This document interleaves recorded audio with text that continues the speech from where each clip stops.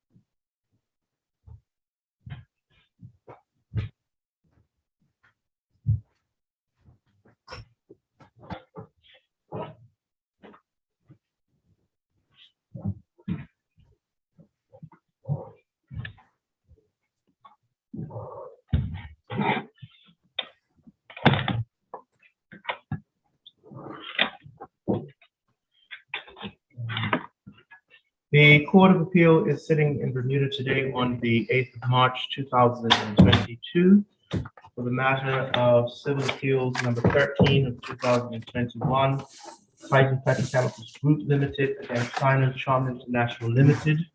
Interested parties are Fame Dragon International Investment Limited, Docile International Investment Limited, Docile Bright Investment Limited, Sino Team Investment Limited, and Marine Bright Limited.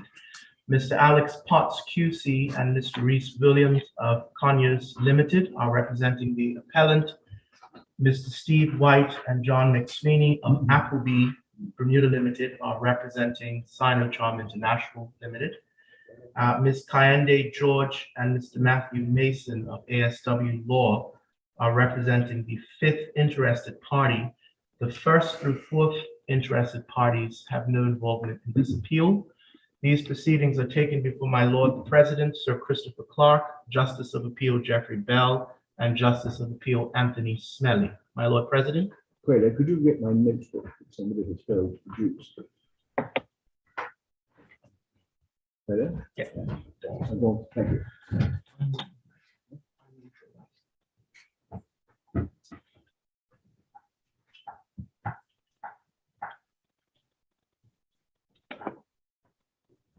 And if I can just ask all parties to unmute their mics so that you can be heard live stream. Before we start, I should recall that this is the first time for 2 years that this court has been able to sit in person with all three members present and all counsel representing the parties present. So it is good to get back to something approaching normality. Thank you, my lord. My lord, as you've heard, I appear on behalf of the company with my learned friend, Mr. Reese Williams. I should say that when I say we represent the company, we are instructed by the displaced board of directors of the company, exercising the residual powers that survive the making of the winding up order for the purposes of pursuing an appeal.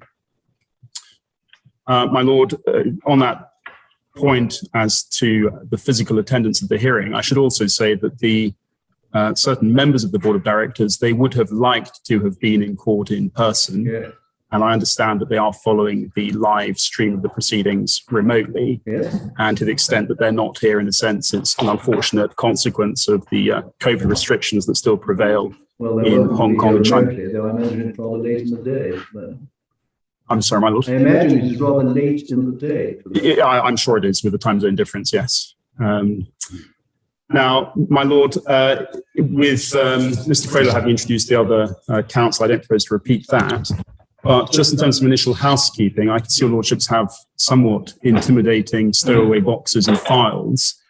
Can I just try and explain to your lordship what you should all have in the hope that I make it seem slightly less intimidating in terms of volume?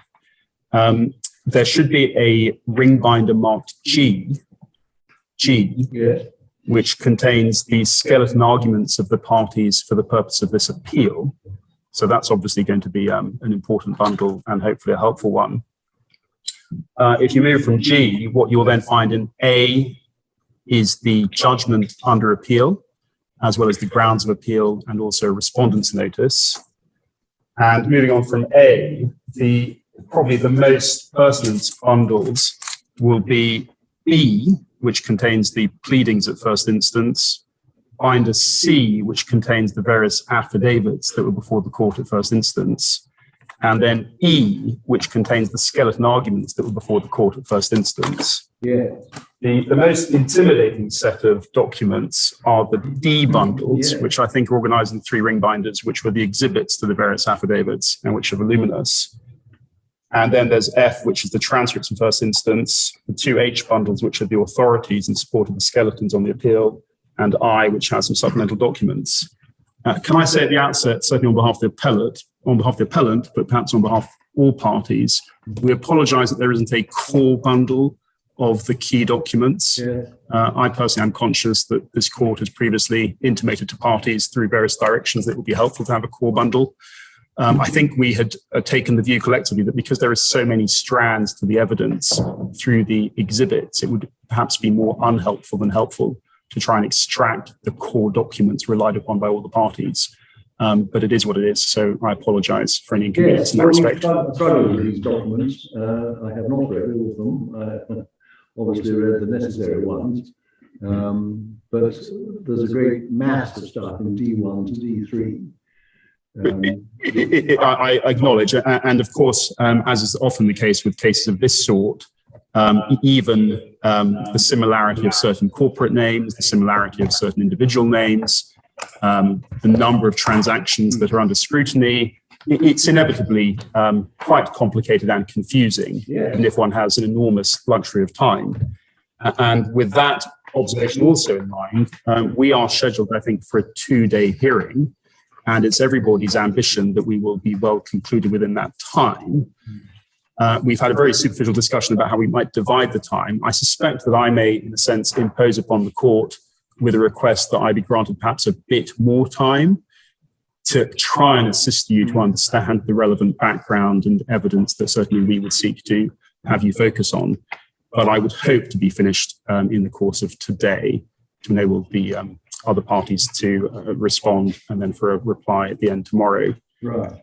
In terms of the skeletons, what you will hopefully have seen, although they perhaps came in relatively shortly before the hearing, that there are the parties' substantive primary skeleton arguments. The court had in fact given an order permitting parties to put in reply skeletons. And so towards the back of volume G, you would find, I think, reply skeletons from both my learned friends in reply to our opening skeleton. We have not put in a reply skeleton, partly in an effort not to bombard the court with yet another document to review, but also because we took the view it would make more sense as the appellant to actually reply orally at the point of time that logically would do that. Yes. So that's really the housekeeping. That there is one somewhat unimportant point in the scheme of things, but I just want to flag it up. In my learned friend Mr. White's skeleton, which you will find in bundle G at tab 2, towards the back of that skeleton, he has appended or exhibited which starts at G, page 101. Yes. He has appended a first report to creditors of the joint provisional liquidators. Yes. Now, that was not obviously before the Chief Justice. There is no formal application for leave to rely on it to introduce it. We don't particularly object it being put before the court, but we do take issue with its contents as well as its utility, given that it's not up to date and was somewhat superficial when it was drafted and prepared for the creditors rather than for the court. So it's before your lordships, but I'll come back to make some observations on it. I just want to flag that up. That wasn't before the Chief Justice, obviously. Right. My Lord, given the complexity of the appeal and the issues raised, the starting point is we obviously invite your lordships to read very carefully, as I'm sure you already have done, our skeleton argument in support of the appeal. Yes. Because that is a document which has benefited from substantial effort to try and identify the issues and our submissions on them. I certainly don't want to read out that submission to your lordships, and I want to be as much use as I can be during oral submissions.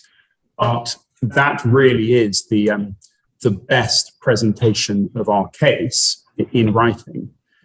And so sometimes oral advocates are criticized for either reading the script or for deviating it from it to such an extent that somebody forgets about the written document. I would certainly want your lordships to pay close attention, as I'm sure you will, to our written skeleton. And that in turn, it doesn't cross-refer, but it requires your lordships also to pay quite careful attention to the skeleton argument that we lodged before the Chief Justice below, which, as I said, is in volume E, and you would find that at volume E, tab 60, starting at page 3629. I'm going to proceed on the basis your lordships have had a chance to review those documents in advance of the hearing. But as I say, to the extent your lordships are minded to reserve judgment, I would always invite you to go back to that document to fully understand the nature of our appeal. Right. Now, with those observations in mind, what I'd like to do, if I may, is start off by taking you to the underlying winding up petition, just so you have that clearly in your minds. Then I will move on to the judgment to try and do my best to analyze the architecture and structure of the judgment and why we intend to submit and do submit that the judgment is plainly wrong. I'll then go to the grounds of appeal to make sure your lordships clearly have in mind what our grounds of appeal are, and I'll take you to the respondent's notice. Having done that, I'll then go back to our skeleton and try and develop the arguments by reference to the skeleton. That's fine. I should give notice that, speaking for myself, I had a number of questions in relation to the 3 contract flows which are set out in, I think, Mr. Lye's second affirmation. Quite difficult to read, but there are a number of questions that appear to me to, and also the appendix there too. There are a number of questions that have sprung to my mind as to what one can, should, or can't infer from that exercise. What I'd like to suggest, I mean, that in a sense may well be the meat of the appeal. So I don't want to waste your lordship's time by not engaging with those questions immediately, but I would certainly, it might be helpful if we lay the foundation as far as I can, and then perhaps when your lordship is ready to fire those questions at me, I'll do my best to assist. Yes. Bearing in mind that I'm just the humble advocate and neither a witness nor a forensic accountant. Well, just an advocate. Just an advocate. Well, I'm grateful for that indication, my lord. Thank you. So if I can ask you to pick up the petition initially, which you would find in volume B, marked pleadings, and the petition you'll find at volume B, tab 9.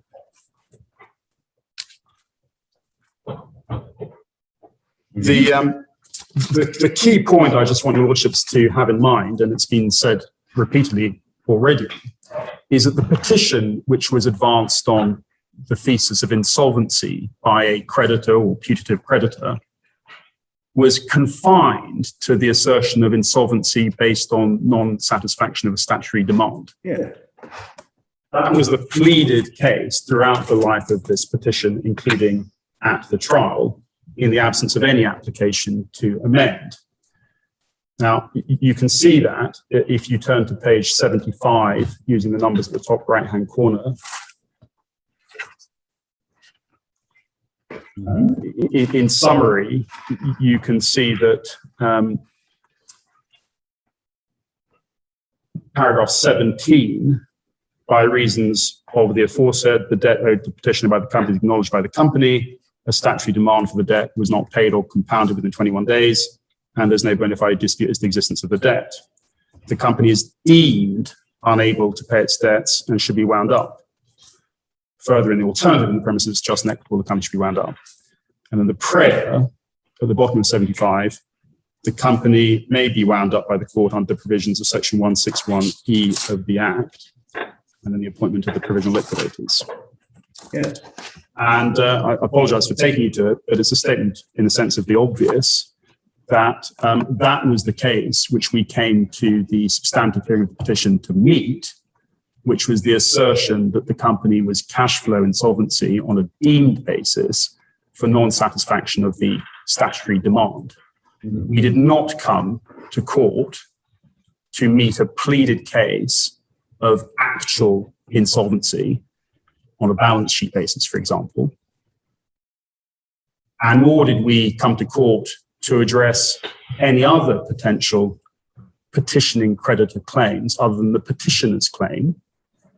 And so the focus of the hearing before the Chief Justice was the debt that was the subject of the statutory demand, disputed on substantial grounds by the company. Now, the other observation to make while we're in this bundle is that on the petitioner's own petition, if I can ask you to look at paragraph 14, paragraph 14, which starts at the bottom of page 74, the petition actually pleaded reference to a letter dated the 2nd of August 2019. So it reads, following service of the demand, on the 2nd of August 2019, the company sent a letter to the petitioner via its Bermuda legal counsel, Appleby Bermuda, in which certain concerns relating to the bond and the petitioner's beneficial owner were raised. The company, inter alia, questioned the financial means of the petitioner's beneficial owner, Mr. Chan Shu Lung, including his ability to purchase his shareholding in the petitioner, questioned the petitioner's financial ability to pay the subscription sum for the bond, contended the petitioner's address, the same address of the company's controlling shareholder prior to liquidation, alleged that Mr. Chan and the petitioner were fronting for a third party, and 5, the company's former CEO and chairman allegedly reported to the Hong Kong Stock Exchange the bond had been fully redeemed, and that he purportedly directed the company to settle the sum owing under the bond by an equivalent trade receivable, although the company's records don't reflect the bond being redeemed. A copy of the letter is annexed to the petition marked D. And if I can just ask you to look at the letter, which the petition itself annexed, you should find this in the same bundle, starting at page 132. If I ask lordships to turn to that page, please. You'll see this was a letter written by Conyers to Appleby on the 2nd of August 2019. And it was written and sent within the 21-day period that is put into statutory demands requiring a response. You'll see that the Conyers refer to the letter dated 29th of July 2019. We note an automatic reply from you, your Mr. Real Lomer is out of office returning on the 5th of August. The statutory demand expires on the same date. For convenience, we'll adopt the abbreviations used in our letter of the 29th of July. We write to set out a number of preliminary findings to your client's consideration. The board of the company has no knowledge of the circumstances surrounding the convertible bond and was not in office in April 2017 when the convertible bond allegedly came into existence. As we said in our letter of 30th of July, it is in the process of carrying out an investigation into its background. And then there's a summary of what, as at the date of this letter, the 2nd of August, has been learned by the current board. I don't propose to read out all of the different paragraphs which are set out at 1 to 6 over the page. But it is important, I think, to draw your attention to the 3rd paragraph from the bottom. Based on the above, to say at least, it is entirely reasonable for the board to suspect Mr. Chan and your client were fronting for a third party. All of the findings to date point to the conclusion that Mr. Chan is merely a figurehead in these transactions, contrary to public announcements made in the Hong Kong Stock Exchange website.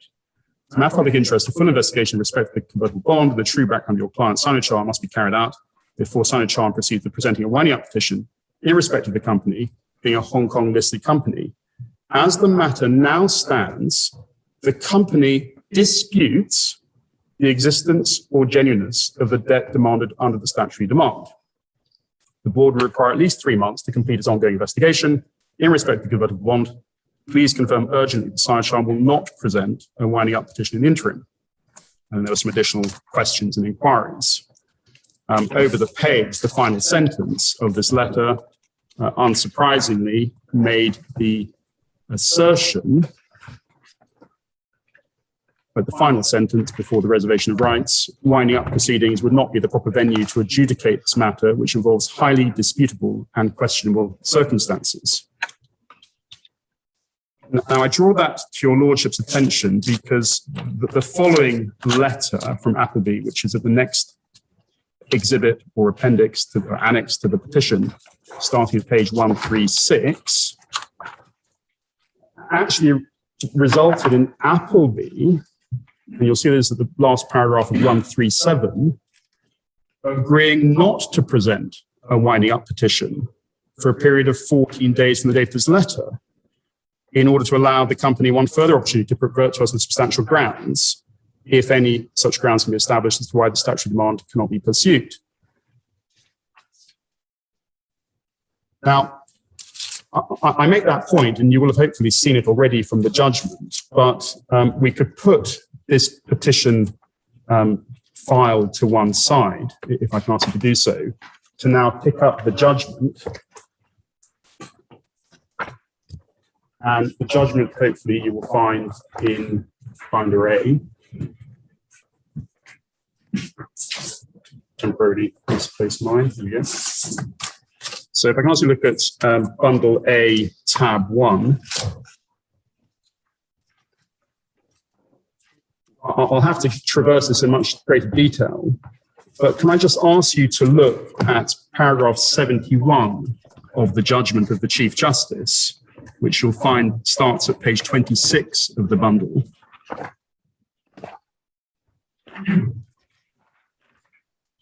At the bottom of page 26, this paragraph is really perhaps the most important paragraph of his judgment in terms of its conclusions, which we say were plainly wrong, but I'll have to analyze the judgment from certainly paragraphs 30 onwards.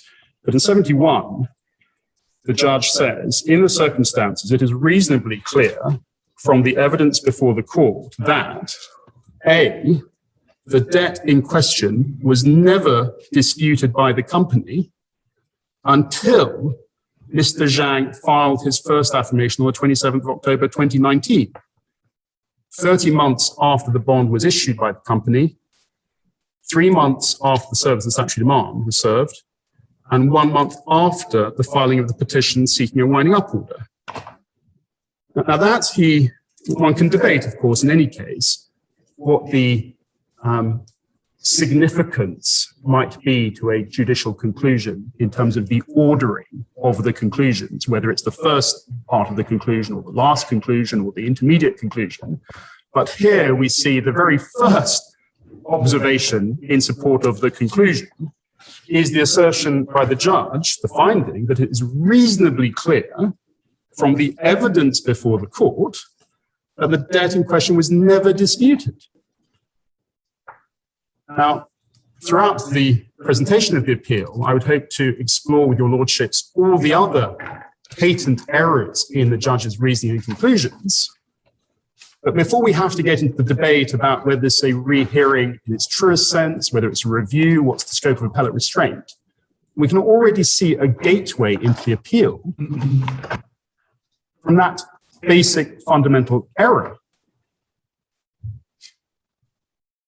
An error that is manifest from the face of the petitioner's own petition and the documents appendixed to it.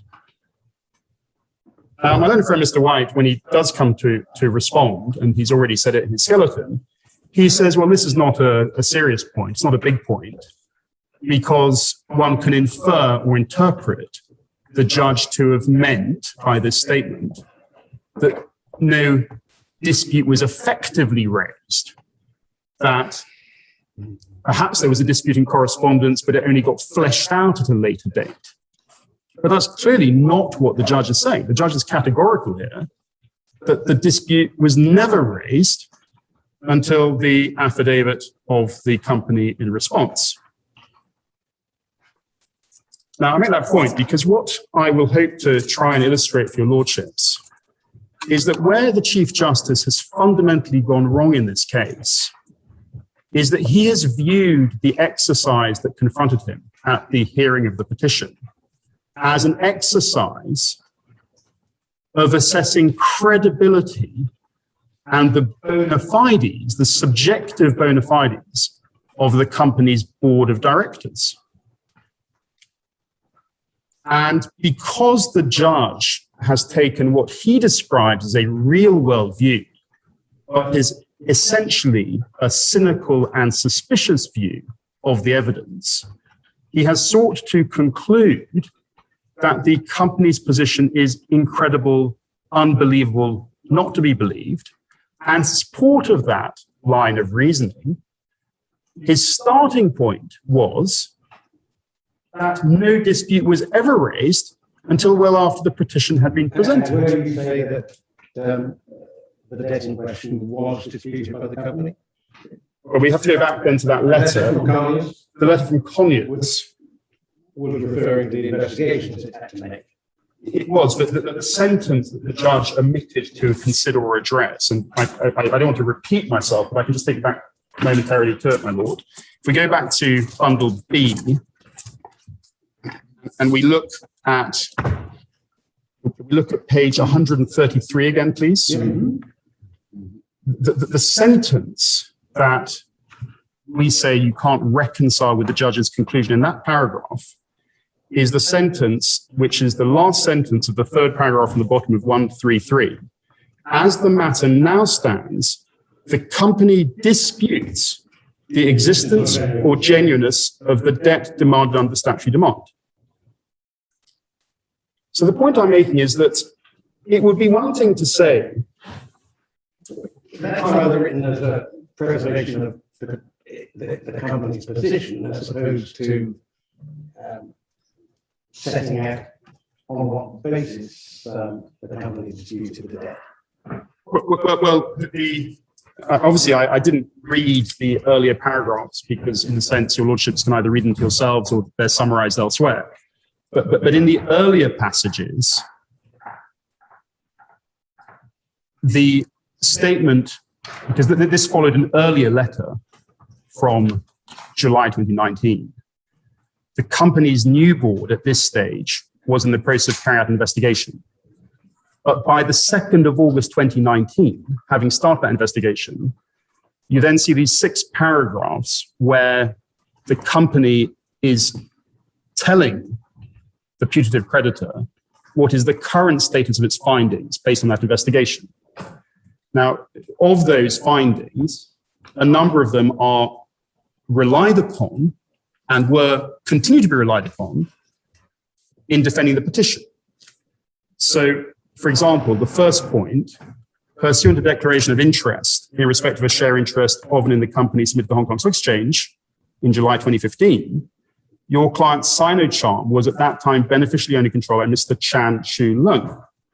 Based on the declaration, Sino acquired 33% of the issued share capital of the company at consideration of 2.6 billion Hong Kong dollars, about 333 million US dollars.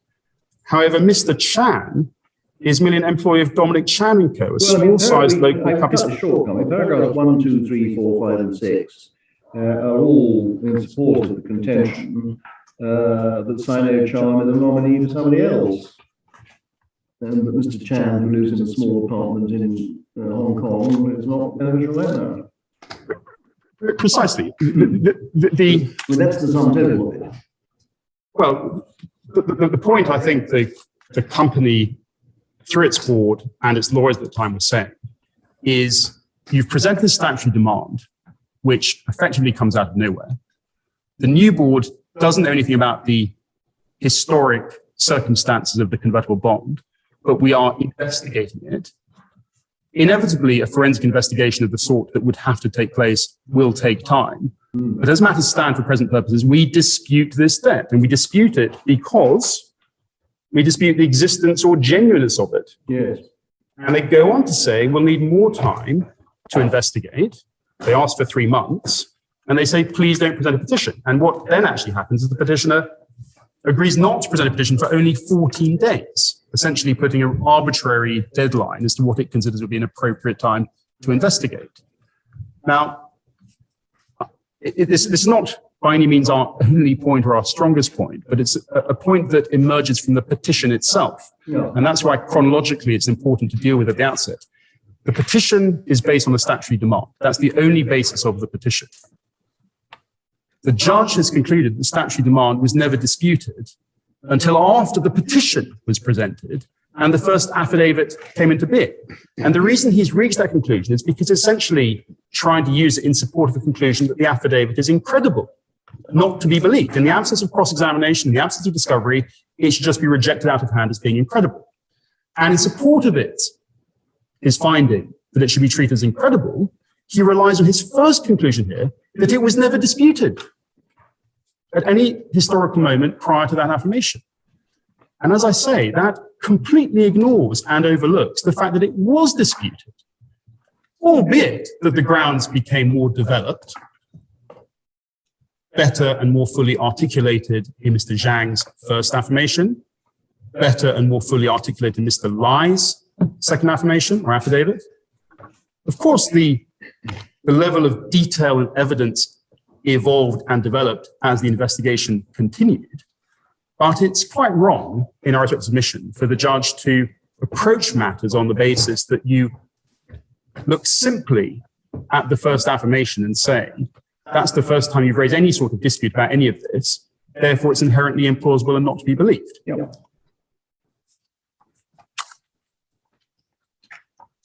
With that initial observation in mind, if we look at the balance of the judgment and the architecture of it, I'm sure your lordships have clearly read it in advance, but I apologize if I have to labor the point. The first section of the judgment is the judge's description of the introduction to the case. Now, just a couple of observations to make. The hearing at first instance took place over 2 days in July 2021, and it was conducted entirely by Zoom. So everyone was participating remotely.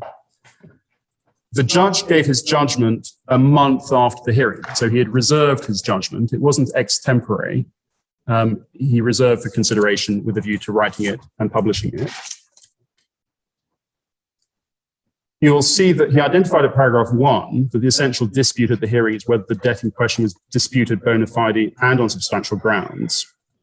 I'll just pause there because it's not a big point in the scheme of things, but you can see that by the use of the word "and," the judge seems to have thought or proceed on the basis that there were 2 separate tests rather than 1 test, bona fide and substantial grounds. Now, he then identifies the fact of paragraph 2 that the parties have lost of that. There is 1 test. It's got two aspects. Well, I'll come on to explain to your lordships, if I may, that there is 1 test, yes, and that the proper approach is an assessment of the objective merits of the dispute. It's not an interrogation in the absence of any cross-examination of what a judge might perceive to be the subjective state of mind of the company when raising the dispute. Now, when you actually look at various judicial glosses, and we'll come on to the textbooks and the authorities on this, it is true that a number of eminent judges have said disputed bona fide on substantial grounds. They don't introduce the and, bona fide and substantial grounds. And that's the point I'm just making here, that he, the Chief Justice, does say disputed bona fide and on substantial grounds. Now, you see at paragraph 2 then, his acknowledgement that the parties have filed extensive affidavit evidence in support and opposition of the winding up petition. So he identifies that in support of it, there was an affirming affidavit of Mr. Xu, formally verifying the petition. And I'll come on to that when I look at bundle C. He says it was supported by 7 affirmations of Mr. Zhao. In opposition to the relief sought in the petition, there were 3 affirmations by Mr. Lai,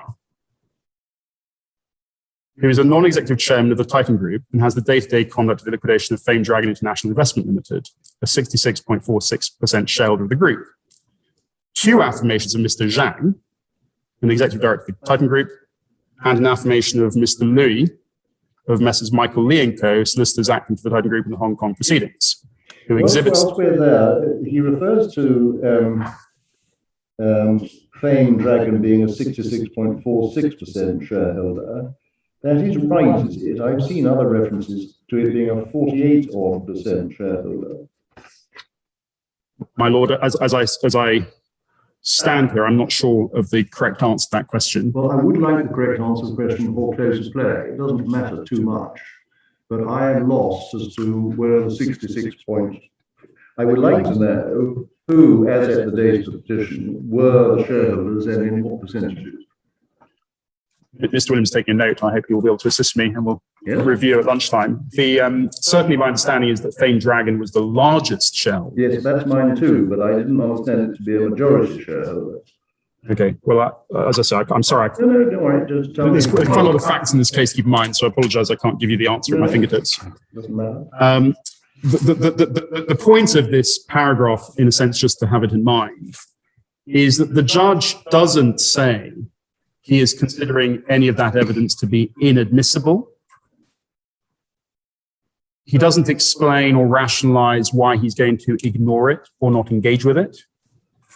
He's acknowledging that it was filed and it was before the court, and that the evidence in totality spread across 5 3-inch ring binders.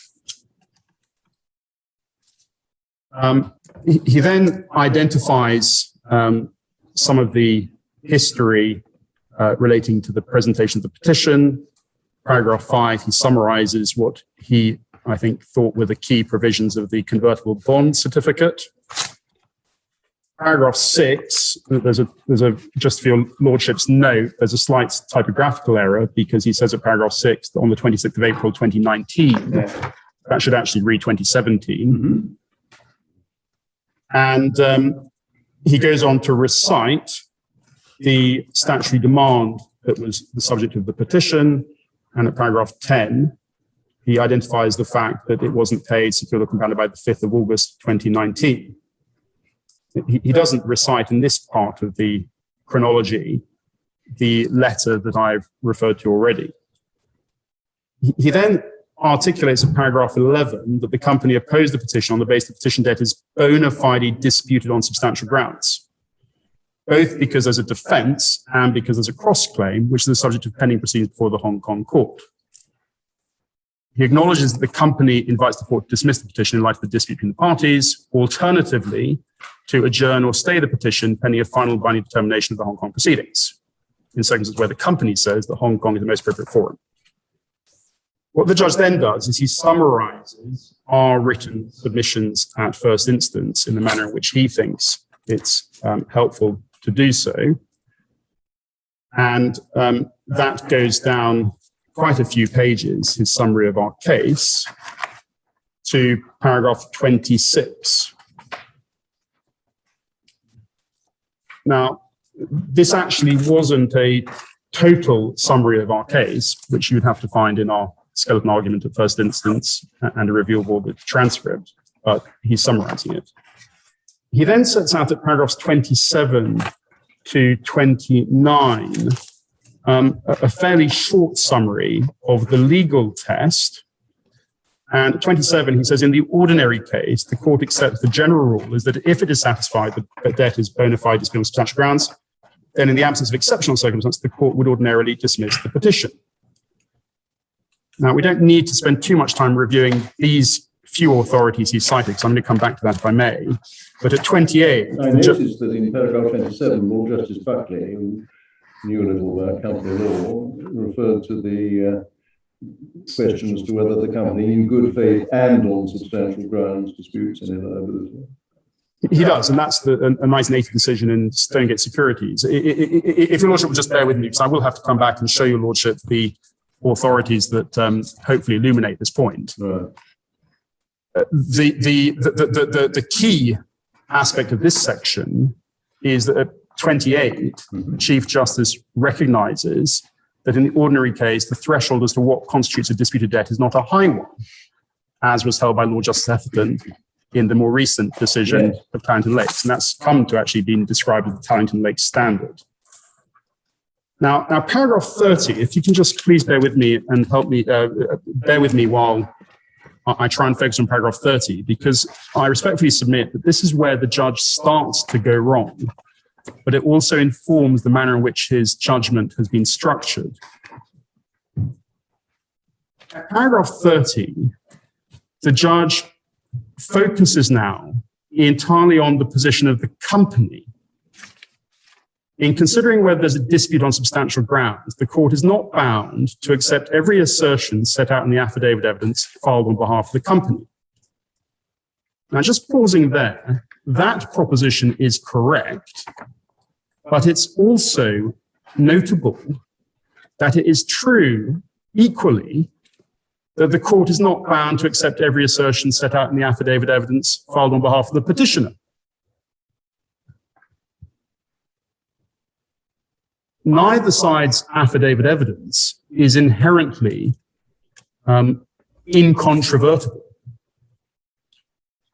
And in my submission, what the judge should have said here to give the Court of Appeal comfort that he was focusing equally on both sides' evidence and the totality of the evidence before him was to say that in considering whether there's a dispute, the court is not bound to accept every assertion set out in the affidavit evidence filed on behalf of any party. Now, his next sentence, the exercise upon which the court is engaged is not equivalent to the determination of an application to strike out a pleading where the court is bound to assume that all the pleaded allegations are true. That is also a correct proposition in the sense that it is true that on most Order 18, Rule 19 applications, one does start from the premise that affidavit is not even admissible because one focuses on the pleading. But the judge was, in a sense, incorrect to acknowledge here, or to omit to acknowledge, that there is a very close analogy between a disputed debt petition and a summary judgment application. And there are a number of the authorities which we can come to in the textbooks that acknowledge that it's the same sort of test, the same sort of exercise as you have in a summary judgment application. Is there a real prospect of success? That low threshold of arguability. And in a summary judgment exercise, of course it's true that you don't assume that the pleadings are true. You look to the evidence, but you look to all of the evidence and you treat all the evidence as capable of being tested in precisely the same way. Bearing in mind that the ordinary rule is that affidavits that have not been the subject of cross-examination, where there is a dispute of fact, can only be disbelieved or rejected on an interlocutory basis or at a hearing if they are manifestly incredible, if they are utterly fanciful, if they are clearly contradicted by uncontroverted, agreed documentary evidence or other evidence. I'm sure your lordships don't need the recitation of all the authorities that go into that question of in what circumstances is it permissible to reject affidavit evidence that has not been tested on a cross-examination.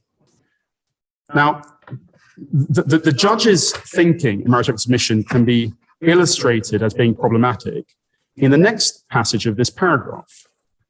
The court is entitled to take a real-world view of the factual allegations made in the affidavit evidence filed on behalf of the company.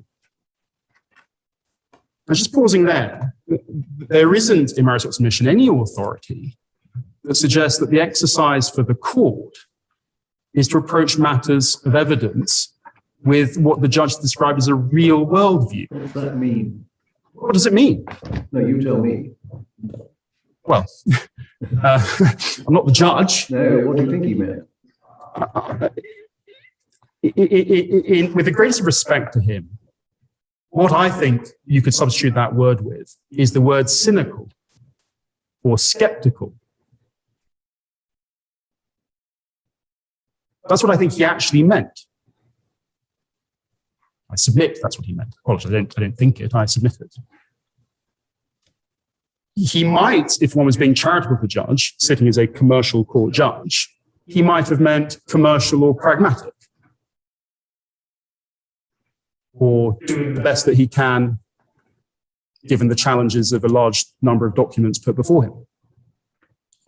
But I respectfully submit, with the greatest respect to the Chief Justice, that his entire prism of this case was to start from the premise that he should be highly skeptical and highly cynical of the company's evidence and defense and the dispute.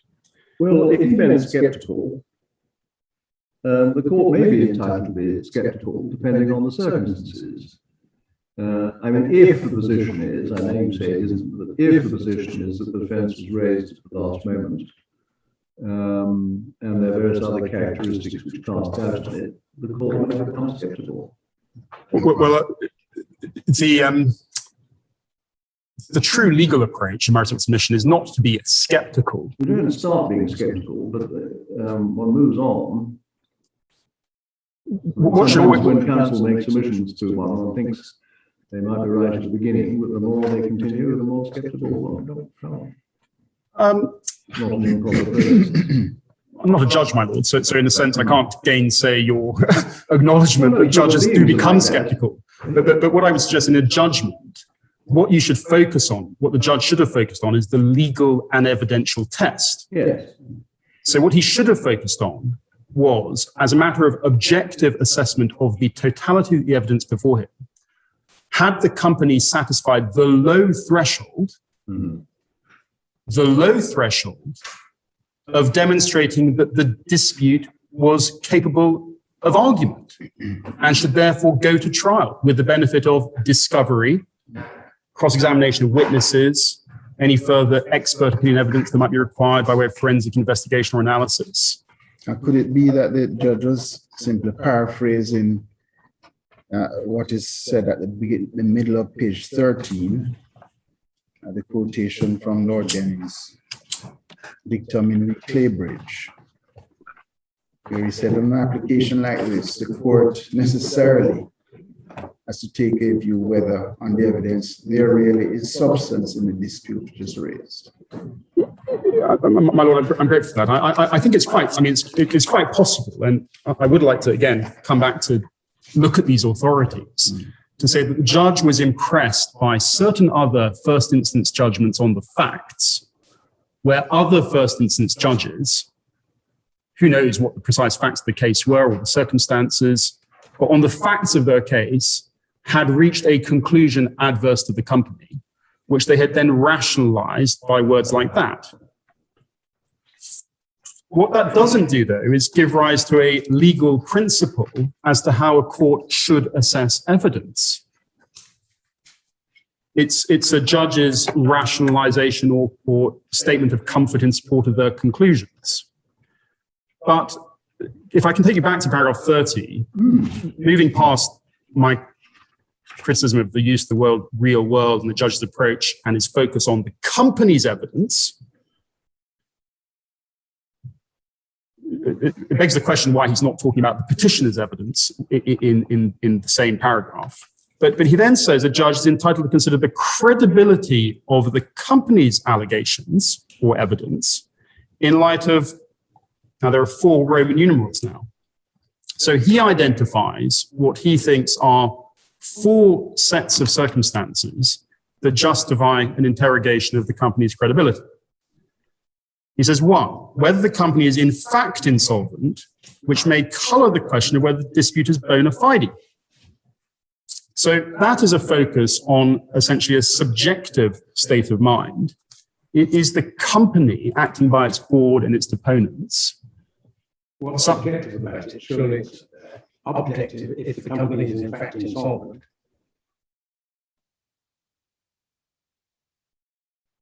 Well, no, because, my Lord, he says, if the company is in fact insolvent, now pausing there, it begs the question whether he's talking about balance sheet or cash flow insolvency. But let's just assume you have a situation where the company is in fact balance sheet insolvent. He then goes on to say that may color the question of whether the dispute is bona fide. Precisely, but the point I'm making, I respect Mr. Smith is wrong. I'll come on to come back to your question about is it objective or subjective. The first question, is it in fact insolvent, would require an objective adjudication of whether it is in fact insolvent. Precisely, but it's the next bit that I say is problematic, because he says you're entitled to consider if it is in fact insolvent, because that may color the question of whether the dispute is bona fide. And when you use the word bona fide in this context, you're not talking about an objective assessment. The judge didn't appear to be.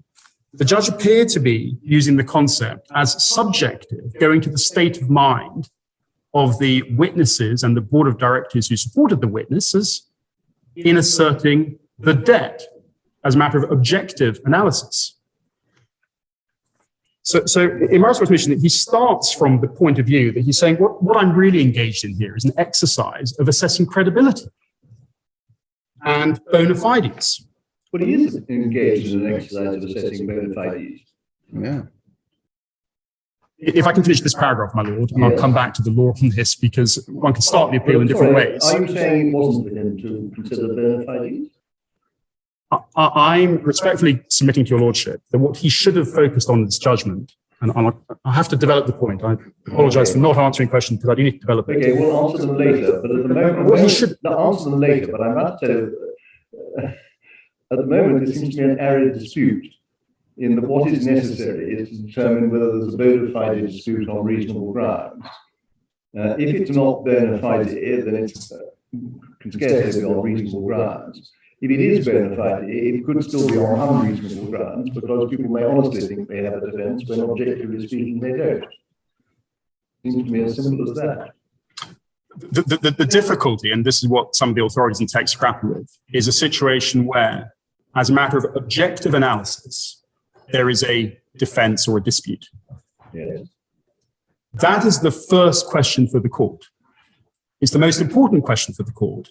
Is there a dispute? Is there a ground of defense? Are there facts an issue? Is there legal submissions an issue? Yeah. Have you satisfied the low threshold to satisfy me that there is a defense? It's arguable. If you assume that there is an arguable defense, the rest of the inquiry is utterly irrelevant. And I will come to show your lordships the authority. Well, I agree, broadly speaking. If there is an arguable defense, then in 99 cases out of 100, the person who asserts it does say bona fide. I can think of a rare case in which there's an arguable defense, but the person who puts it forward is found in a telephone conversation saying, we all know this is rubbish, but the court will probably be persuaded because we're just that. But that's a very rare circumstance. Basically, if it's objectively reasonable, it's likely to be bona fide. If it's not bona fide, it's highly unlikely to be objectively reasonable. I'm not trying to debate or argue the lordship in a sense, because I suspect we'll end up in roughly the same position. You could have a situation where your analysis of the question of whether a dispute is objectively reasonable is clouded. It's been clouded by your undue focus on what you believe to be the indicia of incredible or subjectively unreasonable or bad faith behavior. And what I'm trying to submit to your lordships is that where the judge has gone wrong in this case is he has trivialized the dispute and elevated the threshold of arguability because he has taken, for whatever reason, a cynical view on issues of credibility, but in circumstances where witnesses have not had their evidence tested fairly. And he has utterly ignored complete tranches of the evidence. He certainly hasn't grappled with it or addressed it in its reasoning. If I can just move, though, if you have in mind, though, that 30 paragraph 1, we move on to paragraph 2. He has essentially elevated certain judicial comments in other first instance decisions to what appears to be a legal principle, which is you can consider the credibility of the company's position in light of whether any of the allegations contained in the affidavits were made by the company prior to the filing of the winding up petition. He then goes on to say whether any proceedings commenced by the company against the petitioner in relation to the validity of the debt upon which the petition is based are merely retaliatory to the winding up proceedings.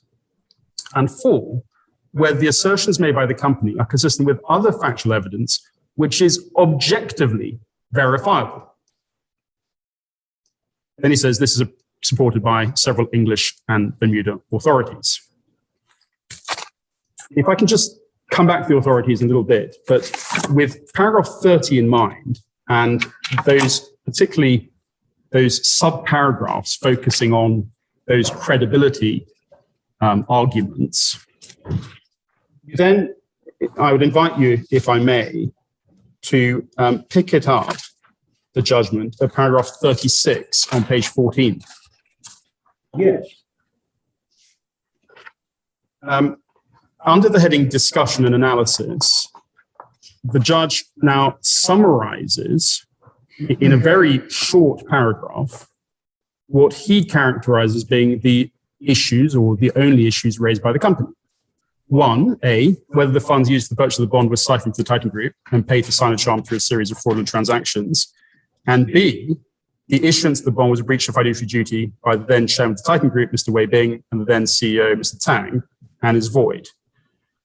Now, having identified the issue, but in somewhat superficial terms, because he doesn't actually identify the third issue, which is the extent of common control that we say is an important issue to have been determined by the judge. He says those issues raised by the company fall to be considered in light of the following facts and circumstances. Now, we would say they fall to be considered on the totality of the evidence before the court. but the judge has chosen to focus on certain facts and circumstances. Now, when you ask yourself, where do these facts and circumstances come from?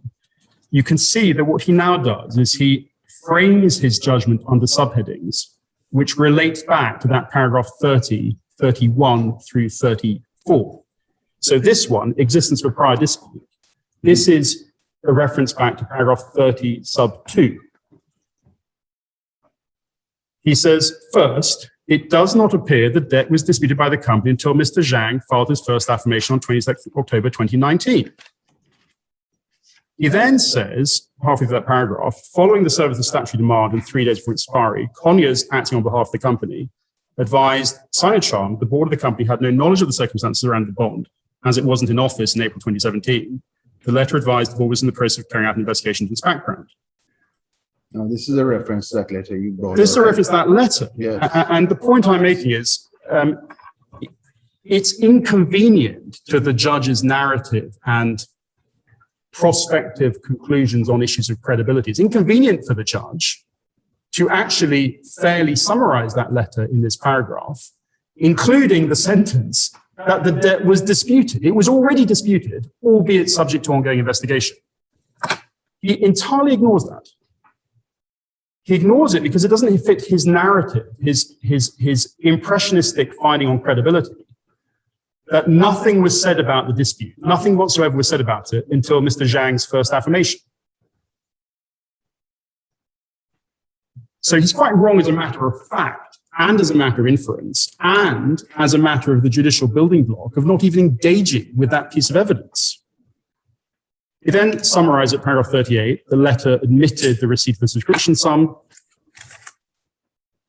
He says there was no suggestion by the company at this stage the funds used for the purchase of the bond was siphoned from the Titan Group and paid to Sino through a series of fraudulent transactions, or the issuance of the bond was a breach of fiduciary duty over Mr. Weibing and Mr. Tang. The letter requested 3 months to complete the ongoing investigation with respect to the bond. Now, we say he has mischaracterized the nature of the company's position at that point in time. Had he fairly characterized it, he would not have come on to draw adverse conclusions about credibility. And in fact, they were not even open to him in the absence of cross-examination. Now, his next point, his subheading, alleged diversion of the company's funds to Sino. This is a reference back to 30 subparagraph 4 and 36A. So here he is engaging to some extent with the objective merits of the case. So you'll see 39, he says, second, the allegation the funds used to purchase the bond were diverted from the Titan Group, first made in the first affirmation of Mr. Zhang, and in the general endorsement of claim in the Hong Kong proceedings filed on 21st of October 2019, appears to be misleading. Now, I would pause there and say, actually look at the evidence. The evidence is not misleading, and it's not a judicially appropriate finding to use a phrase like, it appears to be misleading. It either is or it isn't. Well, you'll have to show us that, because the impression that I got from the message, from the evidence of Mr. Zhang, is that he refers to the monies that were paid out, but doesn't refer to the monies coming in. And if that's correct analysis, it was misleading. Well, he actually refers to the fact that there were a number of other illustrative transactions, that they were under ongoing investigation at the point of his affirmation. That's as opaque as it's possible to be. The fact of the position is that the money went out pursuant to a contract made the same day, it came back again later. Not to refer to the fact that it came back again later, pursuant to a contract made at the time the money went out, and to make some reference to ongoing investigations in relation to other transactions is indeed misleading. And the judge goes on to expand on that. My Lord, it begs the question as to who is misled. And bear in mind that by the time of the hearing in front of the Chief Justice, you've had not only Mr. Lai's first affirmation, but Mr. Lai's second affirmation. And all these points are fully addressed in all that evidence. So, well, you can find in Mr. Lai's evidence, you spent quite a long time reading it, that there was in fact a payment back, responsive, as it were, to the payment out. But you have to sit in a dark room for quite a while to find it. Well, if I may, I'll have to come back to the detail of the evidence, but we say it's wrong to focus on that affirmation and to say that it appears to be misleading. Well, just help me, we'll come to it in the end, but I'm afraid I haven't read much of the skeleton arguments below, but I don't get the impression that the judge's attention was drawn to the fact that the Grand Treasurer had sold the commodities back by you. Well, I'm not sure. I'm not sure that's fair, but I obviously have my own limited capacity to remember precisely what I said and how I said it. The other side had put in evidence in response to Mr. Zhang's affirmation from Mr. Zhao.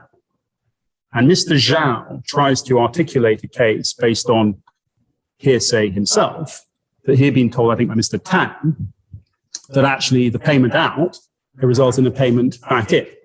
But we know it resulted in a payment back in. We can see it from the documents now. Not making a case.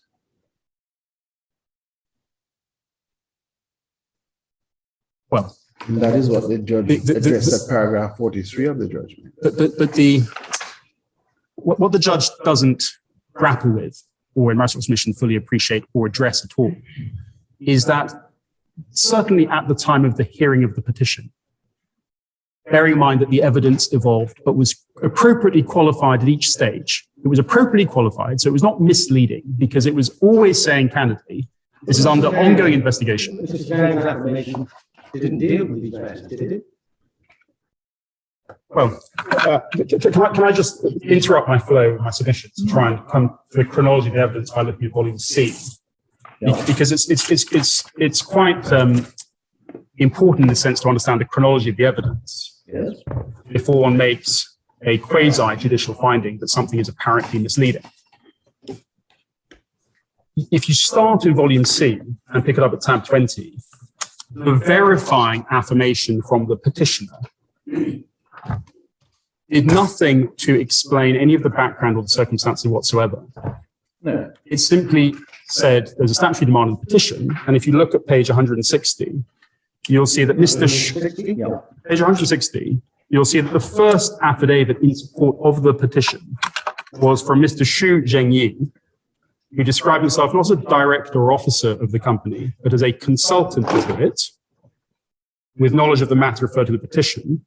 He's authorized to make the affirmation on behalf of the petitioner. Such of the statements and annexures referenced in the petition now produced and shown to be marked Exhibit A, as relate to the acts and deeds of the said petitioner, or to my own acts and deeds, are true. And such of the statements in the petition as relate to the acts of other people I believe to be true.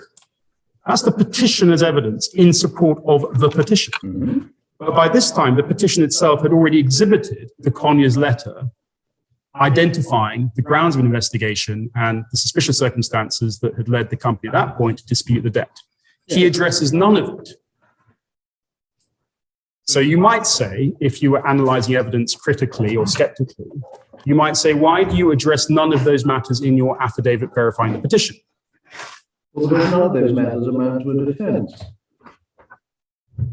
That's the company's, that's the petitioner's position. Yeah, well, it is the position. Right. If you just have Conyers' letter, the most it gets to is that Sino Chom is the nominee of somebody else.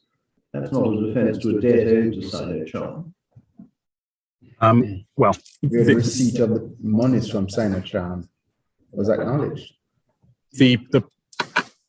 I don't think it's productive for me to waste time debating the true significance of the letter, other than to say that they identify a number of suspicious circumstances. No, but what you're saying is this affirmation doesn't deal with the letter. But I can't think what you should think the affirmation should contain. We have received a letter which says that it's disputed, but the debt is due. Well, in my submission, what it could have done is it could have explained the circumstance of the transaction and gone into whatever issues the petitioner wanted to rely on a petition, including, for example, any assertions of insolvency other than the debt it was relying on, or engaging with the preposterousness of the issues raised in the letter. It does none of those things. It just simply says, we verify the petition. Okay. So that's the context in which you then have, by way of response from the company, responsive affirmation evidence. Now, it may be convenient to look at Mr. Lie's first affirmation first, although this is not the lengthy affirmation. It's at tab 23, page 167. Mr. Lie, who is at this point the non-executive chairman of the group, he's duly authorized to make the affirmation on behalf of the board of the company. You'll see at paragraph 4 on page 168. You find in this affidavit my reference to the 48.35% shareholding, paragraph 5. That's, yes, my lord, that's at paragraph 5. What I was going to show you, Lordship, is paragraph 4. Yes. He says he's reviewed the first affirmation of Mr. Zhang. For convenience, to adopt the abbreviation used in Mr. Zhang.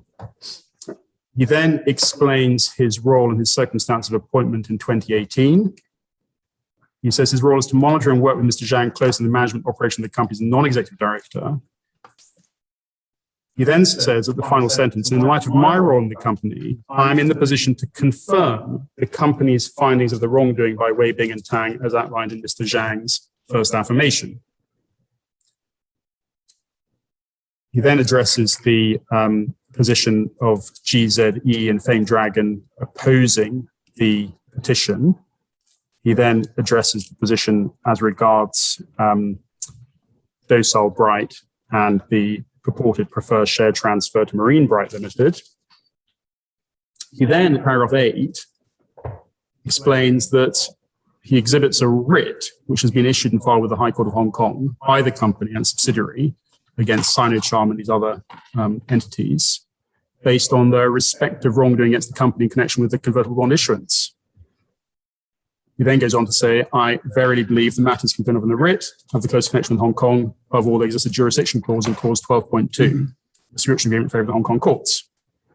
So Mr. Lai, who is the chairman, albeit non-executive of the company, is confirming and corroborating on behalf of the company and its board the evidence of Mr. Zhang. Now, Mr. Zhang, if you look at his affidavit at tab 24, he starts off by explaining he's an executive director and he is duly authorized by the board to make the affirmation in opposition to the petition. Now, he has a summary of all the various circumstances that lead to the concerns. You'll see that at paragraph 7.1, at page 172 of the bundle, on investigation, Transact Director Teton and its subsidiaries discovered the convertible bond purchase had been funded from funds after the Titan Group itself. Specifically, funds in the Titan Group were believed to have been siphoned off to Sinocharm through a series of highly suspicious transactions for the purpose of financing the convertible bond purchase. Goes on to complain about some of those transactions being blatant self-dealing. Now, I'm just going to look at paragraph 10. If I can ask you to look at that. Paragraph 10, out the outset, I should note that given the serious acts of wrongdoing and covering up committed by Titan's former directors, Titan faced tremendous difficulty in gathering all the evidence that could be made available to dispute the alleged debt, despite Titan's best efforts to retrieve documents internally, as well as to request relevant documents from relevant third parties, which is a continuing process. Therefore, the matter stated below expresses subject to discovery and interrogatories and may have to be clarified or elaborated upon as new facts and evidence are uncovered.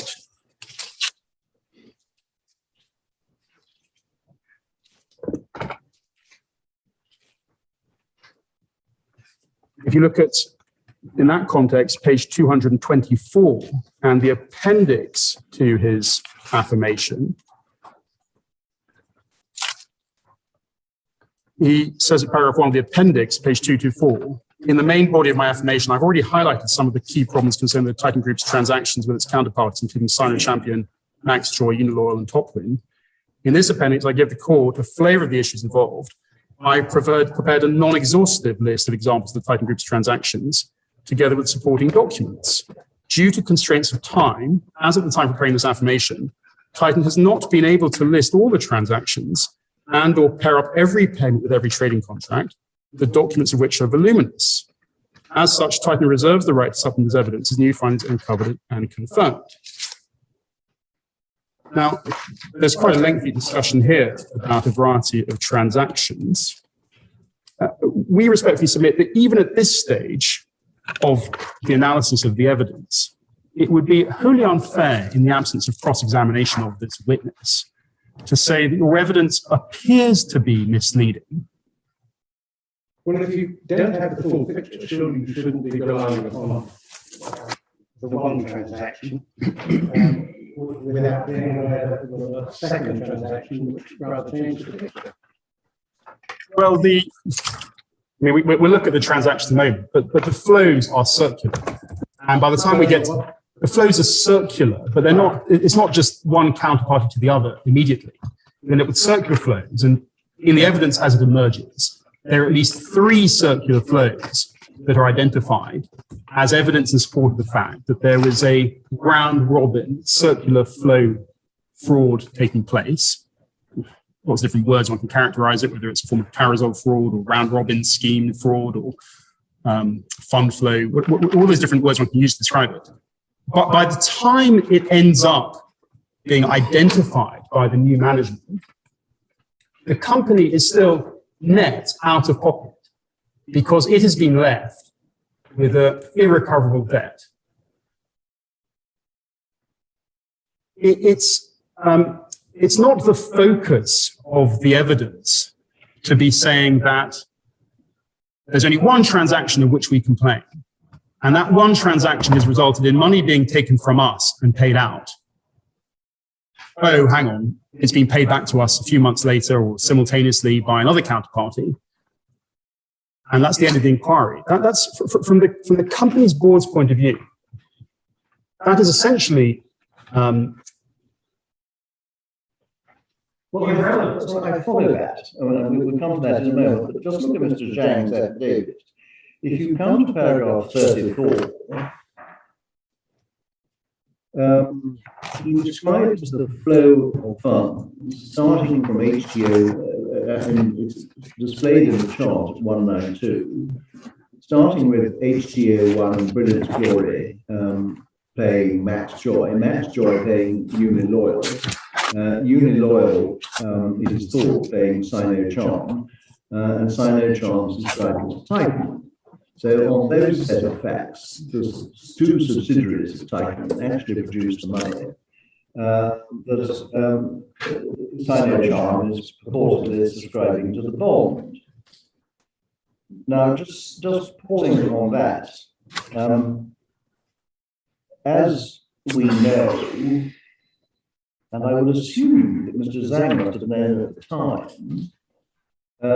the monies that were paid by HT1 and Brilliance Glory to Max Joy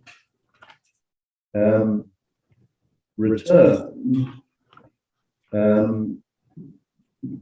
in effect, because that was their purchase from Max Joy. But on the same day, they sold Brilliance to Brilliance Glory. No, I'm sorry, they sold to Grand Treasurer exactly the same quantity of aromatics and bitumen at a slightly increased price. So the picture that is given by 192 is that the money went out in relation to the transaction between HTO1 and Brilliance Glory and Max Joy by the purchase of those commodities, without revealing that the sale of the very same commodities took place at the same time, which meant the money came back from Grand Treasurer. And that omission is misleading. Well, it may be more helpful if we look at the totality of evidence as it was put to before the judge but I would respectfully suggest that in this affidavit, given its own qualifications, including, for example, at paragraph 33, in what follows, I set out what I believe to be the actual flow of the funds from the Titan Group to Sino. In passing, I should note that since the flow of funds is suspected to involve payments to which the Titan Group was not a party, Titan Group doesn't have in its possession all the records and proof in connection to those payments. Proper and thorough analysis of the fund flow could only be done upon discovery and interrogatories being obtained from all relevant parties, including those identified above. Reserve the right to supplement evidence and new findings that covered and confirmed. So as at this point in time, there is a affirmation, which is as good as a sworn affidavit, in which the deponent is saying, on the basis of our investigations, this is what we believe to be the case. It's qualified, the qualifications are appropriately disclosed in the affirmation. And it's not as if it's saying this is the last word on it, this is utterly true and complete, it's dealing with every single transaction, every single document. It's replete with references to the fact that the investigation is ongoing, and this is the best that can be done on the current available evidence. And the important point from the company's point of view, the important point was to show that given the coincidence of timing and amounts and the oddity of all these transactions, the underlying truth of which no one is able to prove or concede one way or the other at the moment, we haven't had a trial, but the timing, amount, and chronology is such that a convertible bond that looks somewhat inexplicable. Well, isn't that the same way of saying that it was misleading, but it wasn't intended to be misleading because they didn't have all the documents in their possession at that time? Well, I mean, that's a fair way of putting it, my lord. But the point I'm making is that if it was not intended to be misleading, If it was not, sorry? if it was not intended to be misleading, because the affidavit or affirmation read fairly was disclosing to the court. I mean, bear in mind, we're not in a full and frank disclosure in a waiver injunction context. We're defending a petition identifying an arguable dispute, which will eventually be tried by some other court in Hong Kong. But we're identifying what the nature of the dispute is, and we're doing so in qualified circumstances that are fully disclosed to the court. It's very hard to reach the conclusion that it was intentionally misleading. Now, if that is the fair reading of the evidence, you can't, in Maris recognition, rely on the fact that it might have been incomplete to conclude that the company has been putting forward evidence in bad faith, because that goes to the state of mind of the deponent who's not been tested under cross-examination. Well, the way the judge put it at paragraph 43 is that Mr. Zhang failed to point out that H2O1 and Bullions Global in fact sold these two commodities. But what does it matter? If at the time the petition comes on for hearing, that fact is established, how does that not affect whether or not the debt is disputed? Well, in a The sense, heart of it should seem to me. in a sense, I agree with your lordship, which is the fact that one party or their lawyer seeks to characterize an affidavit that is filed at an interim procedural stage of the proceedings. If they say, well, that's not complete, we have some other evidence that shows that you haven't told the full story because it's not complete. We then have another affidavit from Mr. Lai and Mr. Zhang that address that omission and explain the position, but still maintain there's a dispute, notwithstanding that point, because it hasn't got the real point, which is the company has still ended up in a net negative position. So much so that they were left holding the baby. They had to petition for top winds winding up because they had an unpaid receivable at the end of the spiral. When you get to the hearing, the position at the end of the day is, okay, well, this evidence might not have been fully complete because it was still being investigated, but it was qualified. When you get to the final hearing, you look at the total evidence and you say, well, now we've got all the evidence. Objectively, is there a dispute?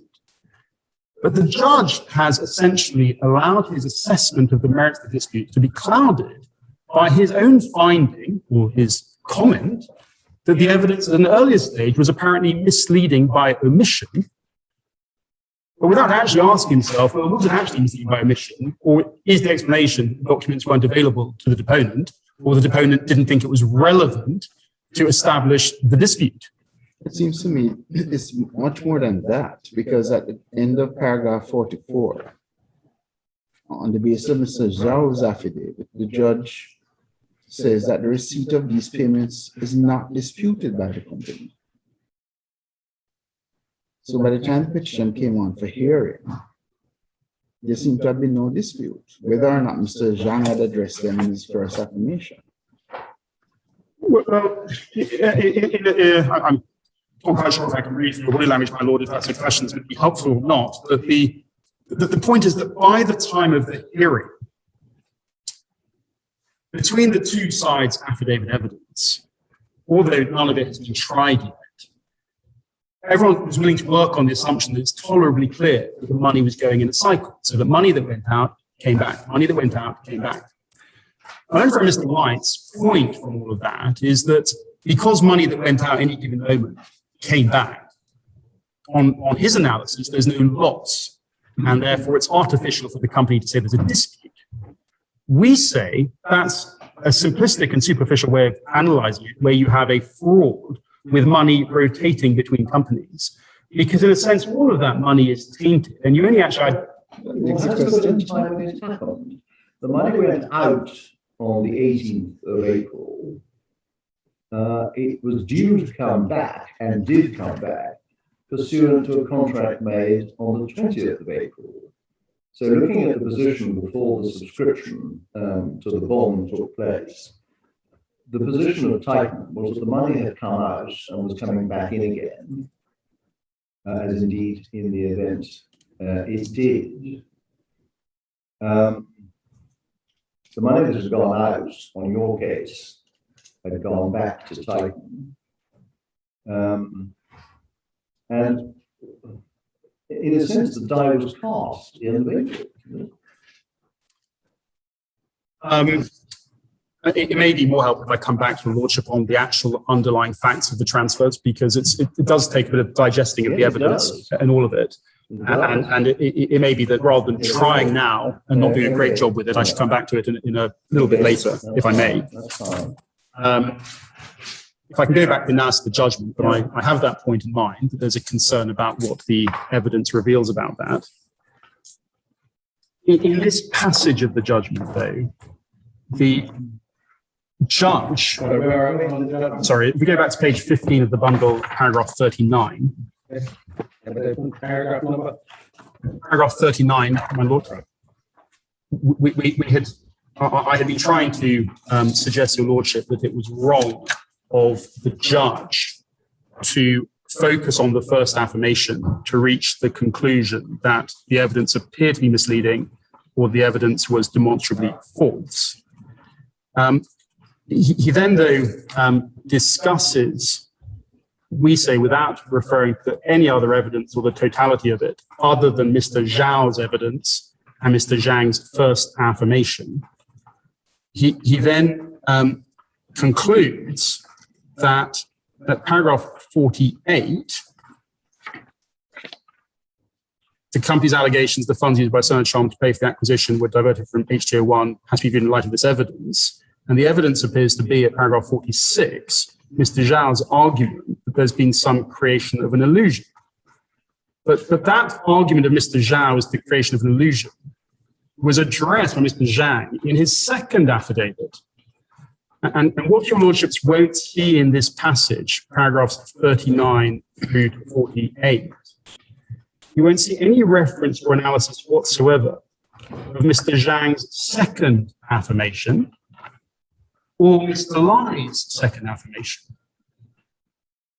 So we would submit, and we do submit in our written submissions, that if you are going to make positive findings rejecting somebody's evidence as being misleading, you at least need to engage with and address and explain all the other evidence that you've acknowledged earlier in your judgment is available to the court at the hearing of the petition. Now, I ask Mr. Potts whether in those affidavits, Mr. Lai's second and Mr. Zhang's second, the Grand Treasure transaction was addressed. Yes, my lord. Yes.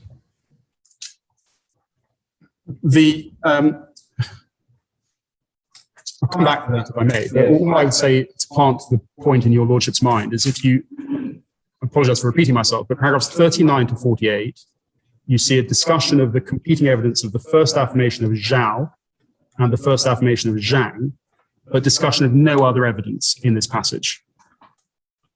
You then move to the subheading at page 17, approval of the bond and its purpose by the board. And the judge concludes here that the funds were approved by the board at the time and used for the purposes approved by the board at the time. Now, as it happens, that actually is a point in dispute and would be in dispute in the Hong Kong proceedings, although for present purposes, we're not too fussed about it. But the real oddity of this section of the judgment is at paragraph 54. You'll see that at paragraph 54, the judge, having reviewed evidence, reaches the conclusion that the purpose for which the bond was issued was considered unanimously approved by the board of directors of the company. Appears the action of the funds was largely in accordance with the stated purpose. Then he says, further, and in any event, the allegation that the bond was issued with the primary purpose of entrenching control by Mr. Weibing and Tang over the company seems to be at odds with the present application around the company, when our case and on the evidence and our submissions is it's entirely consistent. It's entirely consistent with the application to run up the company. So we say, Also, if you're, Yes, that would explain to me why. if you're, if sorry, you're how trying to, so? How is it entirely consistent with your case? Because, as has been explained, the evidence, and obviously we have to look at precisely how it's put, but in paraphrase, if I may, the Weibing and Tang former board members were partly looking for ways on our client's case to entrench control, not only as a board, but economic control over the company. And the way to secure economic control would be to issue a convertible bond to put the company into a position of a debt liability to a company, Sino, which we submit is controlled by those very people, Weibing and Tang. So they now have influence and control over the company in their capacity, they say, as creditors. The bond is convertible, which means that at their option, they could convert it into more shares in the company, and therefore they chose demand repayment. they chose demand on repayment a year after on their version it should. So it took them a year to actually put the demand before anybody by way of statutory demand. But that level of economic control over the company gives them the ability to extract whatever value they perceive they can from that dominant economic position. But if the idea is that they should have economic control over the company so that they can extract whatever value they can from that, why would they want to wind it up? Well, because, I mean, we can see it even from what's Or already rather, emerging. why would they not have sought to convert the bond into shares? By that time, they had been displaced as the directors. They had been displaced and taken out of the control at board level of the company. And there had been obviously some skirmishing taking place, which I think is referred to in the evidence. There's some sort of requisition notices and so forth. There was usual corporate skirmishing over the company. But if the company was a listed company, and the evidence is that the listing would have been perceived to have had value, what they would have achieved, amongst other things, is the ability to extract a premium for themselves in the event the listing could be monetized or commercialized for value. And just because they have presented a petition to wind up the company, even the fact there's a winding up order with a provisional liquidation currently in place, does not stop that happening in due course. There's already some oddities in the provisional liquidation, which we'll come to in due course about So the winding up order doesn't stop what happening? The winding up order doesn't stop. I'm not a Hong Kong listing expert, but as a matter of law, it would still be possible to stay the winding up or to somehow restructure the company post the winding up order. One can also... I'm still getting lost. So they control Sino. That was intended to give them control of Titan. But nonetheless, they wind up Titan on the footing that in the course of the liquidation, there can be some restructuring from which they will benefit. I don't follow that. Let me try a different analogy, a different example, my lord. If the true position is that they are debtors of the company, or that the company has claims against them, let's say breach of fiduciary duty claims, whatever it might be, asset recovery claims, if they issue themselves a convertible bond to put themselves in the position of a creditor or shareholder at their election at the moment the bond matures, they have the capacity to influence any future decision making, whether it comes to asserting claims against them or using the liquidation as a tool by which to restructure the affairs of the business and assets of the company, including its listed status. Now, I'm not sure if your lordship, I apologize because I'm sure that from my lord Justice of Bill Smelly, the concept I'm alluding to, which is addressed in the evidence to some extent, of Chinese incorporated companies restructuring in such a way that they extract a value from their listed status, that I'm sure is familiar to some judges, perhaps more than others, and I don't have evidence about it. Explain it to me later, but I don't understand how having the company in liquidation helps. Liquidation by all means the end. Indeed. Well, The death can't restructure a course. It's not a point that I need to debate at great length, but technically the company has been ordered to be wound up and it's in a form of provisional liquidation. In Bermuda, what actually happens is you eventually have a vote of creditors and you meant to have a vote of contributories to confirm the position of the provisional liquidators as official liquidators.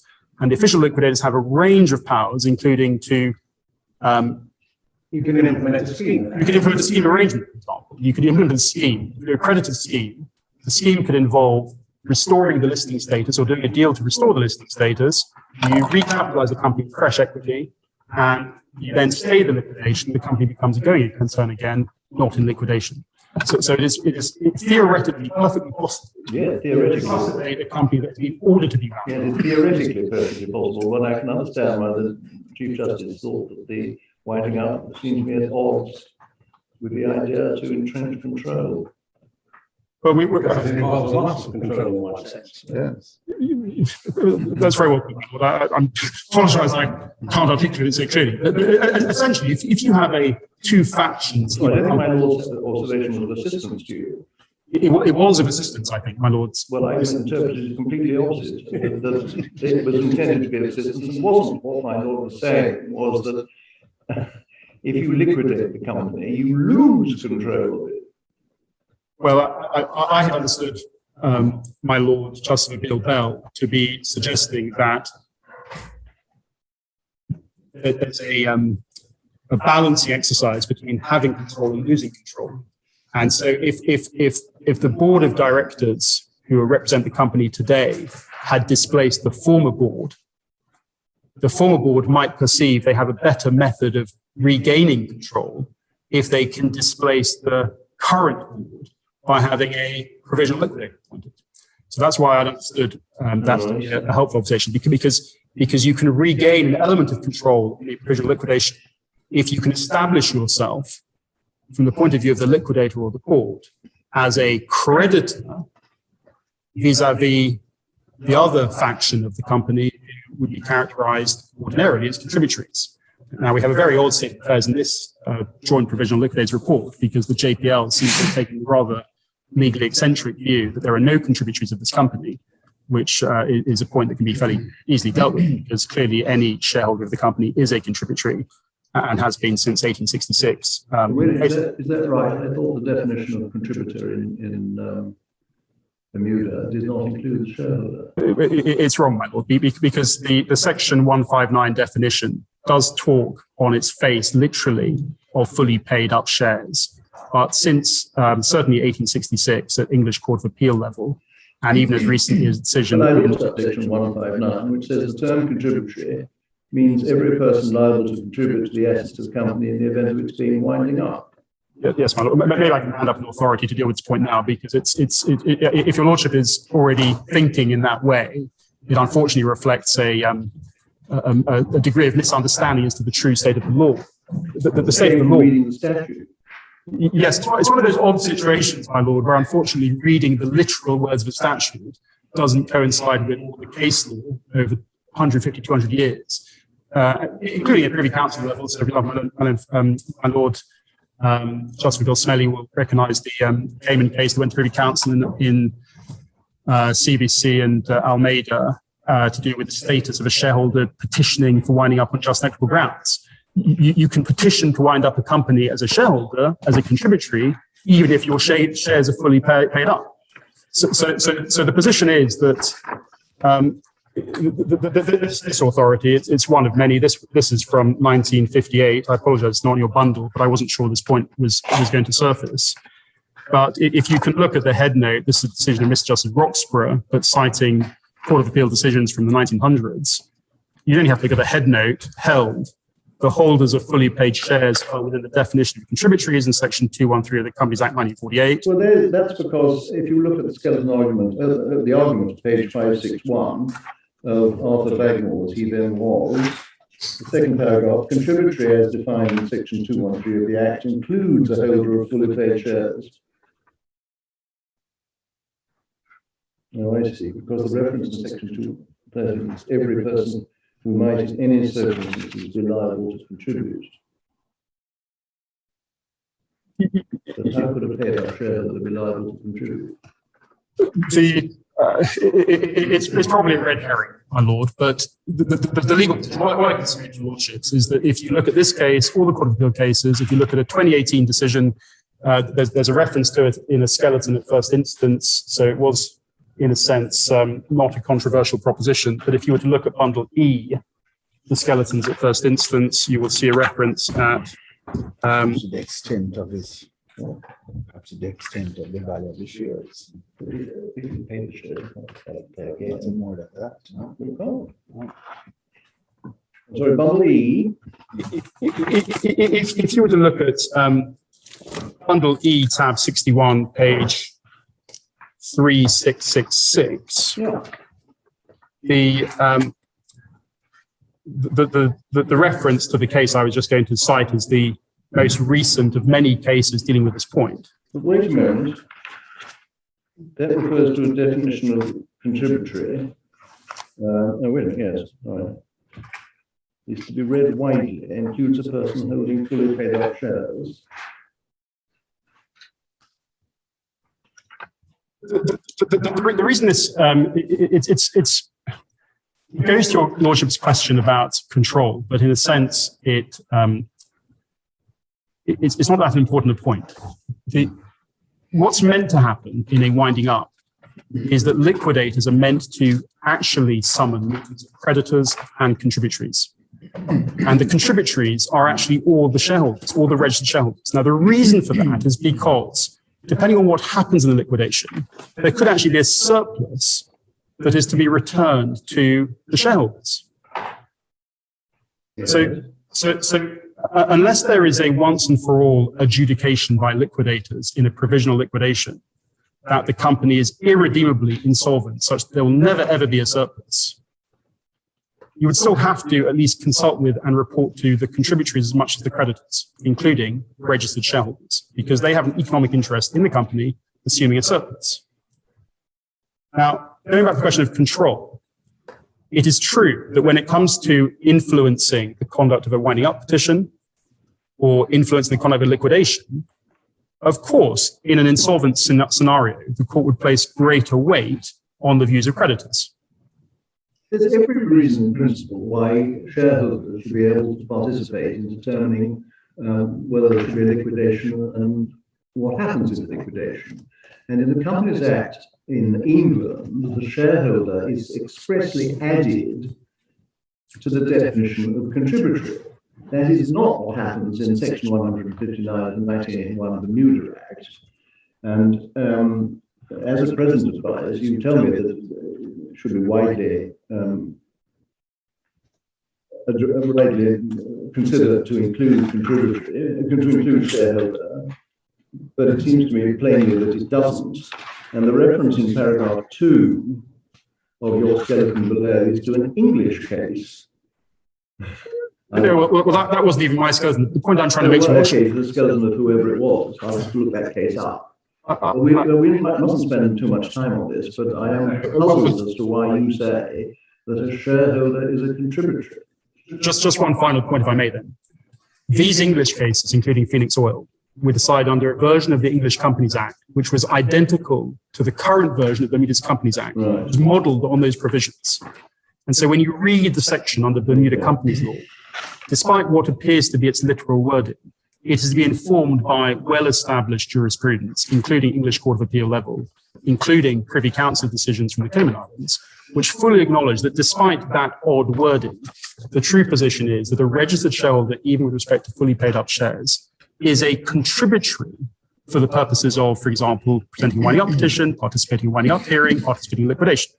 Now, because of that, coming back to the question of control, obviously, if somebody who was otherwise not an investor at all, but somehow put themselves in the position of a creditor under a bond, or a shareholder under a bond, or a redeemable preference shareholder under a preference share issue, in all those circumstances, they could engineer a higher degree of control over the company in whatever its current state than if they had not done that. Okay. And so coming back to this point, we would suggest that the judge did not fully appreciate that in this finding at paragraph 54. Now, the judge then dealt very, very superficially, we say, paragraph 55 and 56, if I can take you back to page 19 of the bundle in 1920, with the proper purpose. I'm so sorry. What was the point that the judge didn't understand in paragraph 54? So this whole section of the judgment is dealing with what he had characterized as only the second aspect of the dispute, which was the fact that we say the convertible bond that was on its face issued by the former board to Sino, we say it was issued in circumstances where the directors are acting in breach of their duty by acting for an improper purpose.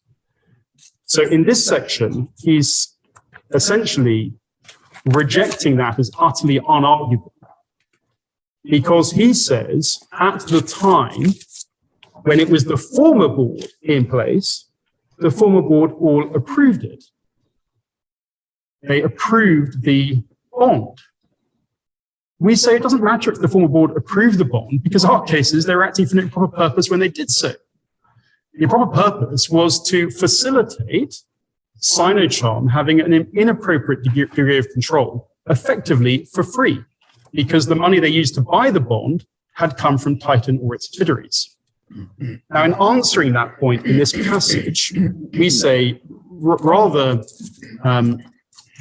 surprisingly, given the low threshold of arguability, he concludes that it was utterly clear that the purpose for the bond being issued was unanimously approved by the then board.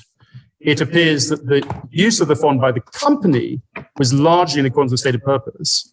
And in any event, the company's allegation that the bond was issued with the primary purpose of entrenching control seems to be at odds with the present application by the company. And the point we're making is that observation, it seems to be at odds, whether it's an actual judicial finding on the balance probabilities or not, it is wrong, because we would say it's entirely consistent with that scheme to put themselves in the current position of winding up the company and therefore exercising more control in a liquidation by putting themselves in the shoes of a prospective creditor subject to an adjudication of their debt. So that's the point there. And then the next few paragraphs here, the judge tries to engage with what is quite a complicated set of legal points about the proper purpose rule, having regards to Howard Smith and Ample Petroleum, and there's a lot more case law than that. But in 2 paragraphs, he essentially says, well, this case is different to that case, and it's materially different, therefore it's a hopeless argument, he concludes. Now, if I can then just move to the next passage of his judgment, analytically, he then discusses the Hong Kong proceedings. Now, we respectfully suggest that he's using this section to tie in with his earlier paragraph 30, subsection 3. You may recall that there he had asked himself, or direct himself, that it's relevant to consider whether proceedings are to be characterized as merely retaliatory. Now, he says at 58, it is plain they were commenced in retaliation to the presentation of the petition. Now, just pausing there, the case law, to the extent that this is taken into account by any other judge at first instance, is completely opaque as to what is meant by the phrase merely retaliatory. Of course, you can have a chronological sequence whereby the foreign proceedings are only started later in time. But it doesn't mean you characterize them pejoratively as being utterly incredible on the basis that they are merely retaliatory. Those Hong Kong proceedings were started, as we saw from Mr. Zhang's affidavit, as confirmed by Mr. Lai's affidavit, they were started on the direction of the board, acting responsibly. They have a generally endorsed writ which was issued in October 2019, but those proceedings have been progressed and were progressed by the time of the winding up petition to the point that they had fully drafted out a statement of claim. They had got leave to serve out of the Hong Kong jurisdiction on an ex parte basis from a judge who must have been satisfied that there was proper basis for leave to serve out, if only ex parte. They had served the proceedings on Sino in the BVI who had accepted service. Sino had put in a defense to those proceedings, and they had actually issued an application for security for costs, which was pending for hearing at the time of the petition.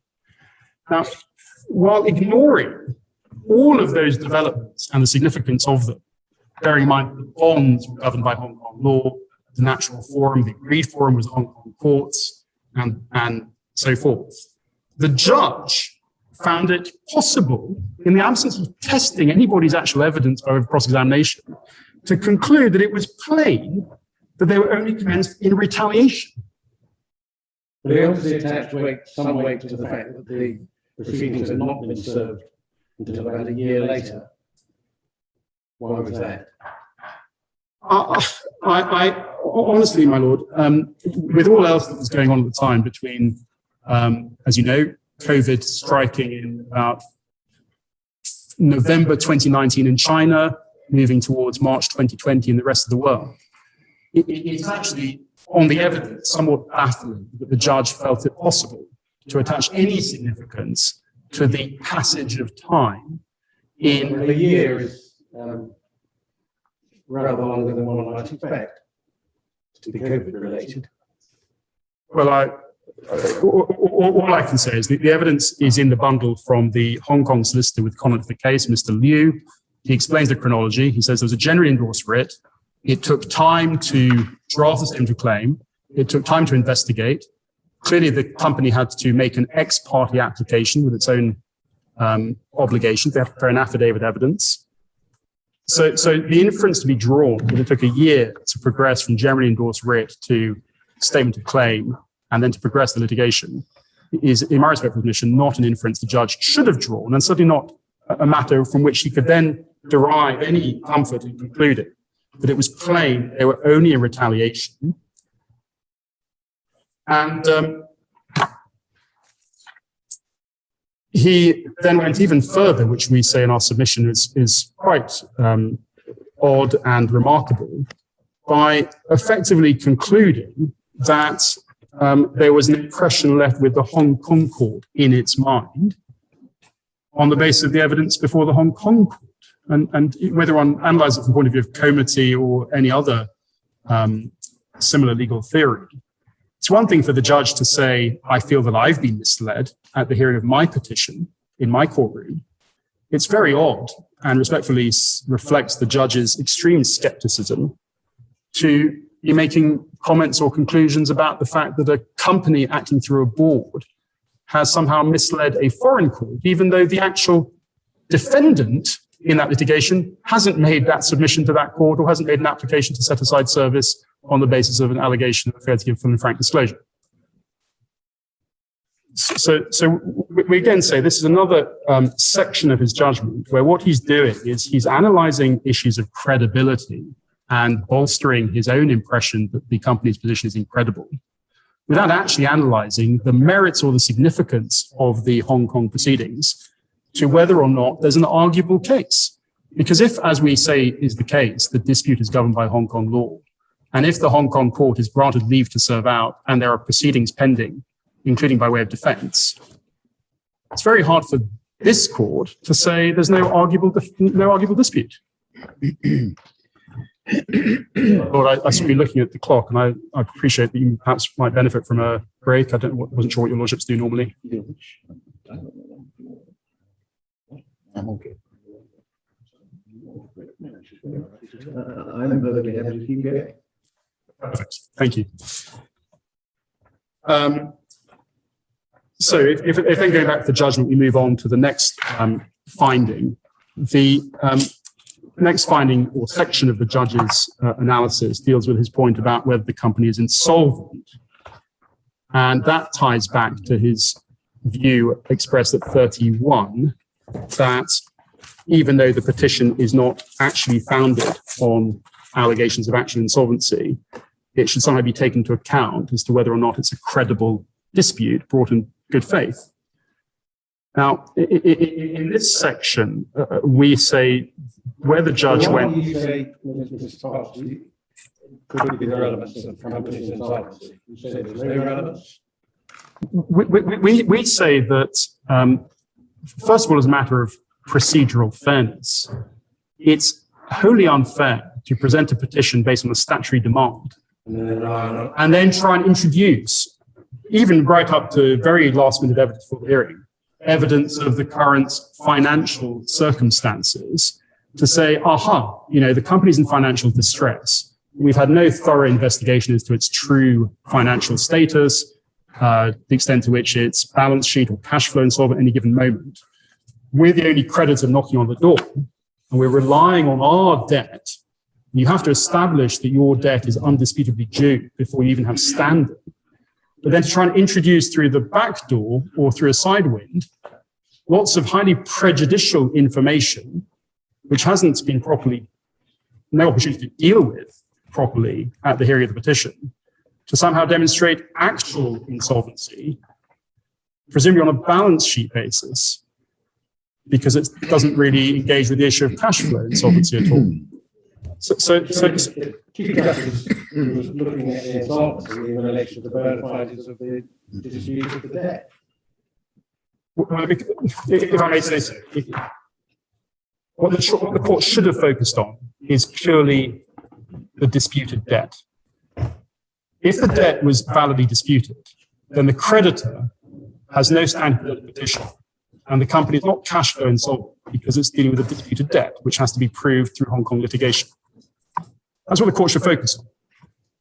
What the court should not do is say, well, I'm not going to analyze in great detail the debt, but I'm going to look at all this background noise that's been put before me to say that you're actually insolvent at any given moment in time, because your own financial statements acknowledge that you're in financial distress or that you have a balance sheet with liabilities in excess of assets.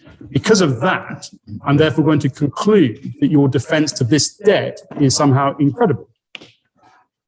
Because but for this debt, the company would be perfectly capable of carrying on trading and finding whatever solution it may need to deal with its temporary state of financial distress. It could issue fresh shares, it can raise capital from existing investors, it could do anything commercially open to it to do. So in this section, headed "the company is insolvent," the judge has concluded, even though it was not properly in our submission before the court, that there is persuasive evidence, he says, the company is in fact insolvent and was likely to be at the time of the presentation of the petition. And he then goes on to mention various other circumstances, which he says, on the evidence, he felt justified a degree of inference that the company was in financial distress. Now, what's particularly unfair about this section is that the judge had actually struck out passages of Mr. Zhang's second affirmation, which had addressed much of this material in his evidence. So the company had actually had evidence struck out dealing with these points. And then shortly before the petition, Mr. Zhao put in a seventh affirmation, which the company had no opportunity to deal with. Our position was it was inadmissible at the hearing, it was prejudicial, it was irrelevant, but we should just get on with the hearing because it's logically irrelevant to the question of a disputed debt. The judge has accepted that evidence, which is untested and, in a sense, not fair to deal with it this way. But he uses it, he says, not to reach the conclusion that the company should be wound up on grounds of insolvency, but to conclude that the company's position on the debt is somehow incredible or not to be believed. And we say that is wrong as a matter of principle in this section of the judgment. It's compounded the problem if you move on to the next section of the judgment. If I can take you to page 25. The problem is compounded by the next section of his judgment, headed transactions related to disposal of the company's assets. Now, just if I pause there for a moment, if you hold your that page open and go back to paragraph 30, paragraph 30 did not identify at all in his own shopping list of factors that might be relevant. He did not identify this question of transactions relating to company assets. So in a sense, even on his own architecture, this is not a relevant consideration until he introduces it as his sixth point. Now, pausing here, if you can look in the halfway through paragraph 70 on page 25, the judge refers to the seventh affirmation of Mr. Zhao. As set out in the seventh affirmation of Mr. Zhao, since the presentation of the petition in September 2019, the company has entered into a number of questionable transactions to entities potentially related to either Mr. Zhang and his father, including the apparent disposal of assets of an undervalue. Now, just pausing there. We, the company, are saying that on our evidence, Sino, the petitioner, has entered into various questionable transactions. And we put in evidence which we say is supportive of that proposition, at least to a low threshold of arguability. That evidence is rejected effectively on the basis the judge thinks it's not sufficiently credible to withstand that low threshold. Mr. Zhao comes along, though, shortly before the hearing of the petition. I think his seventh affirmation is dated the 2nd of July, and the hearing was a week or two later. And he says, oh, I have all this evidence that I believe there is suspicious transaction on the other side. We had no opportunity to cross-examine him. We had no opportunity to test him. We had no opportunity to put in further responsive evidence. We've already been told by the judge that we shouldn't put any more evidence in at all. He having struck out evidence that he felt should What was the evidence that he struck out? If you look at volume C, please. If you look at the second affirmation of Mr. Zhang, you'll find at tab 26 at page 250.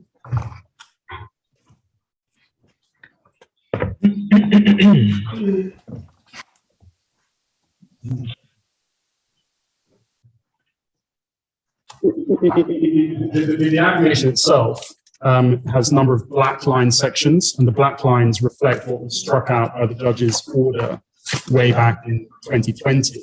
Right. But you'll see, for example, if you turn to page 256,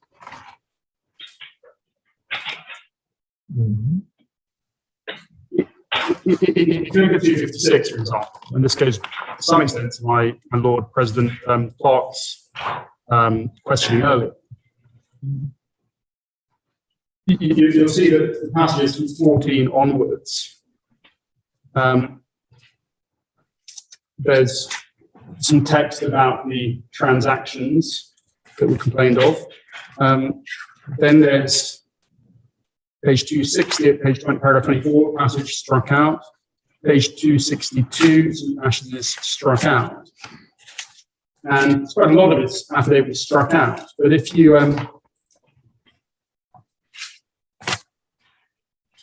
you'll see at page 272, there was a little bit left in about the criticisms of the evidence about Grand Treasurer, for example, 272, but then there's a whole lot struck out by the court. And so far as the insolvency allegations are concerned, if you look at page 288,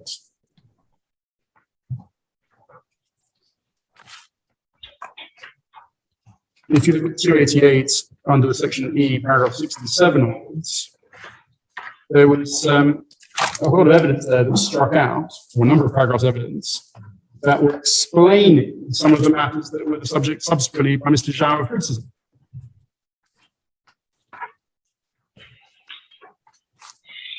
And if you then look at tab 36, just to support the proposition I was making earlier about the timing, if you look at tab 36, without any prior direction. Yes. Do we see an order anywhere where the Chief Justice indicates why these? I think you see the order manual in volume I. I think it's been inserted in I.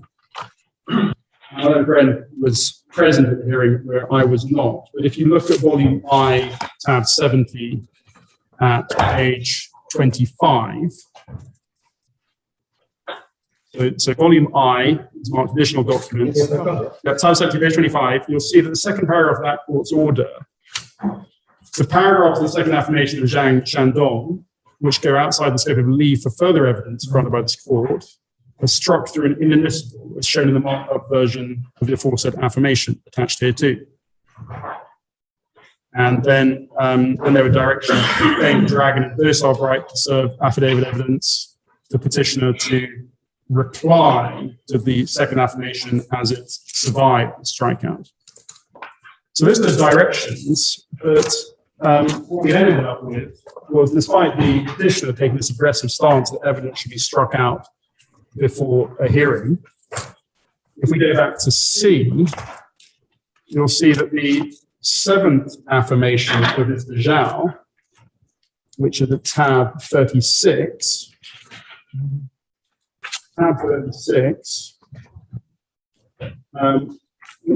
you'll see the date of the document, which is at page 378.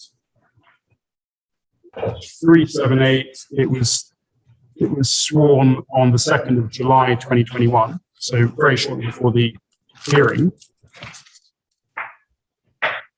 And I think, if memory serves me right, we had to exchange skeletons pretty much at the same point in time, so there was no time to address it in a skeleton argument, for example. He tries to explain the background, and at paragraph 7, he says, page 372, it's now well over a year and a half since we first presented the petition, over 15 months since the adjournment. In the intervening period, Titan's proceeded to dispose all of its most valuable assets, since ordered to disclaim opinions, been suspended from trading on the stock exchange, result of failure to file audited accounts. And then he sort of puts in this evidence of what he says is deterioration of his financial position. And then at paragraph 12, insolvency of Titan, he's highlighting evidence from the auditors about going concern concerns. And then at paragraph 18 on page 375, he puts forward this evidence, 375, 18, since the presentation of the petition, Titan's entered a number of questionable transactions to entities potentially related to either Mr. Zhang and or his father, including the apparent disposal of assets undervalued. And he summarizes what he says below. There was no opportunity to respond to any of that. And even on its face, it's just Mr. Zhao saying, well, I'm suspicious of some transactions. Now, the judge is actually just taking Mr. Zhao's word for it, but not actually making any considered finding or acknowledging that there's a complete absence of opportunity to deal with it. In his findings at paragraph 70, he said, as set out in the seventh affirmation, the company's entered into non-professional transactions to entities potentially related, including the apparent disposal of assets. Well, that's not a finding. It's not a finding saying that actually happened. It's not been tested or explored on the subject of any evidential exchange.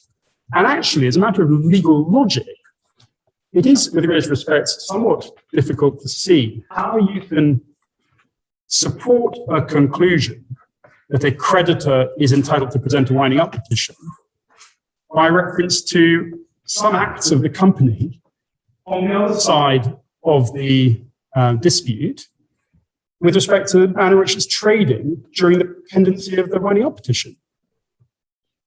If the winding up petition is dismissed because there's no dispute, there's nothing illegitimate about any of those transactions. Not the eligible consideration for whether or not the petition should have been stayed in favor of the Hong Kong proceedings. It's your lordship is right that at any point in the proceedings, the company could have made an application to restrain the presentation of a petition, strike it out, or apply to stay it. From the point of view at the moment of the hearing, though, what the judge could have done is he could have said, look, there's a dispute here which is pending in Hong Kong. The most appropriate course is to stay the petition pending the resolution of the Hong Kong dispute. And he could have imposed, to some extent, some conditions or terms on any stay to avoid the injustice that might follow if the petitioner were eventually shown to be right, and if in the meantime there'd been post-petition dispositions which had not been validated. So your lordship is quite right. And if you were going to exercise the judgment of Solomon in this case, I suppose you might look at the less extreme positions of each side to say, well, maybe that is the intermediate solution in this case, because I think both of us have presented it as an alternative solution if you're not with us on either of our primary positions. So both in our skeleton at first instance and the appeal, we say if you're not entirely satisfied that the dispute is unarguably past the threshold, if you felt this is all a matter to be resolved by the Hong Kong court, you could stay the petition, yes.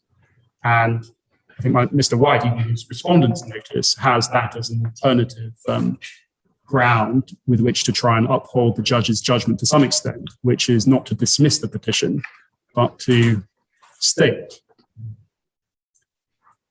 Does that answer my lord's question or observation on that point? Yes, thank you. Thank you. But we say that this section of the judgment that deals with the transactions post-presentation of the petition is manifestly wrong, both substantively and procedurally. Now that gets us then, as I say, to his conclusion at paragraph 70. And I've already dealt with paragraph 70A, which was the point about there having been no dispute. His subparagraph B, I may have to come back to you after lunch, given my lord's President Clark's questions. But we say this completely misunderstands the nature of our complaints to do with the effect of the circular fund flow transactions that were fictitious and in breach of duty. The judge's conclusion here was simply this, we say, superficial one, which was there's no financial loss because of the corresponding return. I'll come back to that in greater detail if I may. The same thing with 36B, that's simply a repetition of the finding about the proper purpose point, and we say that completely misses the point. But then D, E, and F are, again, these rather conclusory and summary assertions by the judge that it is claimed that the Hong Kong proceedings were simply retaliatory, that the fact they weren't served for a year or so is somehow some fatal sin that demonstrates how incredible, unreasonable, or in bad faith we're acting. Then E, the evidence of insolvency, and then F, the disclaimer of the audit reports or the resignation of the auditors. And then G, this strange finding, given the state of the evidence, given Mr. Zhao's evidence, that after the presentation petition, the companies engaged in wholesale disposition of its property for nominal consideration to entities associated with Mr. Zhang and his father. And that's controversial, that proposition. you can't make a finding of that based on the evidence. Well, just a second. When you say that's controversial, the disposal of the companies for 10,000 Hong Kong dollars, which is piffling, is that in dispute? I'll have to, in a sense, remind myself some of the details of where it's dealt with in our skeleton. But each of the transactions, the company disclosed in its own financial statements. And so whatever the precise consideration was for each transaction, the view was taken. Go to the issue of assets in question, so another value. I mean, 10,000 Hong Kong dollars is practically giving it away. Well, if the asset is talking about that I have in mind, there's one asset where actually the liabilities attached to the asset exceeded the value of the asset. And so it was a liability on a net analysis basis. Well, that's one of them, but there are 6 others.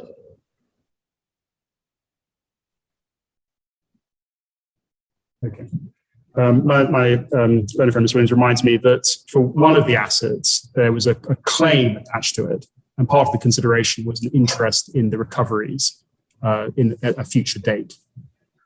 But I mean, on these points, if I may come back to a little bit more fully, because I need to gather my thoughts about the details of each one of them. The general point is it's utterly irrelevant to the analysis. It's a little bit like... I'm sorry, I'm getting confused. If the position is that there was incontrovertible evidence that there had been a disposition of 6 or 7 corporations for practically nothing, that doesn't require any cross-examination at all. Doesn't that tell one something about the solvency of the company? It doesn't, no, because, I mean, first of all, I need to remind myself precisely what the evidence Mr. Zhao was about each affirmation. Yeah. But let's just say that there was an opportunity to respond to it. The evidence in response would have set out fully an explanation of the sort that's already included in the public statements made through the stock exchange with respect to each transaction. And each transaction, even if they were for what seemed to be small amounts of consideration relative to what they might have been, the board, in good faith, recognized that there was a commercial benefit associated with each transaction on its terms. And this is buried in the same financial disclosures and statements that Mr. Zhao was complaining about. Now, as it happens, because of all the circumstances at the time, whether it's to do with the COVID impact on business or the nature of the shipping industry or anything else, whatever it might have been, the board, in good faith, took the view that those assets were properly dealt with in the manner in which they were. The court can't, without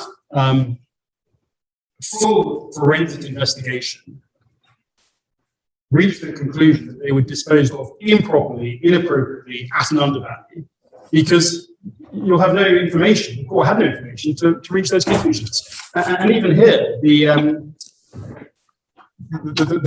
odd way in which it was framed by saying, well, it seems, it's suspicious, it's apparent, it's potentially connected with Mr. Zhang, so there's potential self-dealing. But that's controversial. So for the court to make a finding and then rely on it in support of a conclusion that the company's dispute or defense was incredible is quite wrong in our respectful submission. Right.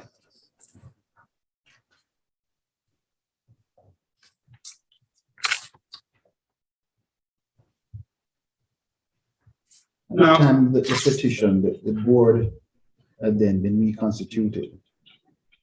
The board had been reconstituted by the time of the petition. And it's important, Your Lordship, to, if you haven't, I suppose, focus on this. The board involved Mr. Zhang, who was the executive director, so the new board, Mr. Zhang. He was there as a representative of a significant shareholder, second shareholder. But the largest shareholder, subject to the debate about 66 or 45%, were companies in liquidation, in official compulsory liquidation, whose liquidators are from the insolvency practice RSM. And so although not Mr. Lai personally, but his colleagues, including Mr. Osman, were the liquidators of those shareholder entities, And they appointed Mr. Lai, who's from RSM. He's a forensic accountant. He accepts professional appointments as office holder himself. Mr. Lai and Mr. Osman were both on the reconstituted board, as indeed were other non-executive directors. You say the board at the time of the disposal considered it great good. How can one possibly say that a great deal of further examination that this was all an improper transaction? That's a summary, I think, of my submission, Michael. Yes. But the point that's made, in a sense, whether it's jury observation, you have Mr. Zhao asserting on affirmation that there are suspicious transactions, and yet the board who approved those transactions are, we would say, not just Mr. Zhang himself, but a bunch of credible, responsible professionals, including, I think, another board member who's a member of the Hong Kong Bar. And unless you have proof in the context of a trial where you've cross-examined witnesses, unless you have all the safeguards that would come with a liquidator pursuing a respondent on some sort of clawback claim, it's impossible for the court to adjudicate on the basis of Mr. Zhao's affirmation and say so alone that these things happened, that these things happened in breach of any relevant legal obligation, that they were nefarious, and therefore they should somehow bolster the conclusions as to the company's credibility in defending the debt on the basis of an arguable dispute. And if you were to also ask yourself as a matter of fairness, and bear in mind the observation I made earlier, the judge at paragraph 30, his entire focus is on finding forensic holes to pick in the company's evidence. But he doesn't once ask himself whether any aspect of the petitioner's evidence is to be treated with caution, it's not been tested, what inferences should be drawn from silence on certain key points we've made in our evidence. He just accepts it all unthinkingly, effectively. They've said it on affirmation, they've said it on oath, it therefore must be true. And that, we say, does suggest a degree of procedural unfairness, as well as an incorrect substantive approach to the assessment of the evidence of both parties and the totality of it.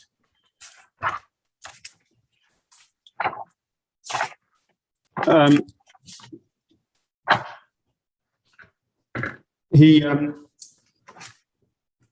in his judgment, and I'll come back to it because it's a much less important point in the scheme of things, he then deals in the judgment with his findings about the contest between Docile Bright and Famed Dragon and Marine Bright as to the shares. Before he does that, if you look at paragraphs 72 and 73, which are his concluding paragraphs in the section about the dispute and the bona fides, he appears to make the observations or conclusions that the company's position is not being pursued bona fide and on substantial grounds. He says it appears to the court that a massive evidence has been filed on behalf of the company to mask the underlying reality. Just pausing there, that seems to suggest that there's a deliberate attempt to mislead the court with the evidence of the dispute. He says there are no substantial grounds to dispute the petitions that form the base demand. The defences and counterclaims set in the affirmations and set out in the Hong Kong proceedings appear to court to be a desperate attempt to avoid the normal consequence of statute of demand, which has not been discharged by the company. And the words of Hoffman, as he was, have been conjured up by the company in an attempt to stave off liquidation. But having said all that, he then says, in stating this, the court accepts it will, of course, remain open to liquidators to consider and determine the petition's proof of debt as they consider appropriate and pursuing claims against it they're so advised.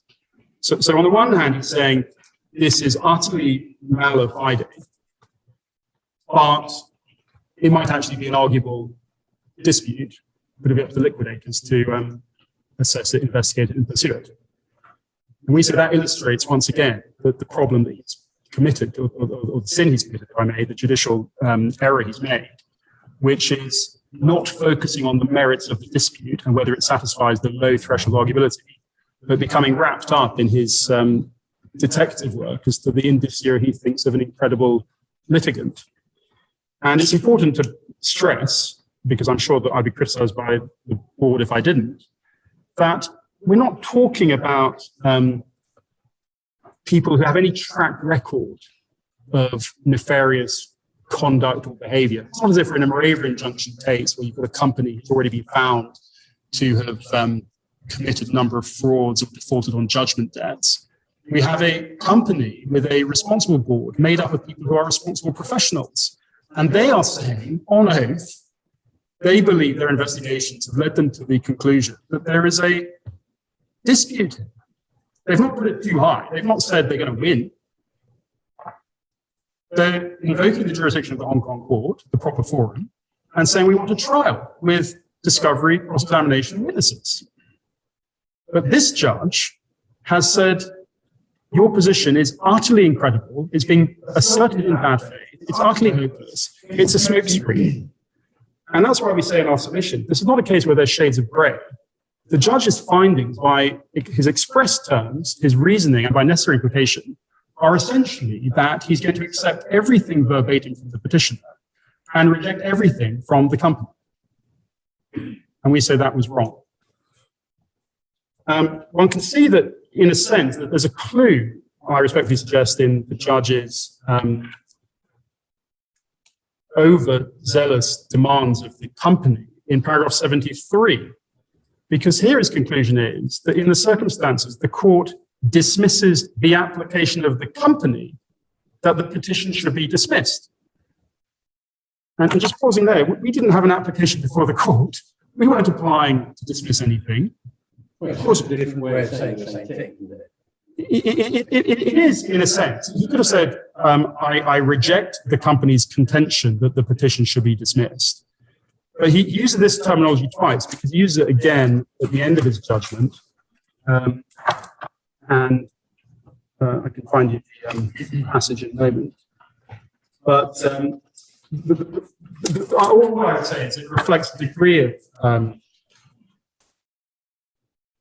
thinking on the judge's part that we bore this burden of not only establishing a defense that was at the low threshold of arguability, but that somehow we had a burden to satisfy him that the petition should be dismissed. Now, perhaps he was getting himself in a bit of a muddle as to whether this was analogous to an application to restrain presentation of a petition, an injunction application, so that we would have to somehow satisfy some higher threshold of persuading him that the company should be restrained from even presenting the petition. But as I say, every clue in this judgment is the effect that he imposed an impossible threshold on the company, and that he did so because he was, for whatever reason, cynical and skeptical of evidence which essentially had not been properly tested, but actually assessed in its totality with a essentially open mind as to the company's subjective motivations to disclose an arguable case. Can you just tell me about what's going to happen if matters remain as they are at the moment? The court has ordered the company to be wound up on the basis of Sino debts. I suppose it will be formally for the liquidators to consider whether the Sino debt is well founded. But whether that debt is well founded may itself depend on whether or not Titan's contentions are true or not. Is the liquidator entitled to proceed upon the basis that the company has been wound up? The court has refused not to wind up the company on the grounds the court is not satisfied that there is a defence to Sino claim, which is bona fide reasonable, and that's it. In those circumstances, in the sense what further need we are witnesses, I don't need to make any decision other than to admit the claim. Is that how it works? It shouldn't work like that, because what is meant to happen is that even if you had a plain vanilla case of a creditor with a genuinely undisputed debt who secured a winding up order on the basis of that, a liquidator still has an ongoing responsibility to call for proofs from every prospective creditor and to adjudicate everybody's proofs. So in a sense, the winding up petition having been granted doesn't give rise to a res judicata or an issue of estoppel against the liquidator.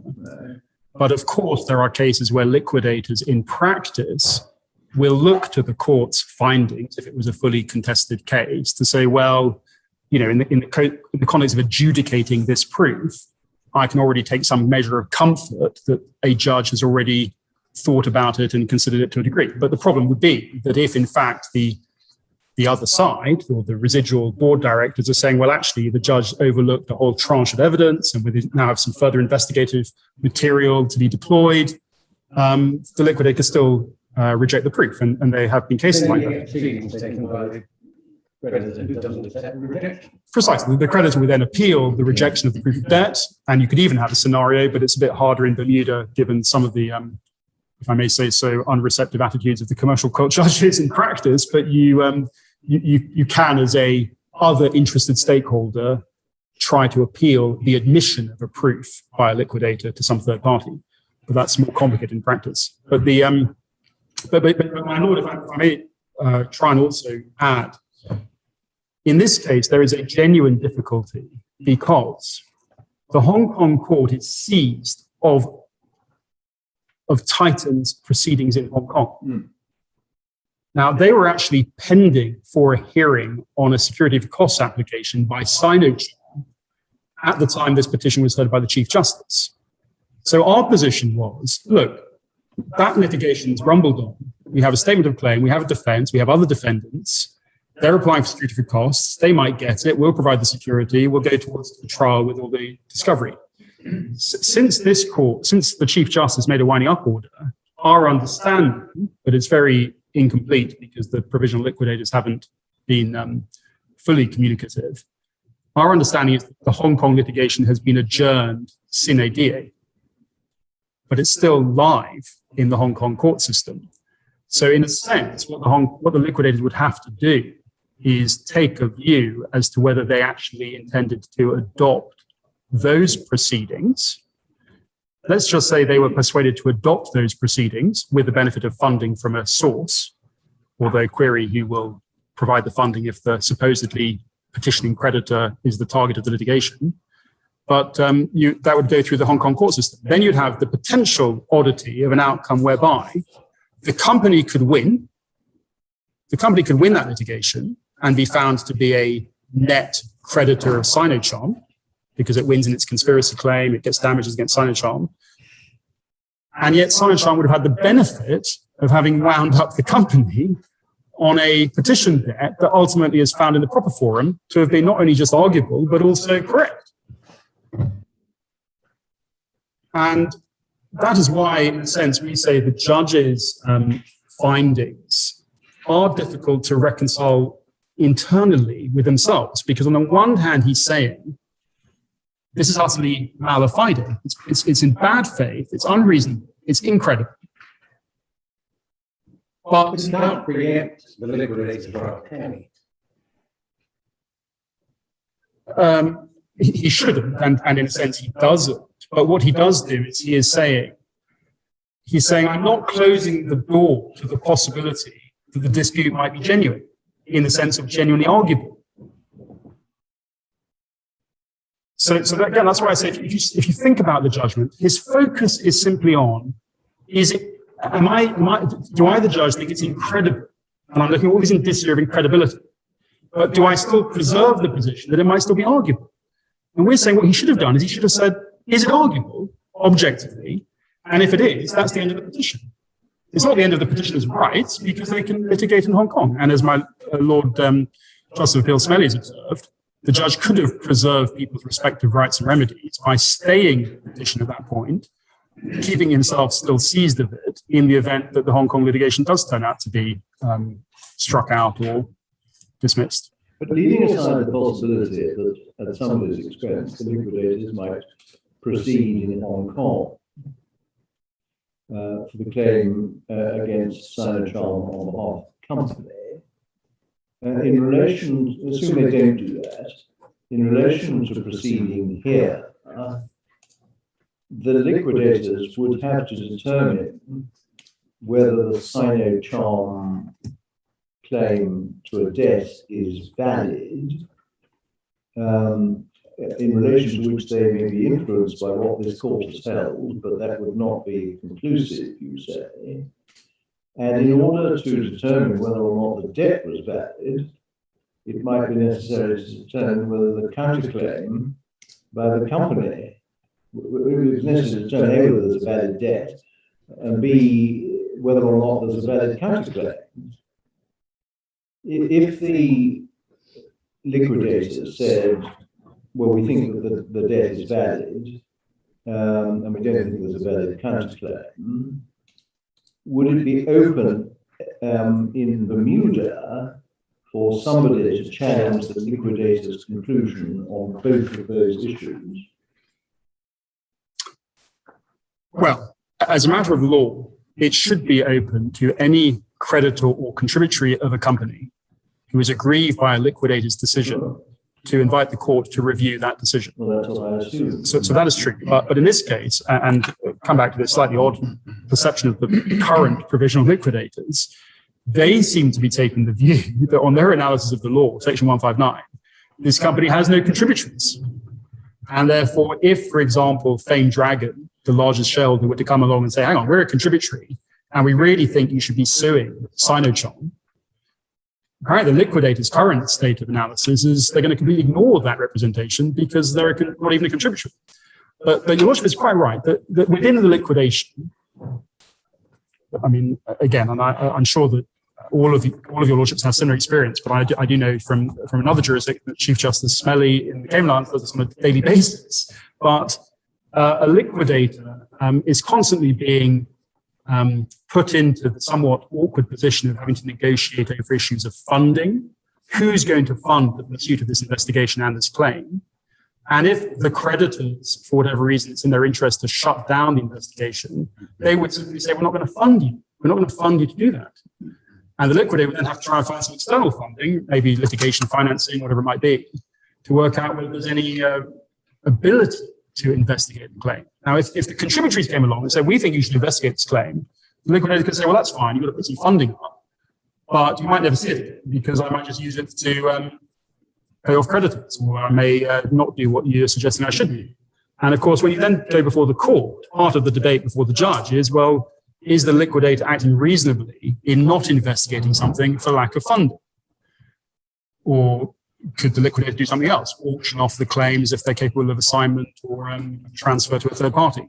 So there are lots of different scenarios that could theoretically materialize, but focusing on the judgment, if I may, it's a most unsatisfactory state of affairs to grant a winding up petition on a creditor's petition that simply invokes the statutory demand on the deemed presumption of insolvency, entirely ignore the objective merits of the dispute, or at least ignore it to the extent that you don't engage with all of the lines of argument and circumstantial evidence that draw the strands together to demonstrate the arguability of the conspiracy that's said to have been perpetrated, to wind it all up, but then leave open the possibility that actually that very petitioning creditor might be found to be not a creditor and might actually be found to be an overall debtor.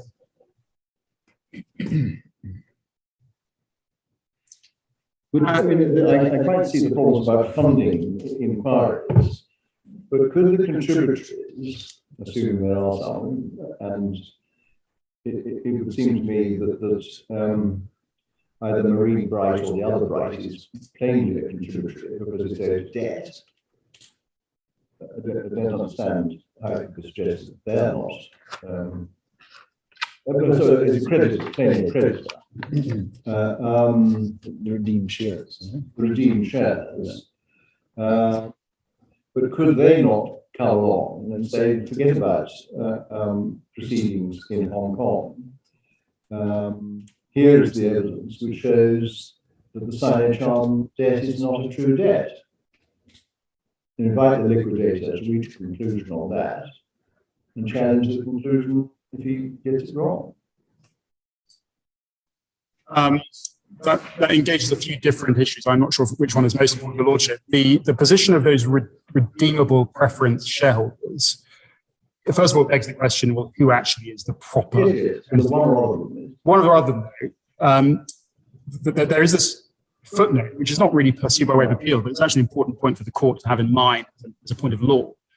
Because of the provisions that Bermuda's companies about redemption, that there is a distinction between redeeming shares in a hedge fund, a mutual fund, which is governed by certain rules about redemption by reference to NAV calculation methodologies, and preference shareholders in another kind of company, a listed company here, where actually a company shouldn't be either redeeming or paying redemption monies if to do so would leave it in a state of insolvency. Now, we don't pray that in aid, particularly in this appeal. I don't think either side think it's a point the court has to engage with. But from a liquidator's point of view, a liquidator who were to be appointed in a circumstance where you have a shareholder who's now claiming redemption monies, that liquidator could end up saying, actually, you're not a creditor, you're still a contributory, because you could never have had the redemption monies paid to you, because at the time, according to the court's analysis, the company was insolvent, or the liquidator's analysis. So that entity might still end up in the contributory bucket, and then there'd be a debate under the bylaws of the company if they were somehow preferred contributories over the other contributors, or what the respective rights are in a surplus environment.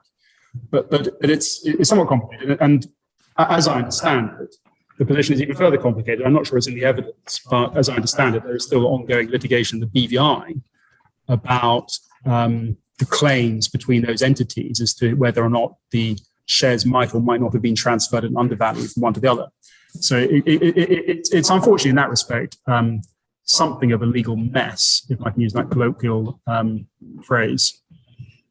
Some clarification, Mr. Paulson. In this jurisdiction, does the judge have discretion whether to appoint provisional liquidators or to appoint official liquidators? In this case, provisional liquidators were appointed, although the debt was regarded as proved.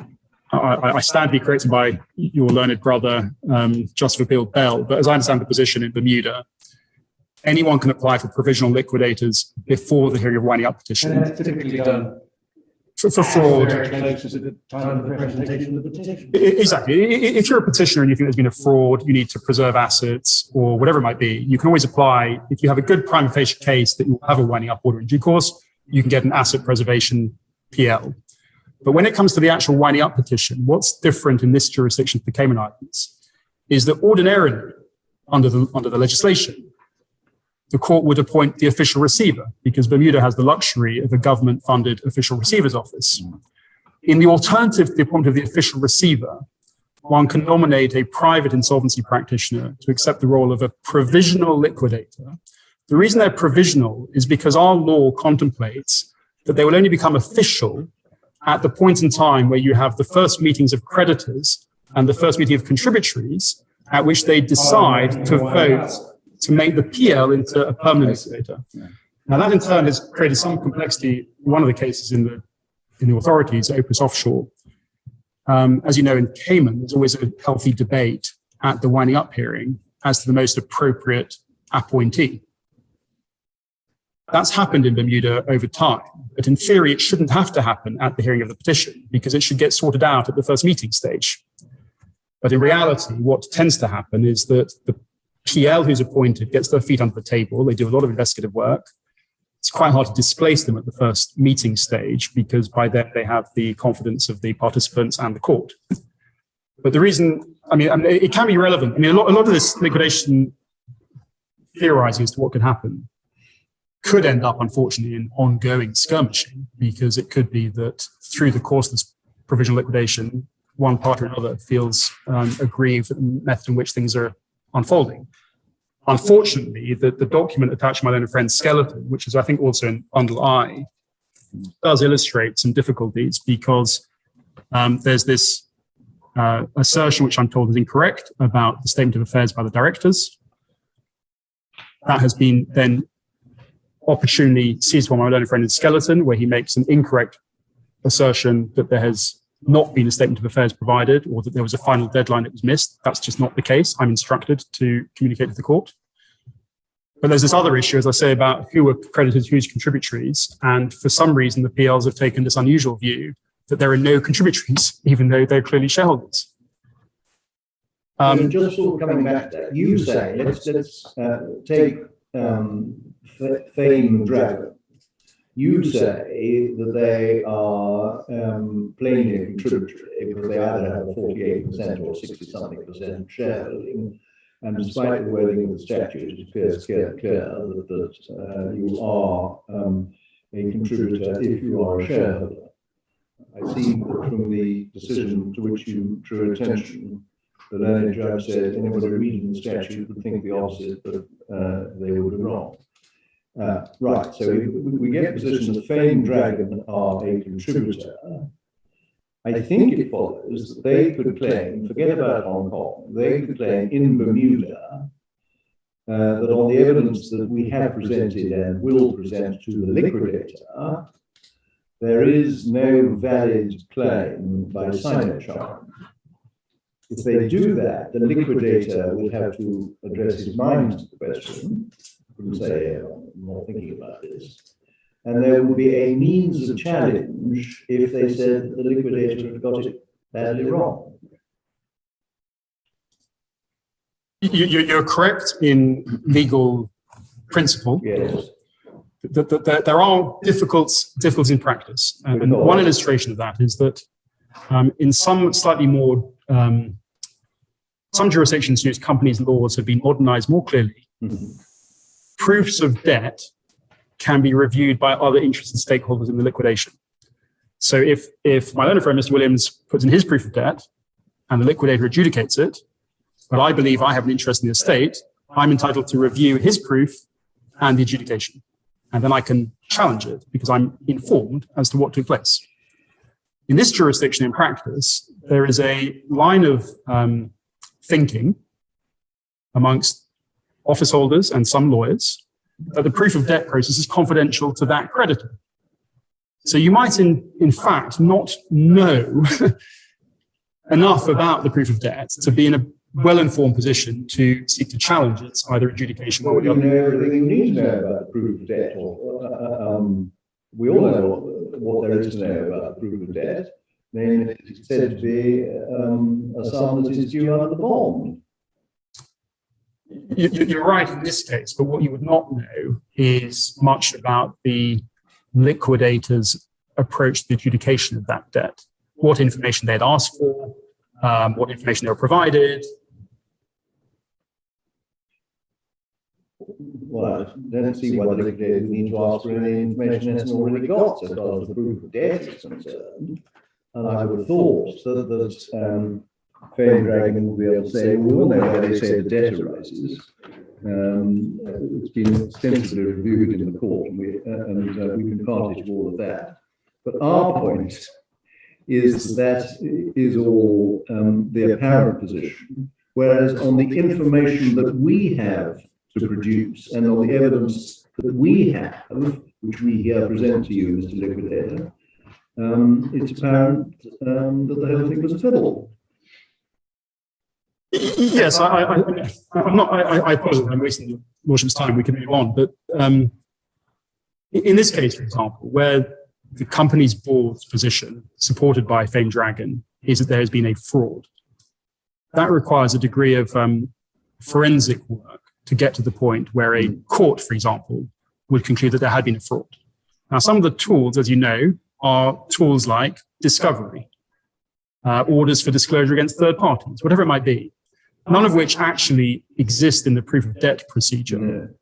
And so you are in a very odd position if what you're suggesting is that the aggrieved contributory should be lobbying or making submissions to the liquidator to reject the proof. But the liquidator is saying, well, I don't have the forensic tools that empower me to investigate or test it because all I've got is a sworn affidavit attached to a proof that simply says a debt is due under a convertible bond. So it's not a straightforward process, but your lordship is quite right on legal principle. It is always open to an aggrieved party to seek to challenge a liquidator's decision in the course of a liquidation. The reason I'm asking what may seem either tedious or irrelevant questions is that there seems to me at least a prospect that if the liquidation continues, the dispute which is currently scheduled to be heard in Hong Kong may in fact shift to Bermuda, which might be thought to be a rather curious result. It's a proof of debt dispute. A proof of debt dispute. I mean, this is what the Chief Justice appeared to have contemplated in the sentence to which you've drawn our attention. Yes, I'm not sure I've fully thought through all the permutations there. Well, they seem to be innumerable, but any of them would cause concern. Because if the prospect is that if the winding up order subsists, the issue, the central issue in this case will fall to be determined in one way or another by various different machinations in Bermuda. That would seem an unsatisfactory position compared to having it determined in Hong Kong, subject to whose laws it arises. Well, I mean, if I can seize on any crumbs from your lordship's table, that observation is in a sense consistent with our stated position that this is a Hong Kong dispute involving Chinese witnesses, involving documents negotiated in China subject to Hong Kong law. It should be resolved in a Hong Kong courtroom. But there are these permutations where, for example, the very nature of the dispute might not be appropriate for the proof of debt procedure. And so a liquidator could essentially either stay the adjudication and refer the matter to a court, or, depending on which side of the fence they fell on their own analysis, they could either carry on as the plaintiff in Hong Kong, or they could somehow try and have the matter resolved by a Hong Kong court if that was the most appropriate forum. But there are certainly unsatisfactory permutations of outcome that flow from the fact that this debt, all I can submit to your lordship, and again, it's hard to say this without yet another affidavit saying it, the board of the company, the Dispose board, genuinely and sincerely believe that there is a dispute to be tried here. And one can illustrate it in different ways, but this court required that the Dispose board provide security for the cost of this appeal. $100,000, not from the company's assets, but from the board of directors' assets. It would be only consistent with the Chief Justice's conclusion of mala fides for your lordships essentially to conclude that this appeal is prop mala fides, because somehow we have such a sinister and insincere belief in the dispute that we're perpetrating the same insincere, incredible position before this appeal court. And your lordship may say, well, advocates can bluff their way through anything. But to actually put your money where your mouth is and provide security for the cost of the appeal is not indicative of a board acting in bad faith.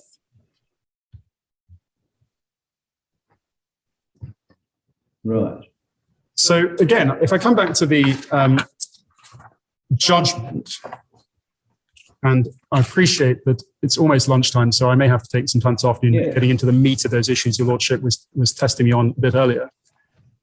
We do submit, and I'll show you the law probably after lunch if I may, that the judge has allowed his judicial reasoning to be essentially infected by his very summary impression that this was all brought belatedly in bad faith. And because of that, he has written a fairly short and superficial summary judgment that says that, without actually analyzing all the evidence and going through the judicial process. We've talked about the building blocks from the English appellate authorities of articulating clearly why evidence on oath from the company is being ignored or rejected, and why evidence from the petitioner, despite all its oddities, is being accepted unthinkingly. Yes. Would it be convenient for me to try and take your lordship's to any authorities now, or? No, I don't think so. We resume at 2 o'clock.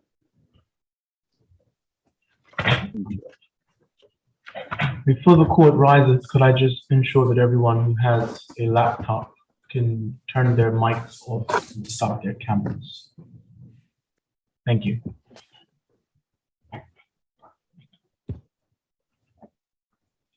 Right. 2 o'clock.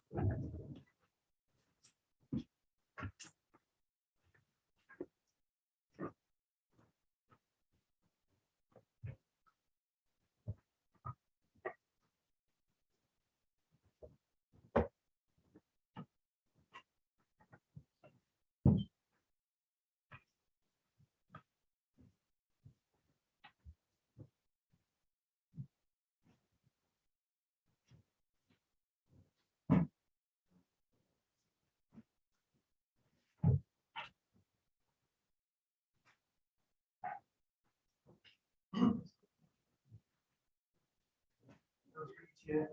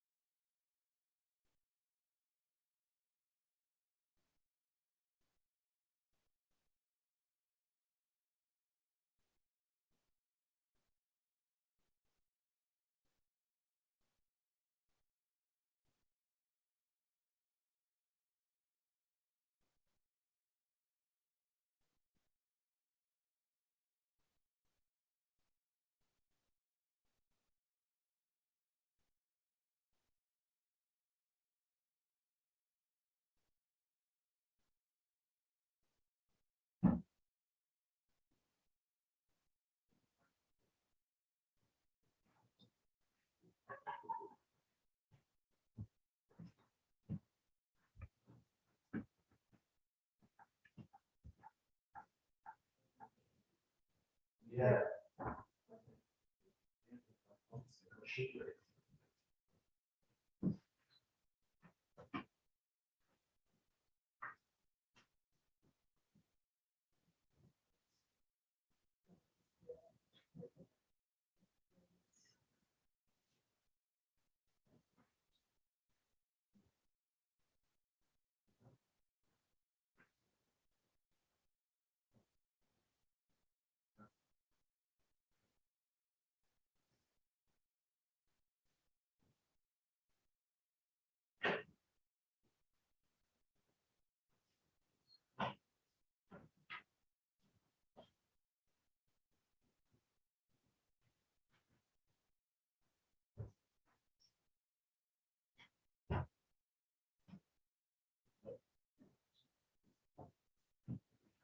No, I think every time, yeah, I've seen your face, but yeah, definitely, yeah.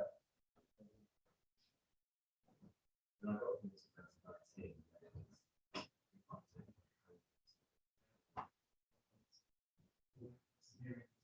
Yeah.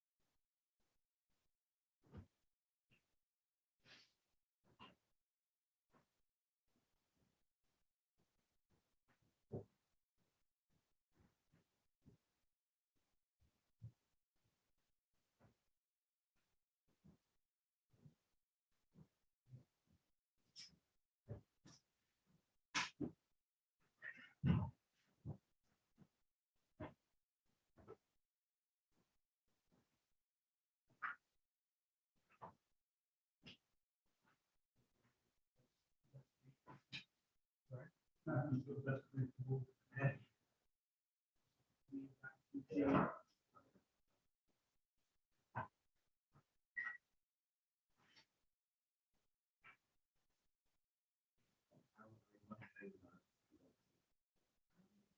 Well, it's very simple.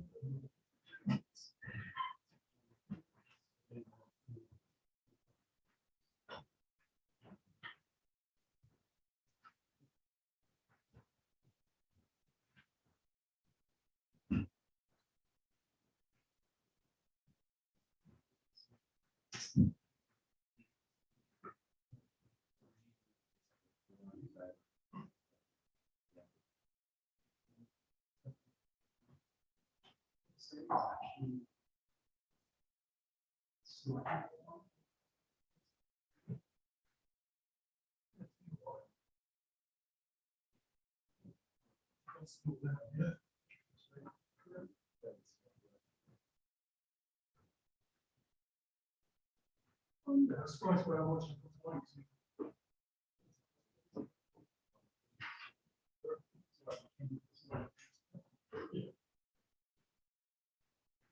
Yeah, don't get lazy. Late doing this on your desk. You can find a rating trigger. Yeah. This is short. This is the so how's the name of it? I mean, change the voice and stuff. Right. Add the voice on the instructions.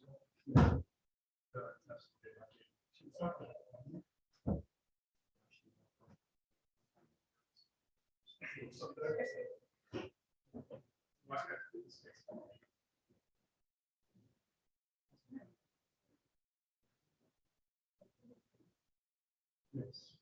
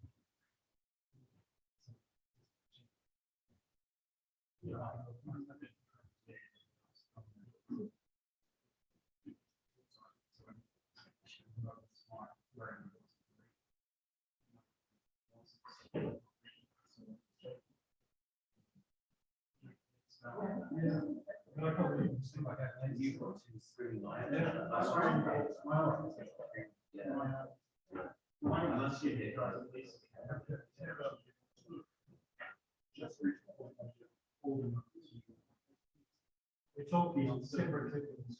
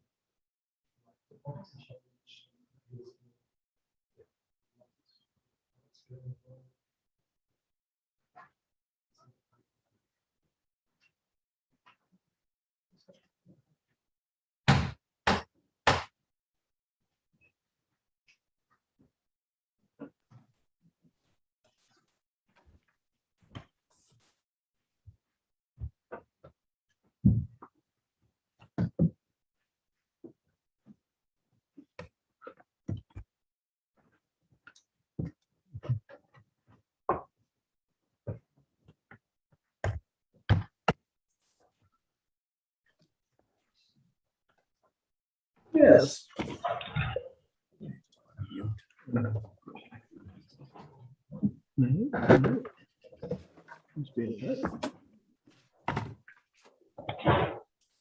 Yes. Yes, my lord, thank you. I've had quite a lot of instructions fired at me over the break, which I have to digest before I can fully convey to your lordships. But one question that my Lord President Clark asked related to the shareholdings. Yes. I'll just give you a reference or ask you to look at the most helpful evidence that hopefully explains the position. It's in volume C at tab 29, which is Mr. Lye's second affirmation in the proceedings. So if you turn to page 301 of volume C, Yes. at the bottom of that page, you'll see a discussion under C, paragraph 9 onwards, as to how the position was as at the date of that affirmation, so after the commencement of the proceedings. And you'll see that he explained in that paragraph there that as of the date of the affirmation, Fame Dragon and its subsidiaries are the registered holders of 1 billion odd ordinary shares entitled representing 25.8% of the total. And he explains over the page how those are comprised. He then says in paragraph 10, according to the liquidator's investigations, Fame Dragon is entitled to a further 1 billion odd ordinary shares representing 22.55%, which were transferred from it or its subsidiaries or otherwise disposed of after the presentation of the Fame Dragon petition. And then he explains how those are comprised in terms of the nominees, the HK, SCC nominees, and CCH. So at 11, he says, accordingly, the Fame Dragon liquidators are currently interested in 48.35% of the total shareholding in Titan. Which just begs the question as to whether 66.4. Hence my question.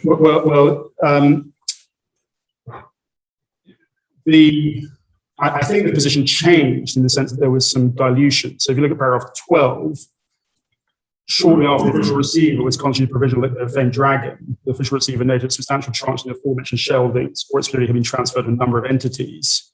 From the investigation official receiver and Fame Dragon liquidators, 10 billion odd had been transferred and disposed to various entities after the winding up. In particular, 6 billion shares in Titan were transferred to CCH on the 3rd of April 2017 after the presentation of the Fame Dragon petition as a result of a request from the official receiver Hong Kong made to Tricor. The Hong Kong branch register of Titan, the shares comprising the improper transfers belonging to Fame Dragon have been frozen and subject to prohibition on further transfers since May 2017. So I think that's the best I've got on the. Well, doesn't explain it either, because the paragraph 13 is dealing with the 6 billion ordinary shares, equivalent to 756 million of it. The 756 million of it is the figure that appears at 10B. And the 756 million is part of the 22.5% in 10, which when added to 25.8% in 9, produces the 48.35% in 11. I'm afraid that's the best I can do at the moment for my instructions, but I will keep prodding my team to send me some helpful emails to try and answer the question. Your team could understand that the instructions do not answer the question. It's the evidence that I'm pointing to there. Yes, but that's the evidence that I had read, which caused me not to understand how the Chief Justice got to a figure 20% larger. Okay, what I was proposing to do, if I may, there are also quite a lot of helpful observations that have been handed to me about the mental gymnastics as to what would happen in the proof of debt scenario, which was asking me questions about. I would like to come back to that issue, but it may be that at the end of the day or at some point in my reply, I have to further analyze the position because there's some complications to do with the fact that there's a counterclaim, not just a defense, there are multiple parties and so forth. So essentially it's similar to the points I was making before, but I could elaborate further on that. What I'd like to do now, if I may, is try and spend a little bit of time on the law and the authorities, because I hope it may be helpful to frame the rest of the submissions by reference to them. And the first case I just wanted to draw to your lordship's attention, which is a local decision, is called Re-Alloy Aircraft. And you'll find it in volume H1 at tab 18.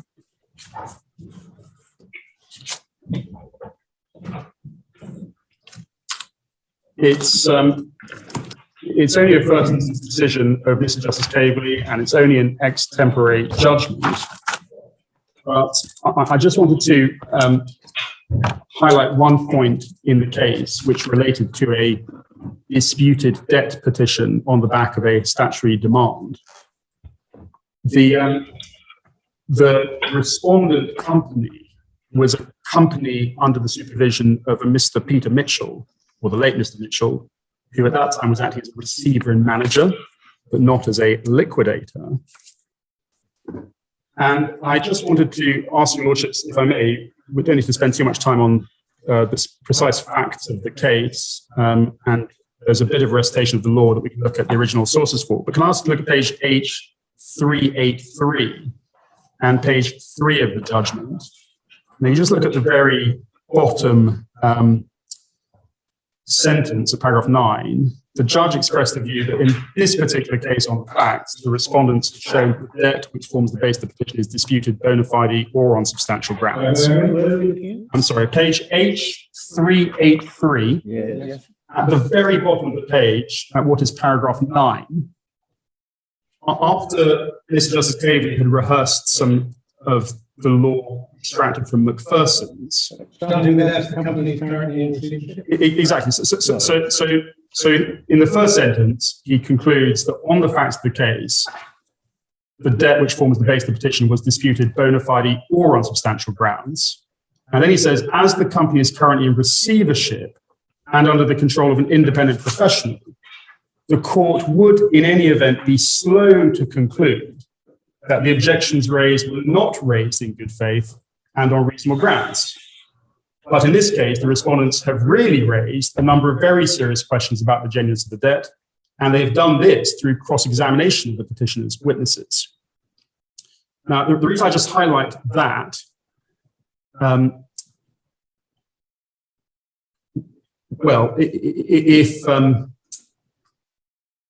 if you can just also look at paragraph 15, given the facts of the case, he said, there are issues on which I make no final ruling at this stage, but they demonstrate, I do find, these various areas of doubt surrounding the validity of the debt raise disputes which, in my view, are substantial and genuine.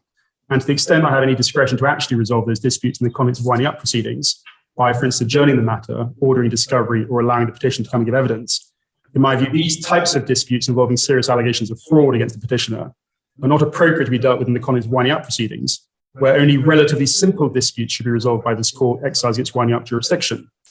So I'll decline to exercise any discretion I may have to make any final determinations on existence or non-existence for the petition debt.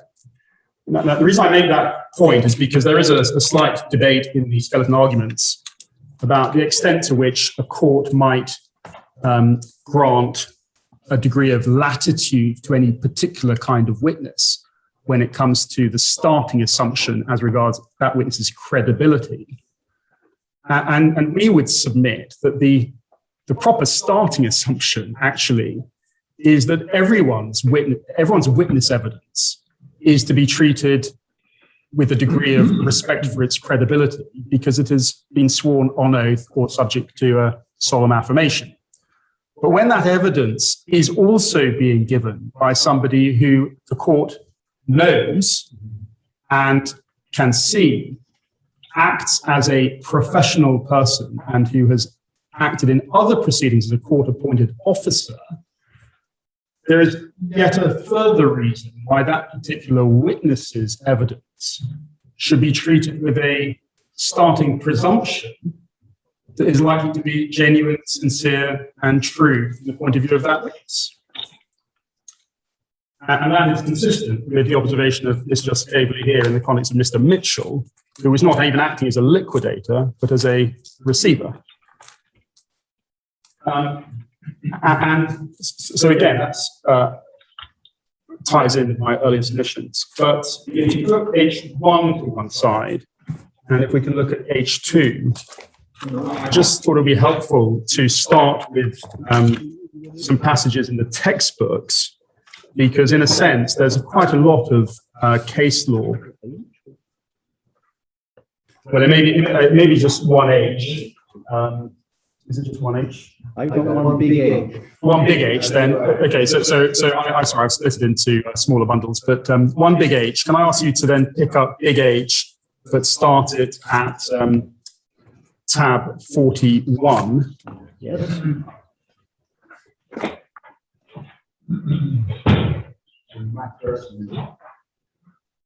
So this is an extract from it's the 5th edition of Macpherson's. And the judgment we were just looking at had cited the 1st edition of Macpherson's, but obviously cases have been determined since then, which are now synthesized in this passage in Macpherson's.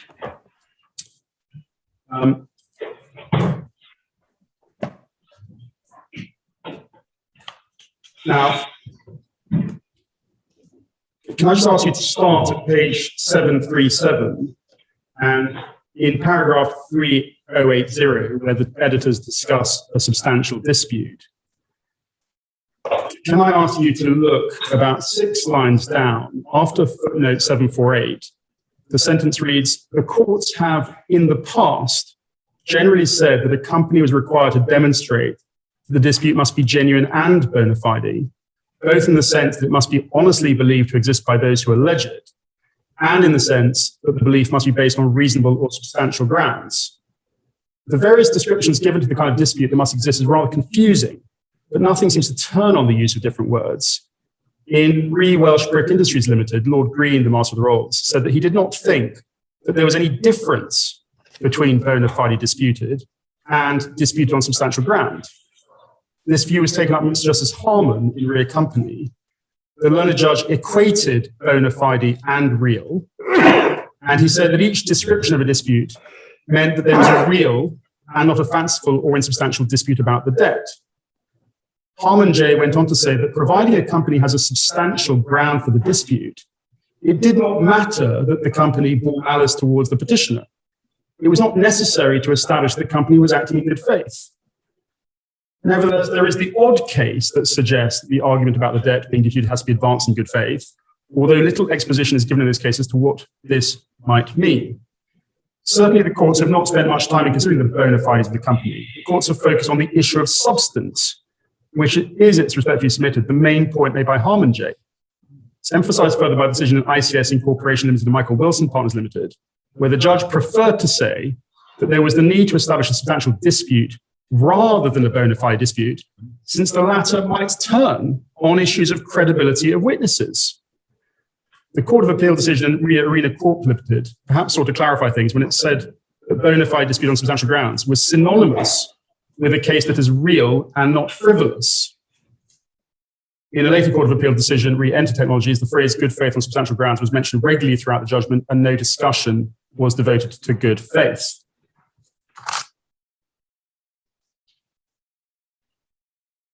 Now, over the page, obviously your lordships are free to read the whole passages yourself, but just a couple of points to focus on page 738. At the top of 738, just after footnote 766 in the second line, the Court of Appeal has made it clear that the extent to which the court should go to determine whether there was such a dispute was not intended to be lengthy or detailed. A long and elaborate hearing was neither practical nor appropriate. It was likely to result in wasteful duplication of court time.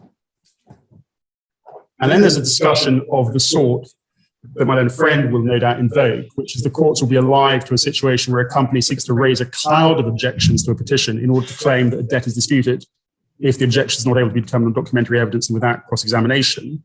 And there's reference to these comments in these cases like Rear Company and Claybridge. But the final sentence of that paragraph, but where there is a substantial dispute, courts are likely to refuse to make a winding up order, even where the defense of the company to the claim in the petition is shadowy. And that is the phrase which your lordship will be familiar with from in the summary judgment and leave to defend sort of context. Because sometimes the courts will give conditional leave to defend or leave to defend, even if a defense is thought to be shadowy, but just about arguable. And that's the point here, which is even if the dispute were said to be shadowy and the judge's eyebrows are somewhat raised quizzically as to what is being asserted, that would still result in the court being satisfied at the low threshold of being satisfied. And then if you go a little bit further down to 3081, the middle of 3081, just after footnote 777 is referenced, again, this suggests that good faith is not the critical issue when there is any argument about whether there's in fact a dispute that would lead to dismissal. In Argentum, Lex Wealth Management and Giannotti, Court of Appeal said that the test of substantial grounds was not very different from the test for granting judicial review applications in the administrative court or granting permission to appeal to the Court of Appeal. And what must exist is a realistic prospect of success.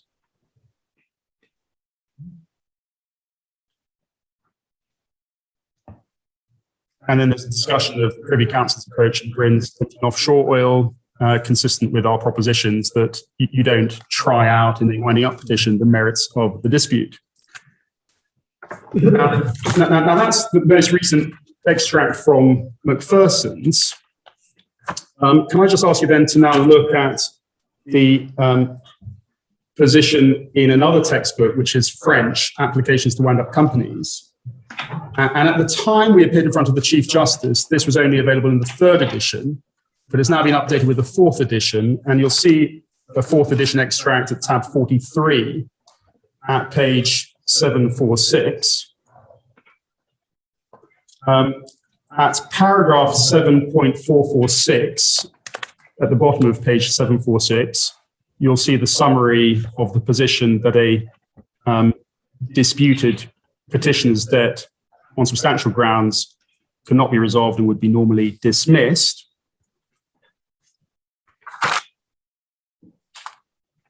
If you can look over the page to 748, at the top of 748, at 7.451, it has been said that whether or not the company is insolvent is irrelevant to the court's practice of dismissing a disputed debt petition if the dispute is about the existence of the debt. But this ignores the exceptional cases in which showing that the company is or probably is insolvent may persuade the court to adjourn the petition or make a winding up order instead of dismissing the petition.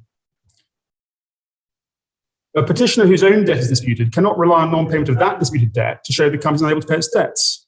Such a petitioner cannot rely on non-compliance with the statutory demand for that disputed debt as deeming that the company is unable to pay its debts because the non-compliance is not a neglect to comply. And then I'll just ask you to turn to tab 45 of the authorities bundle, please. where there's some further passages from the same fourth edition of French. You'll see under the heading on 757, substantiality of ground of dispute, a summary of the test. A dispute about the existence of a debt will not justify dismissal of or preventing presentation or continuation of a winding up petition based on non-payment of the debt, unless the court is satisfied that the debt is disputed on some substantial ground, and not just on some ground which is frivolous or without substance, which the court should therefore ignore. There's then a passage at 7.579, which is similar to the French, to Macpherson, but slightly more clearly put in my submission. 758, so paragraph 7.579, the test of substantiality is the same, whether it's being applied to prevent presentation, to prevent gazetting and strikeout, or to dismiss a petition on hearing it. The test has been expressed in various ways. If there's a substantial ground for dispute, presentation or conclusion of the petition will be prevented, even in the company's case, shadowy. The court should not consider the prospects of success of either party to the dispute. In order to prevent presentation or conclusion of a creditor's petition, it's not necessary to prove that claim for the petition debt must fail. In order to reject that petition in order to prevent presentation or conclusion, it's not necessary to prove the company has no properly arguable defense to a claim for the petition debt. Final sentence, if it is as plain as a pikestaff that there is no debt, the court should say so. Now, over the page, there's a discussion about evidence and onus at 759. So you can perhaps read that passage at 759 to yourselves, my lords, to avoid me having to do so. But you'll see at 7.584, there's reference to a minimum evidential threshold. You'll see a reference at 7.585 to actually a Bermuda decision of Mr. Justice Hellman at first instance, to a mere assertion of a debt requiring investigation. That's not this case, because it's not mere assertion that it requires investigation. The investigation's already commenced, and there's evidence of a number of circumstantial facts and documents that support the propositions being put forward. You'll see that halfway through 7.586, it's submitted that a court which attempts to resolve conflicts of evidence about a dispute is deciding the dispute rather than deciding whether there is a dispute. This may be particularly unfortunate where the evidence needs to be tested by cross-examination or supplemented by disclosure. On an application by a company to prevent presentation or continuation of a creditor's petition, the applicant company has the burden of proof that petition debt is disputed on substantial grounds. The petitioner then has the evidential burden of showing it is more likely than there is no dispute on substantial grounds. On hearing a petition, the burdens are reversed, because being an undisputed creditor is an essential element of the petitioner's case.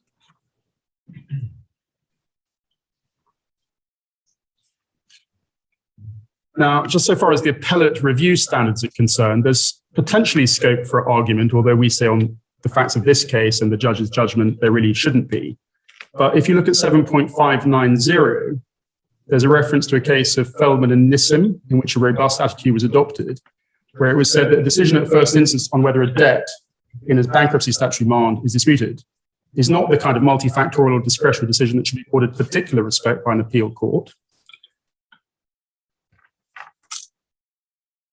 Over the page at 761, there's a discussion about the needs to avoid a long and elaborate hearing or a mini trial and so forth. You'll see at the bottom of 761 in paragraph 7.595, 7.595, the editor suggests the court will avoid the realms of fancy and will be wary of relying on unparticularized or unsubstantiated assertions. The court may be prepared to reject evidence tendered by the company as so obviously incredible as not to warrant being tested by cross-examination. But this should only be done in a clear case, because it's not the function of the company's court to adjudicate in respect of a genuinely disputed debt, particularly involves the rejection of sworn evidence. Whether the company's assertions are believable is a question to be answered not by taking those assertions in isolation, but rather by taking them in the context of so much of the background as either undisputed or beyond reasonable dispute. And then turning to the issue I've been, in a sense, banging on about this morning, about the bona fide point, if you look at 7.599 under the heading Alternative Formulation of Test Bona Fide Dispute, the editors in this fourth edition say the test of whether a dispute about a debt will justify preventing presentation or continuation of one-year petition for non-payment was expressed at 7.577 as whether the debt is viewed on some substantial ground and not just as some ground which is frivolous without substance, which the court should therefore ignore. Many other statements of the test use the words bona fide, but it's often difficult to know whether this refers to an attribute of the dispute that is to be tested, whether it's real or genuine, or the way in which the dispute is put forward by the company, whether it's put forward in good faith or honestly. Often, the formulation of the test uses bona fide or in good faith and also refers to the dispute being substantial, but it's not clear whether this means that there are two separate elements to the test, the circumstance in which the dispute is put forward and the substance of the dispute, or there's one element which can be expressed in two different ways. And there's various examples. And if you look at the summary of all the examples in the case law at page 764 at the top right, paragraph 7.602, judges who have analyzed formulations of the test, which include the terms bona fide or in good faith, have concluded either that bona fide as an attribute of a dispute means the same as substantial, or that whether a dispute is raised in good or bad faith is irrelevant. There's a citation to the same cases now that refer to McPherson, re Welsh Brick Industries Limited, re Arena Corporation Limited. Mr. Justice Rolfe in Nickel Rim Mines said the formulation bona fides on substantial grounds does not require proof of two elements, namely bona fides and substantial grounds. Rather, once substantial grounds are established, there is a bona fide dispute. On the other hand, a bona fide belief that there is a dispute is not enough in itself because it does not prove there is substance in the dispute. In Rear Company, Harman J. criticized the formulation bona fide dispute substantial grounds, emphasizing Wolverine's equation of the two phrases bona fide dispute and dispute on substantial grounds as saying there is but one proposition of law which can be expressed in either of the forms of words. Then there's a decision, Welsh Brick Industries, of His Honour Judge Davis White, QC. There is doubt that bona fide or genuinely disputed adds much, if anything, substantial grounds element to the test. Another case which suggests that the bona fide element of the formulation is not essential is ICS Incorporation and Michael Wilson and Partners, in which Lawrence Collins J., as he then was, restrained presentation of a petition on the ground that there was a substantial dispute, but said that whether it was a bona fide dispute depended on the credibility of the company's witnesses to be tested at trial. And then over the page at 7.607, if the facts alleged to give rise to the dispute are untrue, there will be no substance in the dispute, and this will be so where the untrue facts are put forward dishonestly or mistakenly. Then there's a discussion about alternative formulations, rational prospect of success, analogy of summary judgment. So I apologize for not having all the underlying cases to show to your lordships, but I hope that summary of the position in the most recent editions of the two textbooks illustrates the point I've been trying to make, which is that if the judge at first instance, and I made these points to the judge at first instance, but perhaps not as successfully as I might have done, if the judge is too interested in or too focused on the bona fides subjectively of the company, the judge is losing focus of the test. And it's the tail wagging the dog, because what should happen is the judge should focus entirely on the test. Is there a substantial dispute on the totality of the evidence? It might be that if the judge concludes that there is simply no defense, it's utterly hopeless, it's a complete sham, he might go on to make observations about his view of the fides or the sincerity of the company, but not the other way around. The courts and the learned authors seem to have made the most fantastically heavy weather of this question, as whether it's bona fides and substantial, bona fides means substantial, substantial means bona fides, in what I would have thought was capable of a much simpler analysis.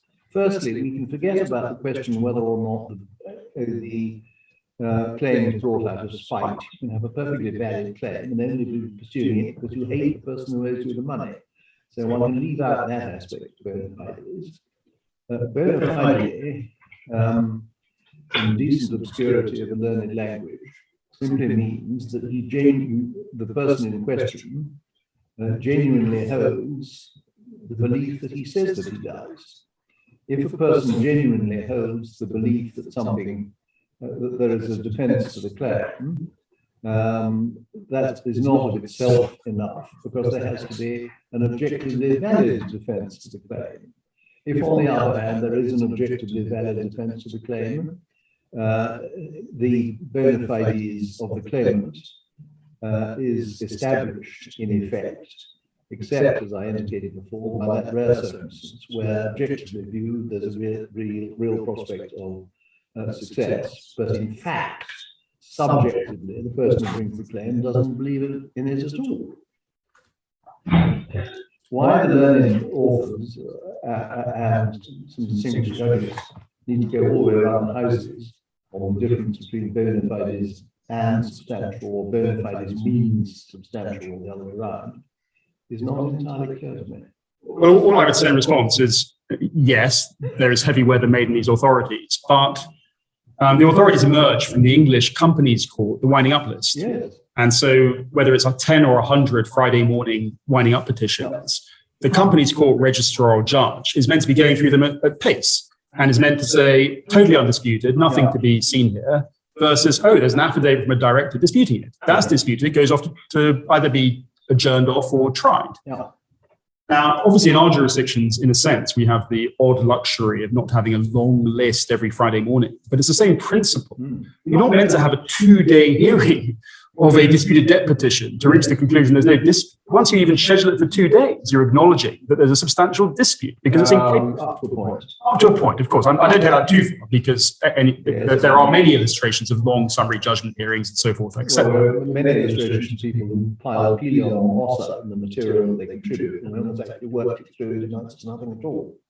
But that's a fair observation. So there's a limit to how I get the point. But the point is that what the judges then are left with is a difficulty, which is to what extent can you superficially dismiss a company's point of view or perspective or submission? Yes. If you are left with some taste in your mouth, some impression that it's being raised after the fact, or it's being dreamt up after the fact. And the point is that inquiry is an arid and an irrelevant to the question of whether it's a good defense. Yeah. And partly because there can be all sorts of reasons behind the scenes that nobody can ever get to the bottom of until a full trial where you cross-examine witnesses. You know, why didn't you file your defense, or why didn't you put your statement of claim in for a year? It looks a bit fishy to me, the judge might think. But actually, if you had a trial and you cross-examine the witness might say, well, actually, it was because we were sick, the lawyers were sick, there was this happening, it was, other orders of business that we had to deal with. It could all be capable of explanation. Yeah. And that's not the function of that particular hearing to get to the bottom of it.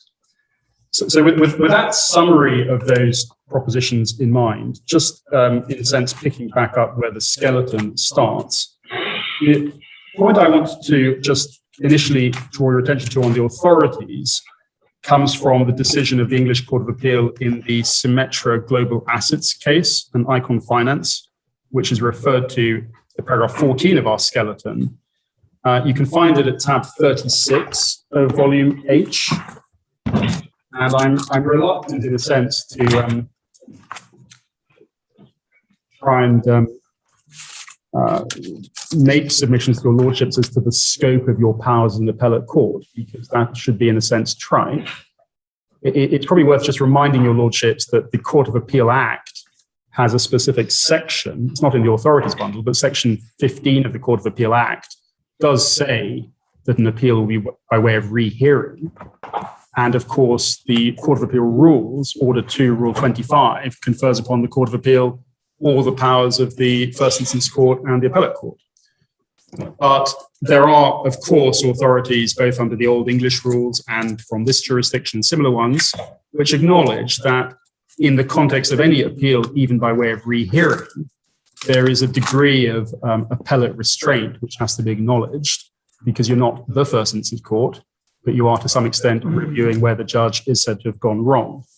But the Symetra case, if I ask you to look at it at tab 36, page 605, the head note actually starts at the beginning of the page, at the top of the page.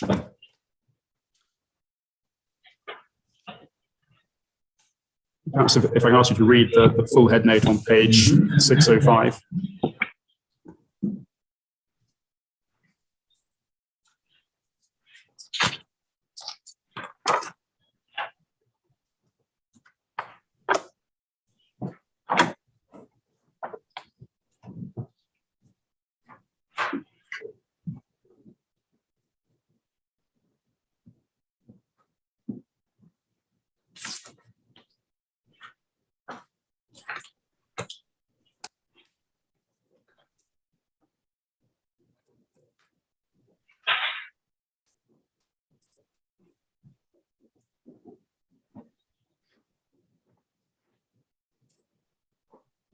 Yes.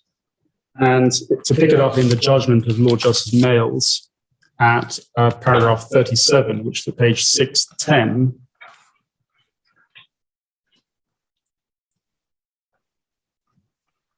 the paragraph 37, it was said that the approach which an appellate court should take when asked to reverse the judge's findings of fact has been addressed in a number of recent cases.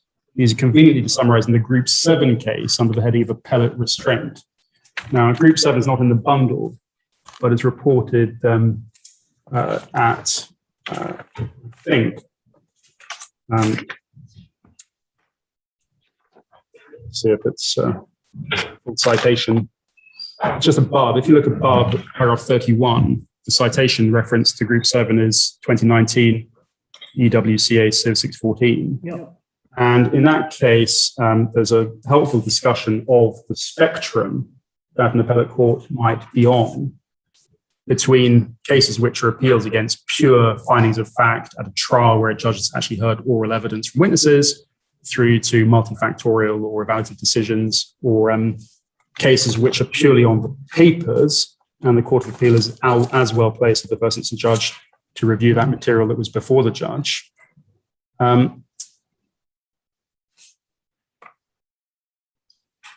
There's the discussion at 38 at the bottom of it, which is the approach described in Group 7 in the Vol Cafe case is not directly applicable. It must be borne in mind as constitute the framework within which this court must operate. The issue is whether the judge gave adequate reasons for its conclusions. And then there's a discussion about adequacy of reasons. Now, in this case, obviously there were reasons, and we don't have a self-standing ground of appeal that there were no reasons. But if you turn to paragraph 41 at page 612, there's a reference back to a medical negligence case called Glixman, in which the judge had made a series of findings which led to her conclusion the claimant in the clinical negligence case was entitled to succeed, but hadn't explained why she rejected the evidence to the contrary. Lord Justice Henry said, on the medical issues in the case, no reasoned rebuttal of any expert's view was attended by the judge. Her conclusions alone were stated in circumstances called out for definition of the issues, for marshalling of the evidence, and for reasons to be given. Those matters go to make up the building blocks of the reasoned judicial process. Those safeguards were not present here. Each of us, the Court of Appeal, was concerned at the prospect of a finding of professional negligence being made in their absence. Accordingly, we allowed the trust appeal liability. And then 42, these building blocks of the reasoned judicial process are, if anything, even more important when the judge's conclusions amount to a finding, as they do in this case, that the claim has been brought in bad faith. Finally, I refer to the decision of this court in Baird and Thurrock, where the judge accepted the evidence to claim as how an accident happened without dealing with evidence given by the defendant's witnesses, who were accepted to be truthful witnesses. If correct, their evidence would have meant the accident could not have happened as the claimant described. Lord Justice Gage said that paragraph 17, it's clear a judge entitled to express the reasons for the decision briefly. For my part, I would wish to say nothing which would discourage a judge from expressing the reasons for the decision briefly, but it's equally clear the reasons for his or her decision must be sufficient to explain why he reached that decision. The question, therefore, on this appeal is, did the judge's reasons for the decision meet the test of adequacy? In my judgment, in this case, they did not. Now, we rely on that line of authorities in our written submissions, as I'm sure you've seen. Yes.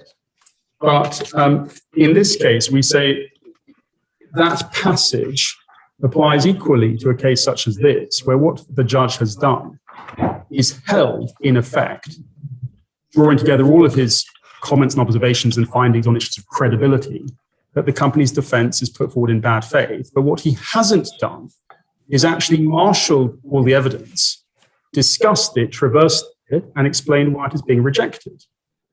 Because his focus, as I've already perhaps labored too much, is to look at Zhang 1 and Zhao 1, but not to engage at all with Zhang 2 or Mr. Lai's evidence.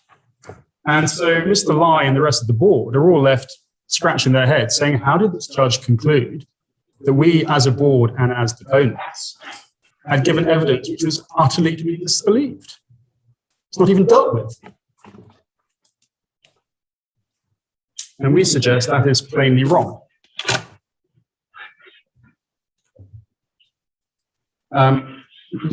I don't need to take you to all of the authorities obviously referred to in the skeleton, but at paragraph 15, we cite some of many cases which are dealing with appellate review, where court can, at an appellate level, safely revisit the underlying evidence, the totality evidence, if it is clear that the judge has not done so demonstrably in his judgment by reference to the building blocks of the judgment.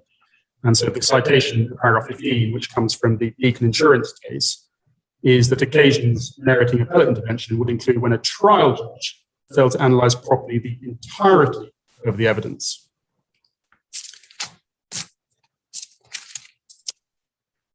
Yes.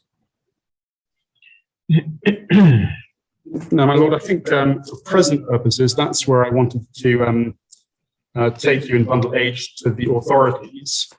In terms of the skeleton, I just wanted to move, first of all, to make sure your lordships had the references to the Hong Kong proceedings. It may be that you have enough of an understanding of them based on the submissions themselves, but it might be just helpful to take a moment looking at the Hong Kong proceedings, because they set out, as well as can be set out for the purposes of the Hong Kong litigation, the nature of the disputes. So to start with, can I ask you to put to one side the H bundles, and we're going to make a first dive, I fear, into the D bundles. Can I ask you to pick up D1 at tab 42 and turn to page 471, using the numbers at the top right. We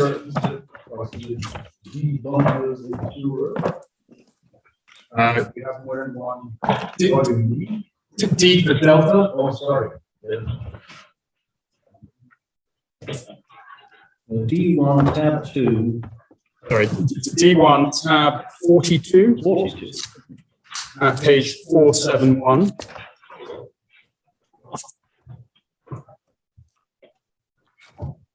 What you should hopefully find there is a copy of the generally endorsed writ in the Hong Kong proceedings. And there before the High Court in Hong Kong, they were given action number 1930 2019. But you'll see that there are two plaintiffs, including Titan, the company in this case, and its subsidiary. And there are 6 defendants, of which the first defendant is the petition company. Now, this generally endorsed writ, as you may remember, is not itself actually the most detailed version of a statement of claim, because the generally endorsed writ is a general endorsement. But notwithstanding the fact that it only has to be generally endorsed, there's actually quite a long endorsement in this document, which explains the nature of the claims being asserted,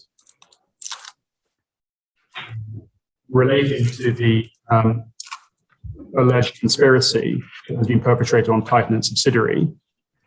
And you'll see, if you turn to page 493, the remedies that Titan pleading in the Hong Kong proceedings, including claims for declarations, claims for accounts of profits, and so forth. This document is dated the 21st of October 2019, which you can see at 496. The statement of claim requires you to go to tab 46, please.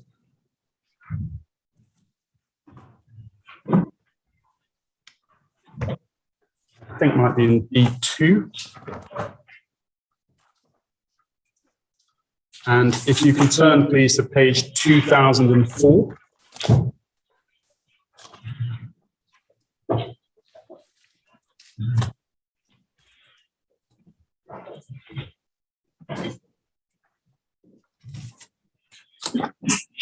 Your lordships will see that it's 2004, it's the statement of claim, which now sets out over 44 pages the case that is asserted in Hong Kong. Tab 46, is it?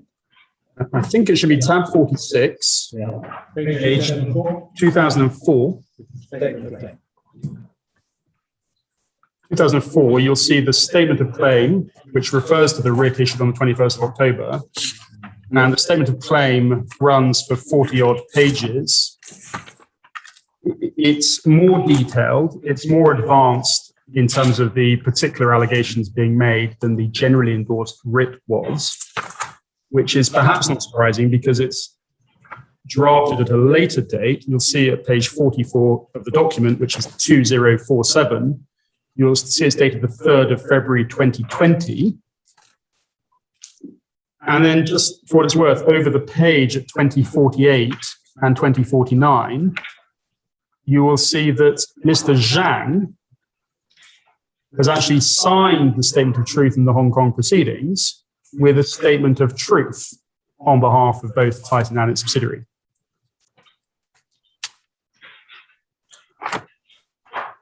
Now, the next document to look at, I think, involves getting to volume D3, tab 57. It would have been helpful to have a bundle that simply had the Hong Kong proceedings. I can only reiterate my apologies, my lord. Yes, you can. I apologise again on behalf of the appellant and the other parties. We're now at tab 57, please, at page 3257.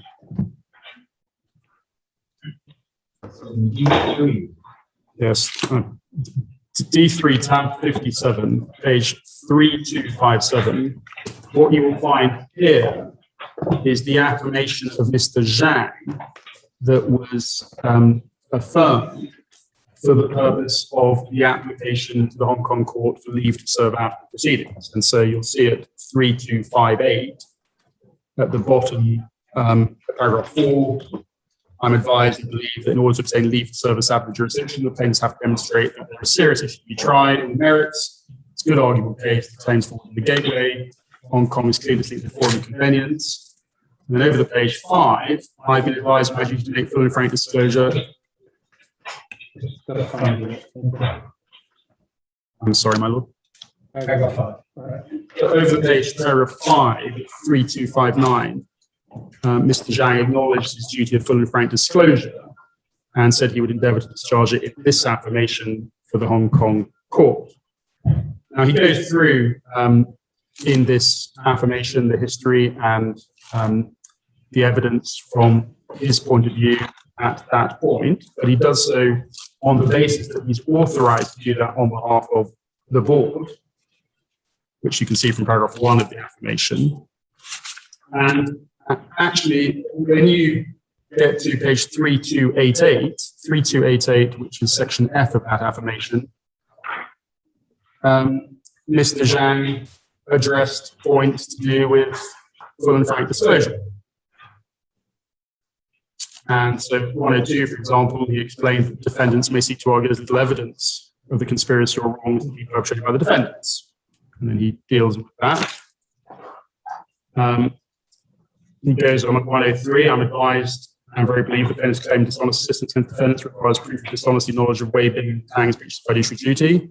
The defendants may seek to argue that the plaintiffs have no direct evidence of such dishonesty knowledge. However, there's circumstantial evidence which can be inferred. And he says 104, the Titans a company incorporated in Bermuda. I'm given to understand the applicable law, Bermuda law, in respect to Titans' claims against Wei Bing and Tang's breaches of fiduciary, common law, and statutory duties. This may affect the determination whether Hong Kong is a forum of convenience. However, Bermuda law can be dealt with by expert opinion. Hong Kong remains a forum of convenience. Fourth, silent arm committee on the basis of petition. I very believe this action in Bermuda doesn't affect Hong Kong being a forum of convenience. As I've explained, the plaintiffs will use their best endeavours to please over the nefarious scheme. However, there may be matters that the claims are unable to unearth from the voluminous evidence. It's also undesirable to open the court with excessive amount of materials for present purposes. I believe the plaintiffs have already done their best to assist the court to discharge duty of disclosure.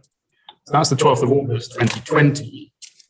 And you'll see the court order that was made ex parte is at page 3292.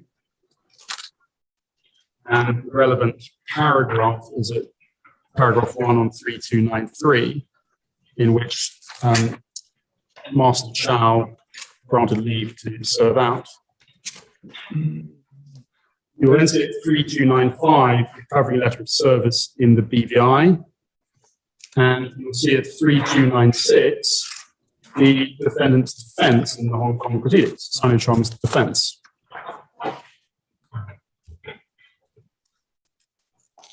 There's not much point in the detail of the defense, other than to say it engages with the allegations on the merits. It doesn't contest jurisdiction.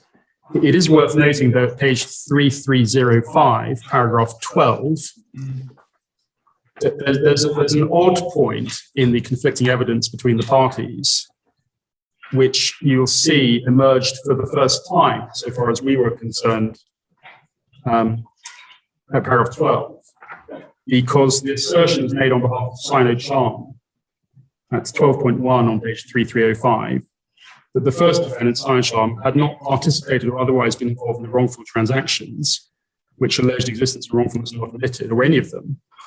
12.2, the first defendant is and was at all material times not a party to the first Sino in-law contract and or the second Sino in-law contract. 12.3, the first defendant had not participated or otherwise been involved in the first Sino in-law contract and or the second Sino in-law contract. Now, the reason this is of some forensic significance is because Mr. Zhao, in his affirmations in these proceedings, has not actually denied under oath that the sales contract that involved Sino Charm were entered into by Sino Charm, and to the extent they're exhibited, they include the chops and signatures of Sino Charm. The suggestion that appears to be made now, in light of this plea in this Hong Kong defense, is that those documents are forgeries. They're forged documents, and they have nothing to do with the company, even though they bear the company's chops.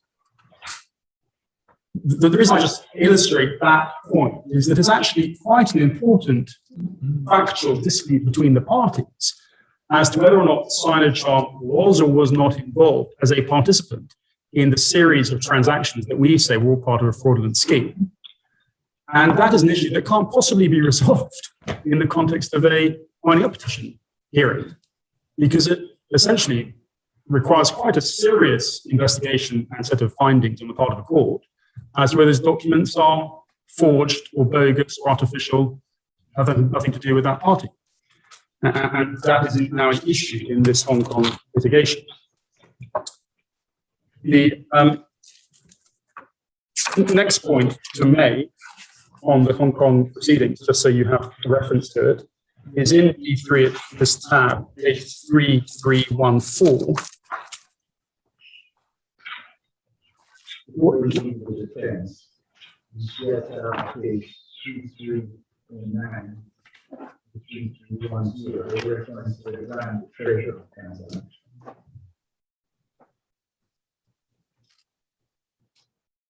Your Lordship is correct.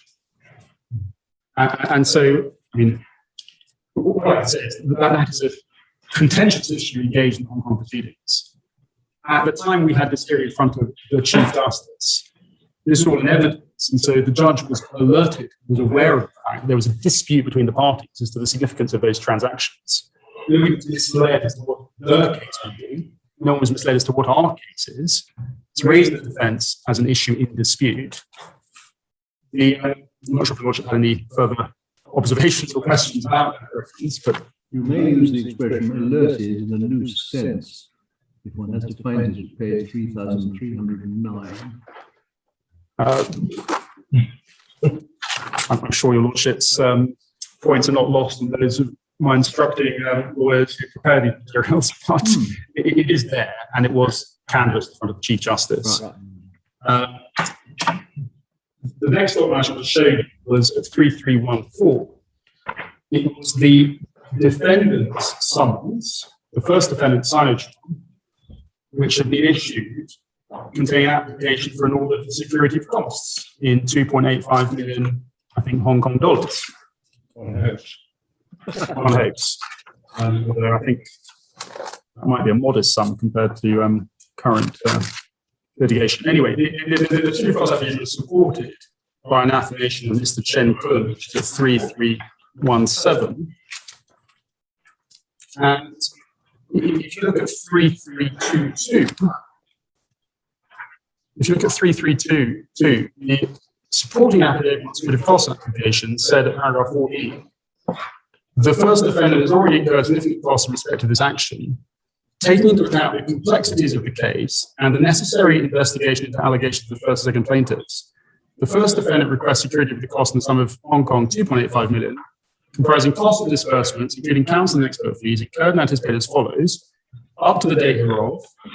But then if you go down the list, discovery and witness statements, expert evidence, counsel's advice, CMC, pre-trial review, and trial. Over the page, the amount sought is evidently justified by reason of many issues in dispute and the serious allegations of fraud and conspiracy, which require an exhaustive investigative exercise of the evidence. In particular, it appears in the current set of the pleading, the multiplicity of parties and cause of action, that their allegations are not sufficiently supported by factual basis, the disputes on authenticity and the execution of certain purported documents that did not necessarily involve the first defendant, heavily relied by the first plaintiffs, require extensive discovery and forensic expert evidence, all justify a substantial amount of security. And this evidence was all before the Chief Justice. Finished this off. 3575, which is at the end of this exhibit. If I look at 3573, you'll see sisters correspondence that makes the same points as there are in that affidavit. But at 3574, there's a covering letter for a request for further and better particulars of the defendant's defense, which you'll see at 3575.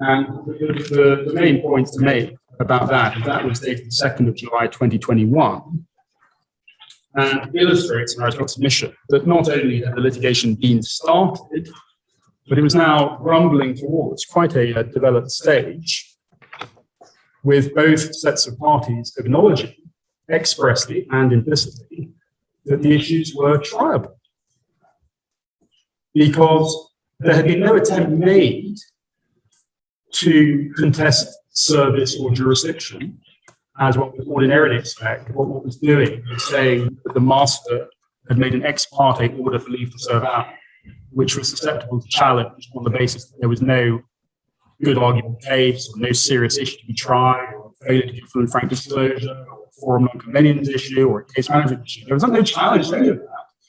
There was a defense with request for further particulars and security for costs. And I submitted to the Chief Justice, and I make the submission again to your lordships, even recognizing it's an appeal, that it really is plainly wrong, in light of all of that evidence that was before the court, to reach the conclusion that there is no arguable dispute, and that any dispute is being asserted in bad faith, purely on a retaliatory basis, but with no actual belief in its merits. And the other findings that the Chief Justice made. It's plainly wrong. And not only is it wrong, it would be wrong even if it would be fully reasonable. But when you look at his judgment, he doesn't deal with any of that. Doesn't deal with any evidence of that. So if I were to go back to his judgment in bundle A,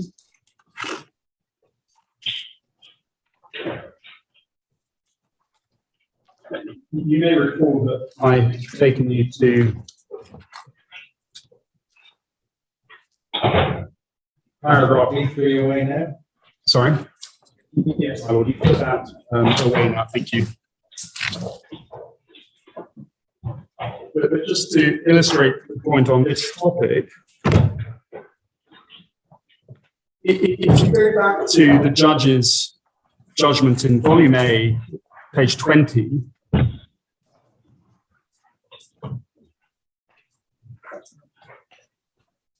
he only addresses the significance or the effect of the Hong Kong proceedings at paragraphs 58 and 59.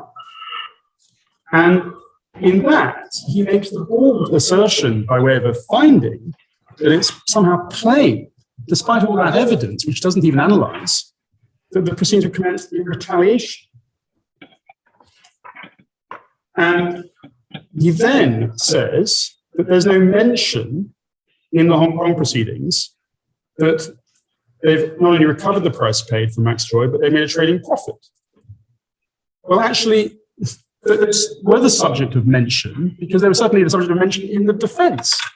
But we say that there is actually sufficient disclosure of those matters in the statement of claim and the supporting evidence, to the extent that they were relevant to the actual case.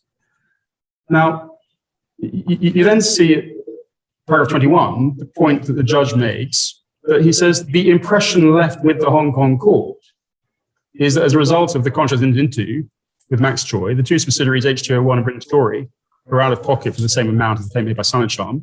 That impression is misleading. And we say, well,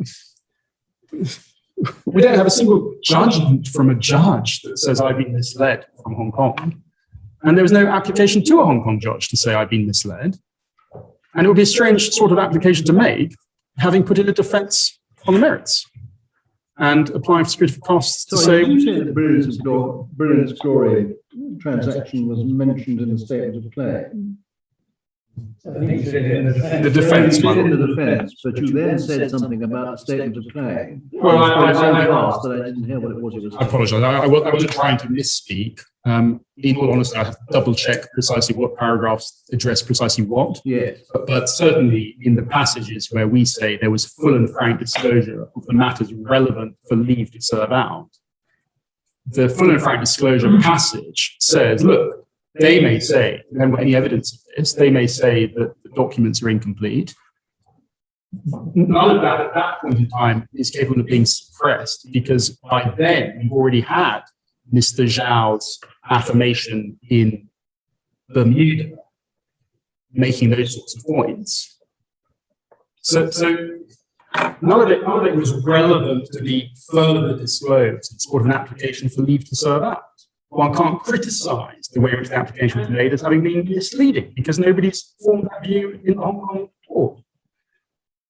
And as I said, I mean, I'll come on to this question about the issue that affects the judge that my learned friend has taken, which is there's somehow no loss because there's a payment back, a payment out. But it's a bit like ships passing in the night on this point, because we say whatever payments went out and came back in, it doesn't matter if they equal each other out, or if you view them in isolation at any given moment as resulting in a marginal profit in isolation. We're looking at the complete picture of the fact that there was a repeated circulation of monies between all of these companies, which appear on their face to be bogus. They're all controlled by the same people. They've all been incorporated. They're private. We don't know who their owners are, what the source of funds are. It all just looks like a round-robin scheme designed to inflate the apparent value of the company, inflate the revenues, and facilitate the scheme that was then subsequently implemented, being the issue of a convertible bond using monies that had gone from Titan Group to Sino to pay back for the bond, so essentially at no cost to Sino. So we do have to say that on the one hand, the judge has said, look, I'm going to look at one element of the Hong Kong proceedings, i.e. the delay, and one element of it, which is the suggestion, the untested and unproven suggestion that you've somehow not given full and frank disclosure. I'm going to use all that to justify my finding it's not bona fide, while ignoring in the judicial reasoning and building block process all the material to show you which we respectfully suggest is at least enough to illustrate and demonstrate that the low threshold of arguability, as per the authorities, is before the court. Yeah.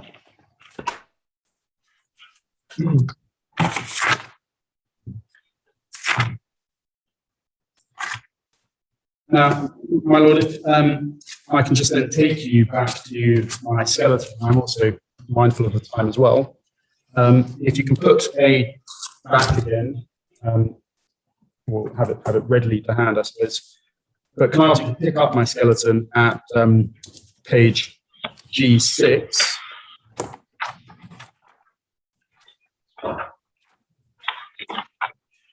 I hope you will have seen from G6 to G8 the way in which we have summarized the nature of the dispute before we then get into the further detail.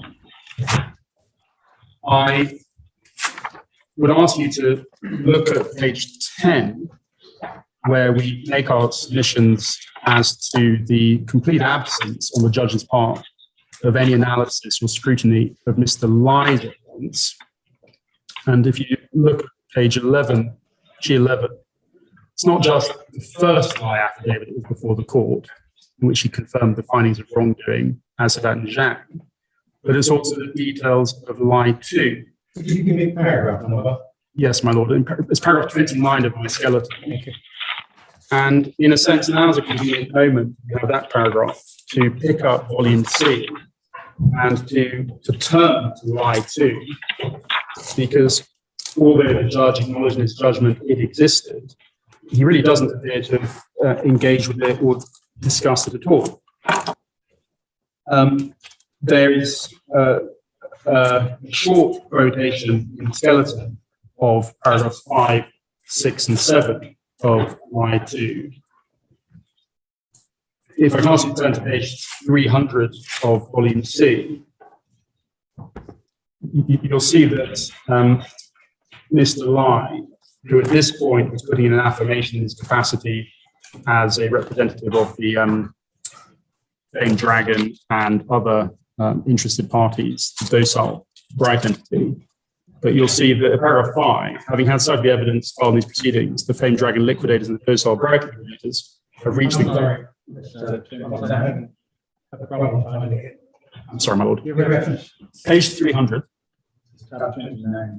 Tab 29 of C, page 300. Right. At the bottom of 300, paragraph 5, he was explaining the purpose and background of the affirmation. And paragraph 5, his sentence there is that having had sight of the evidence filed in these proceedings, the Fame Dragon liquidators and the docile Bright liquidators have reached the conclusion that there is, at a minimum, a substantial dispute as to validity of the debt claimed by Sino against Titan. And he then goes on to explain the position from Fame Dragon and docile Bright's point of view and addresses the matters of the shareholdings that the president has been asking about. But he then explains from page 308, paragraph 27 onwards,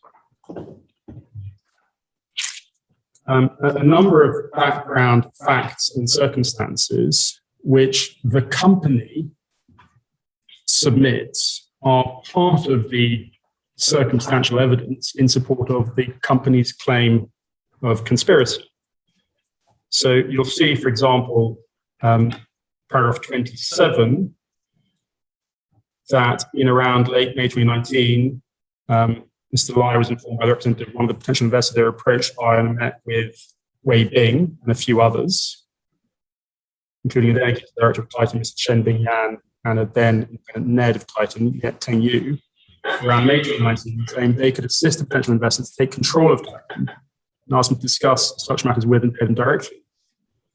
They told the potential investor they were in control of the shares in Titan, which were previously owned by Fame Dragon, including those related to CCH, as well as preferred shares beneficially owned by DBIL and the convertible bonds.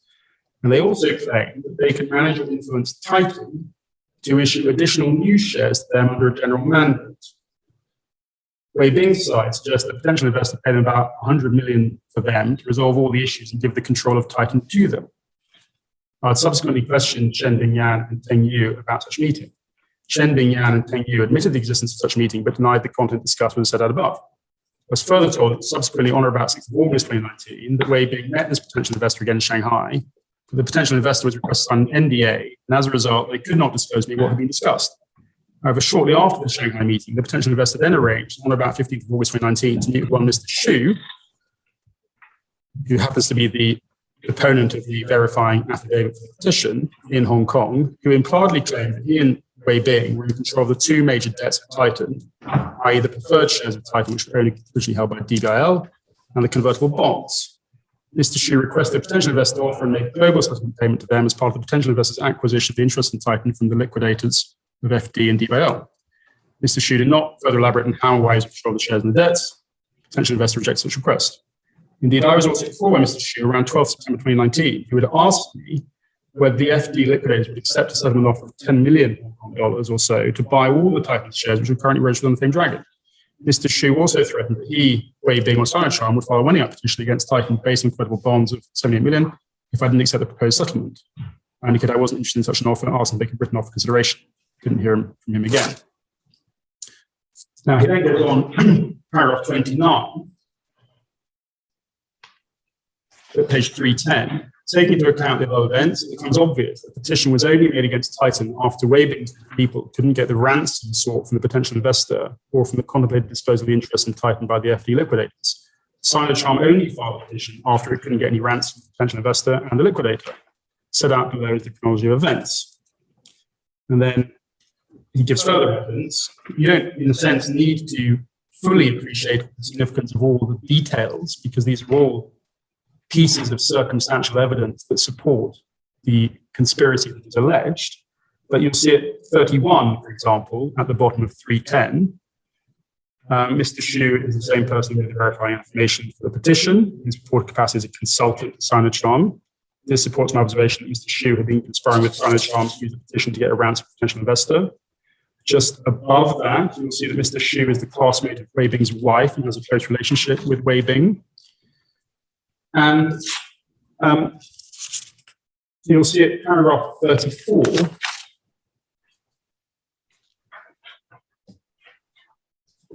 a discussion of Newton Asset Management, which was actually first introduced into the affidavit in paragraphs 32 and 33, where there had been an attempt made to issue new convertible bonds to a company called Newton Asset Management, controlled by Wei Bing. Sorry, we say controlled by Wei Bing. Mr. Hsu is the identifiable owner of the company. And then 34 basically asked Wei Bing specifically whether Newton Asset Management was intended to obtain control of Titan by subscription of new convertible bonds. He replied no. Now, much of this is the background and the suspicious circumstances, which then lead to the discussion at page 314 of the suspicious commodities trading of Titan and the bonds.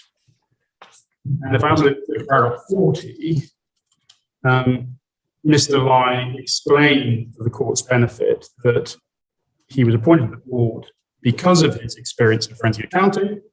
He explained his background in forensic accounting, including commodities tracing activity reviews, as well as his experience in giving expert opinion evidence. And then he then sets out his review of the financial information that's available, including a review of 9 commodities transactions, including transactions involving Grand Treasure, Sino Champion, Topwin. And then he sets out quite a lot of red flags. He doesn't put it too high. He doesn't say these are undoubtedly proof that has to be accepted by this court as necessarily conclusive of a fraud. But he says, look, there's a whole lot of red flags here. And for those of us who are forensic accountants in this marketplace, these are not surprising red flags to see.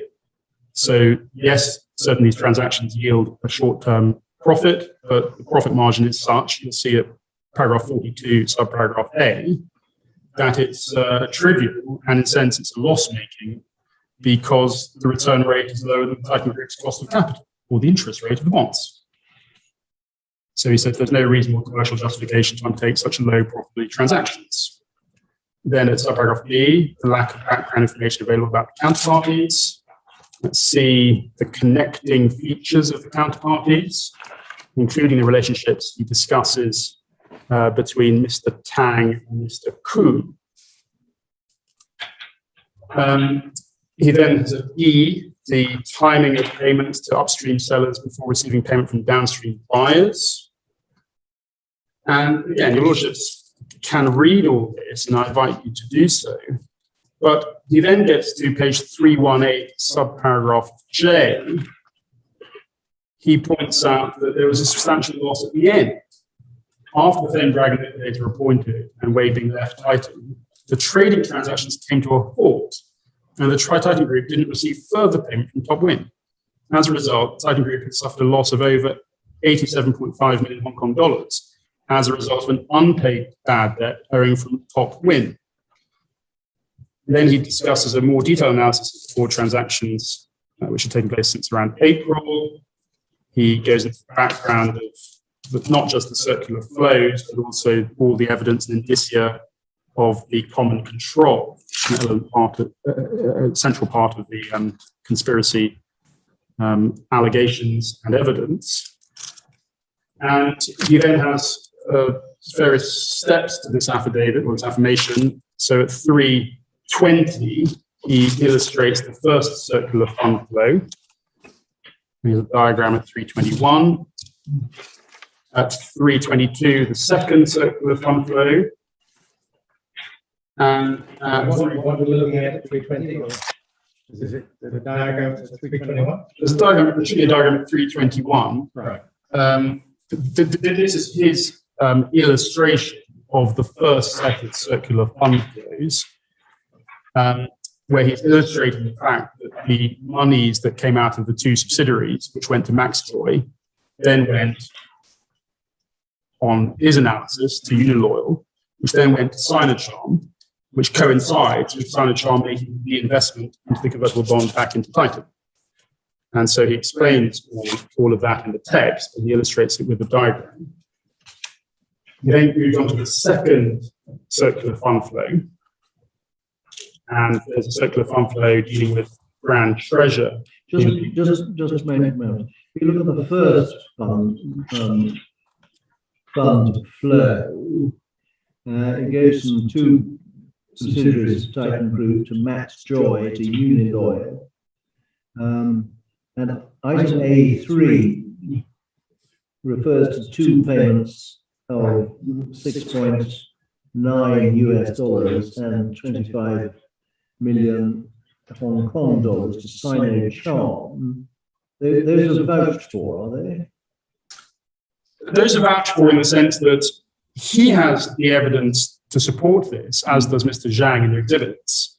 But those are the transactions that in the defense in Hong Kong, Sinocharm denies being any part of, even though the documents which are in the bundle have the chops of the company attached to them, with the signature and the execution block. Right. So then that gets to Sinocharm.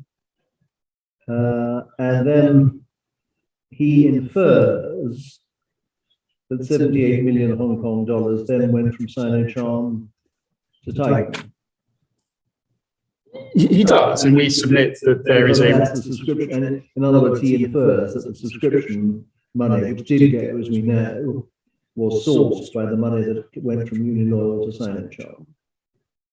Precisely. I mean, the word inference is a word capable of a broad meaning. He's not a direct witness to the transaction, but based on the forensic review of the banking records and the trading contract that they found, and recognizing the coincidence in amount and the coincidence in timing and all the other oddities of why would Sinocharm, a BVI private company with no public information about it whatsoever, with one employee who has been described as an average citizen with no private wealth, why would that company suddenly come out of the blue to invest the 78 million into a convertible bond issued by Titan, who at the time, according to Mr. Lai, wouldn't have had any particular reason to issue a bond, convertible bond, at that particular kind of interest rate for the particular purpose of circular trading transactions, which generate a marginal profit at best of 0.1%. Oh, I know what gave rise to my question.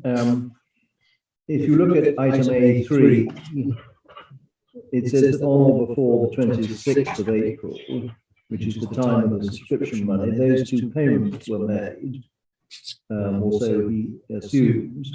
If you look at J at the bottom of the page, this is step A3, there are 2 trading contracts dated 18th of April and it gives their numbers, by which Untitled Oil agreed to pay Sino for the purported purchase of bitumen mixture and mixed aromatics. Total price was close to the sum of 78 million. It can be inferred from the timing of the contracts that the payments occurred before Sinocharm's payment of the subscription price for the convertible bonds. I understand from that there are in the papers the trading contracts, and the sums in question at A3 are simply applying the price under the contracts to the quantity under the contracts. But there isn't actually any documentation so far that shows payment from actual payment from Untitled Oil to Sinocharm. Is that right? My learned junior is nodding at me on the basis that's correct, Yes, and your lordship has picked up that there's no cross-reference there to a page in an exhibit for that particular sentence. Yes. No, I just want to make sure I understood it. Right. And then over the page, there's a step A4.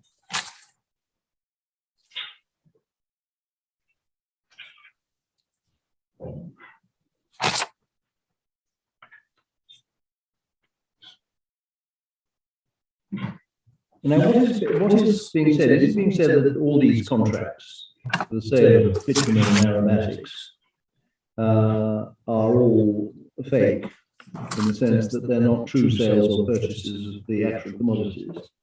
That's in a nutshell, yes. And I mean, it may be just helpful, if nothing else, for so I'm not sure what word I'm looking for, but can we just look at those two trading contracts just so you have them in front of you?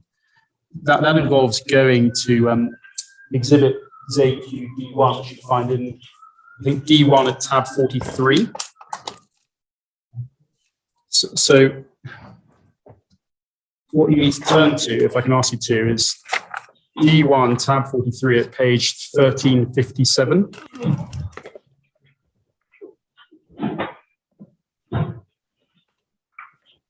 D1. Sorry, D for Delta, D1, tab 43. You'll see that the reference. Sorry, you have to give it to me again. I know this is looking wrong. Find D1. D1, tab 43, Right. page 1357. Yes. And that was the exhibit reference B918. It's referred to in step A3, that paragraph. But you can see that the document there's the heading of the BVI company, Sinocharm International Limited, and it's said to be a sales and purchase contract with a contract number SC Uni, and then the digits 20170418, which looks like the calendar date of 18th of April 2017. There's a description of the seller being based in Hong Kong in Flat C, Tower 14, Lungshan Mansion. Untitled Oil being the buyer at the Lockhart Centre. The product being bitumen mixture. And then 6, delivery. Seller shall deliver the cargo to buyer in one bonded warehouse in one lot in Nansha, China, before 30th April 2017. Now, just pausing there. And you see A, full payment to be made in $96 based on warehouse warrant quantity without discount, set off counterclaim or deduction by transferring newly available funds within 6 days after title transferred from seller to buyer. Mr. Ly's evidence, Mr. Zhang's evidence, none of this makes any commercial sense.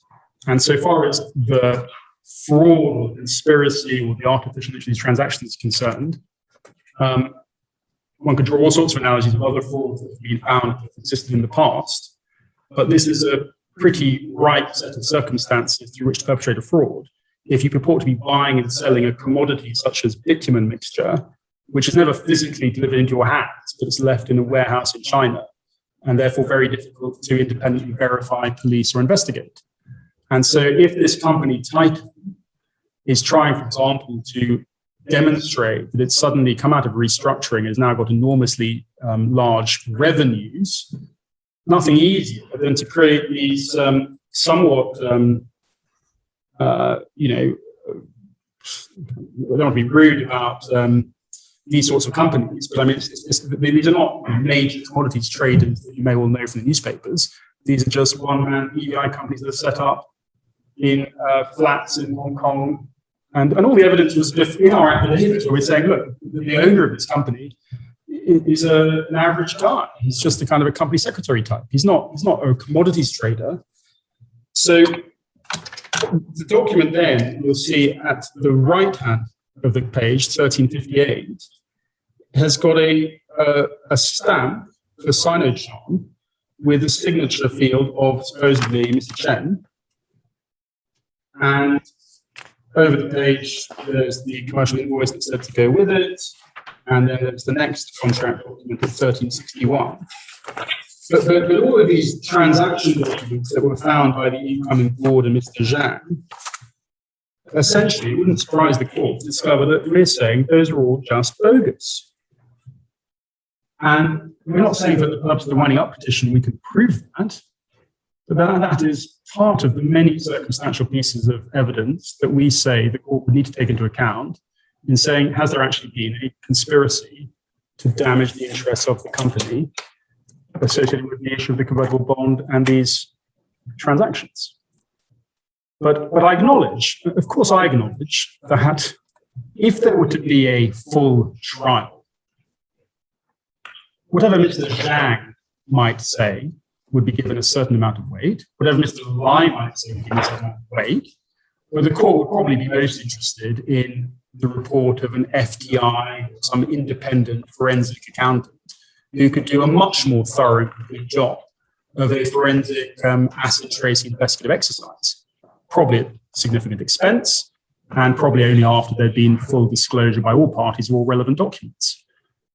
It would be odd for the court to impose a burden on a company resisting a statutory demand to have to go to the extent of producing that sort of forensic report simply to establish the low threshold of arguability. But those are the documents that were referred to by Mr. Lai, who happens to be a forensic accountant, who happens to be a court-appointed officer of the shell of the company, and who happens to be a member of this board of directors. And so he, in this affidavit, sets out that set of transactions, but then deals with the further circular flows at pages 3. If we go back, if we put that D volume to one side and go back to C, he goes through this, it's in some detail with the illustrations to demonstrate the points he's making at pages 322 through to 325. And then if you were to look back at page 325 of bundle C, you'll see paragraph 51, his conclusion in this affirmation that the ultimate effect of the transfers of payments to the Titan Group is approximately $1 million net cash outflow, set out below the chronological summary of the consolidated cash flow charts of the Titan Group. Now, sorry, just before you go there,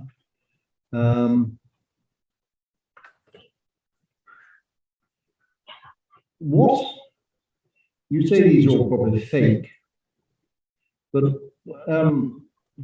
what can have been the purpose of fake circulation of money? Well, we know there's an actual circulation of money, but what was the supposed point of this exercise? I hope it's in the evidence, and I hope you'll forgive me if I answer that question in a way which paraphrases any evidence that's here. But the history of this company, Titan, goes back to the law reports in Bermuda some time, because Titan actually was restructured by a scheme of arrangement under provisional liquidation in such a way that it preserved its listing status. It came through its original financial difficulties in such a way that it could issue new shares to the public. The listings. Through the listing. Being a considerable asset.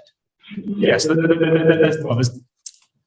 again, things change over time at any given moment, but there has been a period of time where the listing of a company in Hong Kong on the stock exchange has been given a commercial value that's attributable to part of the company's asset pool, even if as a matter of balance sheet analysis. It's not a line entry in the balance sheet. And the reason for that is because it's effectively cheaper and quicker to raise capital on the public stock exchange with an existing listed vehicle rather than trying to launch a new listed vehicle. Yes. And so people are willing to pay a premium for an existing vehicle that has already been restructured and is ready to attract new capital. So while as I say, I really don't want to stray away from evidence, and I apologize if I do, but the gist of it would be that if you were trying to demonstrate that your new company was a very successful, profitable trading house, it would be very helpful to generate an impression in your accounts of revenue by these contracts showing buying and selling of commodities. But if the money is just simply being circulated, you can appear to have lots and lots of contracts. There might be some bitumen somewhere, but it's the same bitumen, and it's just being rebought and sold, rebought and sold, rebought and sold, or it might not even exist at all. So when you say it's artificial, it's not artificial in the sense there's a piece of paper and there's money going from one bank account to another. But it is artificial because it's not genuine commodities trading on genuine commercial arm's length terms. It's not as if you have BP buying oil from Shell. You've got two BVI companies with no other commercial purpose. Yeah, I mean, as we know, you can enter into commodities trading without having any commodities, because what you do is you sell 20,000 metric tons of bitumen. In order to comply with that sale, you buy them. And you can buy and sell and buy and sell and buy and sell. And unless you're the original owner or the ultimate purchaser, you never need to deliver a warrant to the warehouse, because the only person who needs to do that is the ultimate buyer of the actual goods. You say, as I understand it, the likelihood is that these circular transactions are transactions which involved apparent contracts and the transfer of real money. But the idea is to show that you have an awful lot of revenue, when in fact the revenue is just money going out in circles. Precisely, and a little bit like a Ponzi scheme. And on the US side of the Atlantic, they had sort of Bernie Madoff and Tom Petters. In Asia, there are a whole lot of commodities frauds that are very similar to this, which are reported in the law reports and the newspapers. Actually, the buying and selling of commodities where physical possession never transfers hands is one of the easiest way to perpetrate this sort of fraud. And so that is why, from the point of view of the company, when the new board comes in, the old board is ejected, and they say, we need to understand what's been happening. They discover all these contracts, and they discover that this essentially was all part of a conspiratorial scheme. And none of it was for a proper purpose, it was all for an improper purpose. And for the purpose of resisting a claim based on a purported convertible bond, the answer is, well, this is all part of the scheme. You've been creating this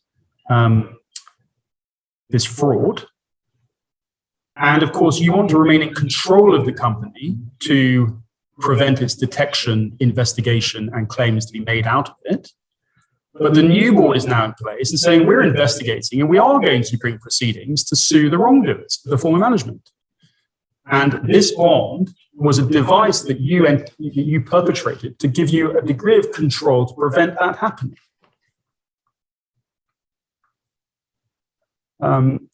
As I say, I do apologize because I'm sure that my own friend will no doubt make a good point that I have done more than just paraphrase verbatim the affidavits before the court. But between the Hong Kong proceedings and between the affidavit evidence, we say that that is the gist of the case that the company wishes to advance in the proper forum in Hong Kong. Now, that's thank you.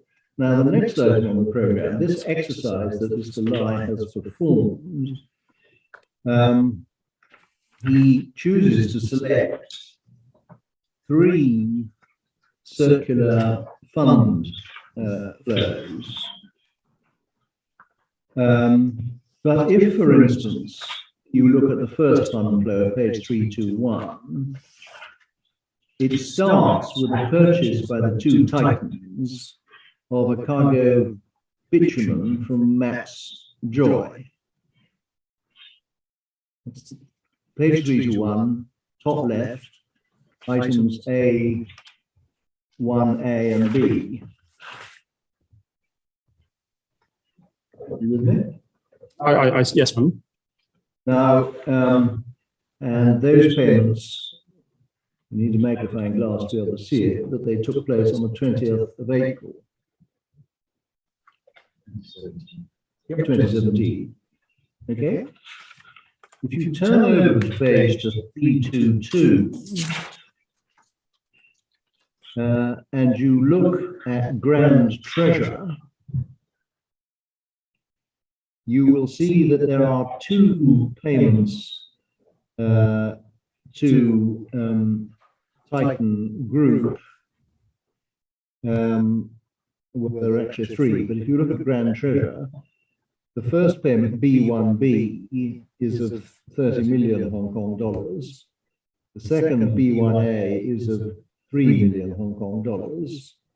And B5, the third payment, is of $2,900,000 US dollars. And those are the payments that Grand Treasure made to Titan Group, because Titan Group had sold back the commodities that he purchased in transactions A1A and A1B on the first flow chart. Do you follow me? I follow your lordship. I'm not sure. Was there a question there? Yes, there is. I just want to make sure I understood the premise before I asked you the question. Looking at it from one point of view, if you find the same commodity being sold and purchased within 2 days, the purchase being 2 days before the sale, it might be thought that the relevant cash flow exercise to take is that purchase and that sale, whereas what this exercise does is to put the purchases in cash flow A, if we call what appears at page 321, whereas it puts the sales in the fund flow in cash flow B. And I'm wondering whether that's a legitimate exercise, is my question. Well, I'm not sure I can answer that in the sense of, is it a legitimate accounting exercise? I can only say that Mr. Lai is a forensic accountant, and in his evidence, he has done his best on these documents to explain the circular fund flows. Now, it may well be that Mr. Zhao, in his evidence, bear in mind, you have to study his evidence. He's not an accountant. He's not even, in a sense, in a position to give direct evidence, or he purports not to be, but he claims to have spoken to Mr. Tang, who's one of the alleged conspirators. But Mr. Tang has apparently told him on a hearsay basis, a little bit like your lordship is alluding to, that Mr. Lai has got the analysis all wrong because he's not putting the right contracts together or the right payments together.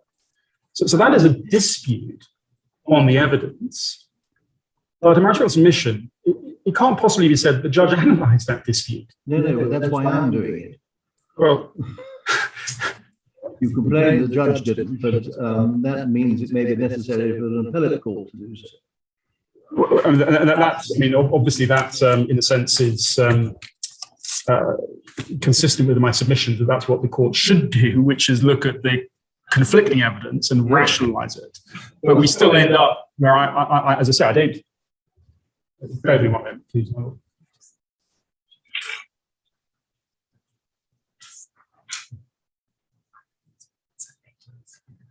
Yes. Quite rightly, I've been reminded to just try and make clear that your lordship also has in mind that those companies, Max Joy and Grand Treasure, are considered by the company and its board to all be owned by connected individuals. And so that even though it might look like they're different companies doing legitimate stages in a transaction, the reality is it's just sort of coming back and forth between one side and the other. But there's also a timing issue, and I have to confess, I mean, I'm not sure I'm the best person to try and give evidence of the timing, but there are timing differences in the timing of those payments. Yes, of course there are, because the purchases took place in April and the sale prices were due in June and December.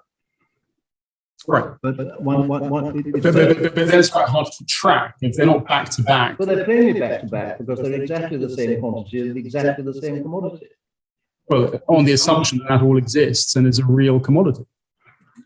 Yes, or on the assumption that it's a real contract or a commodity that somebody, if necessary, would obtain.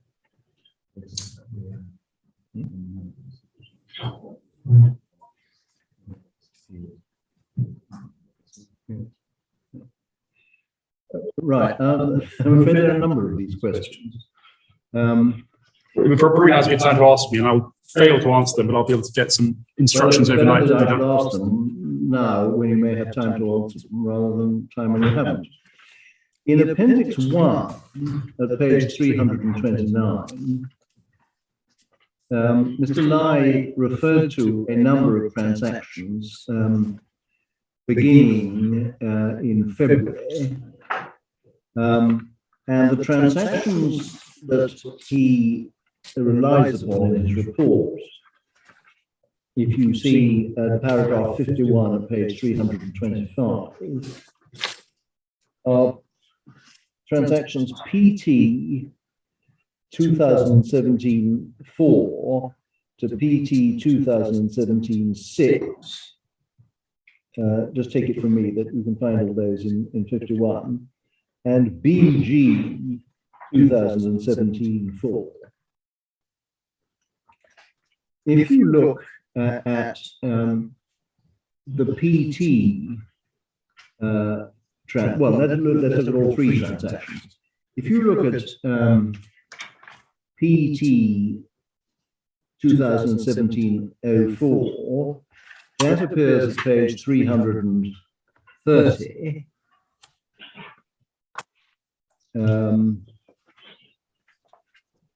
And produces a profit, the smallness of which you say is suspicious, of $67,000 US dollars. If you look at PT 2017-05, that's on the immediately next page. That is a transaction that doesn't appear to have been completed because the third item is outstanding, and the third item was one where Max Joy was the vendor and Titan Hong Kong was the purchaser, so Titan was due to pay. And then the last PT transaction, the next one, PT 2017-06. And that is a transaction which was outstanding, where the last item, Titan was the vendor and Topwin was the purchaser, and a payment was due on the 18th of September 2017, and the amount outstanding is $11,218,849.15.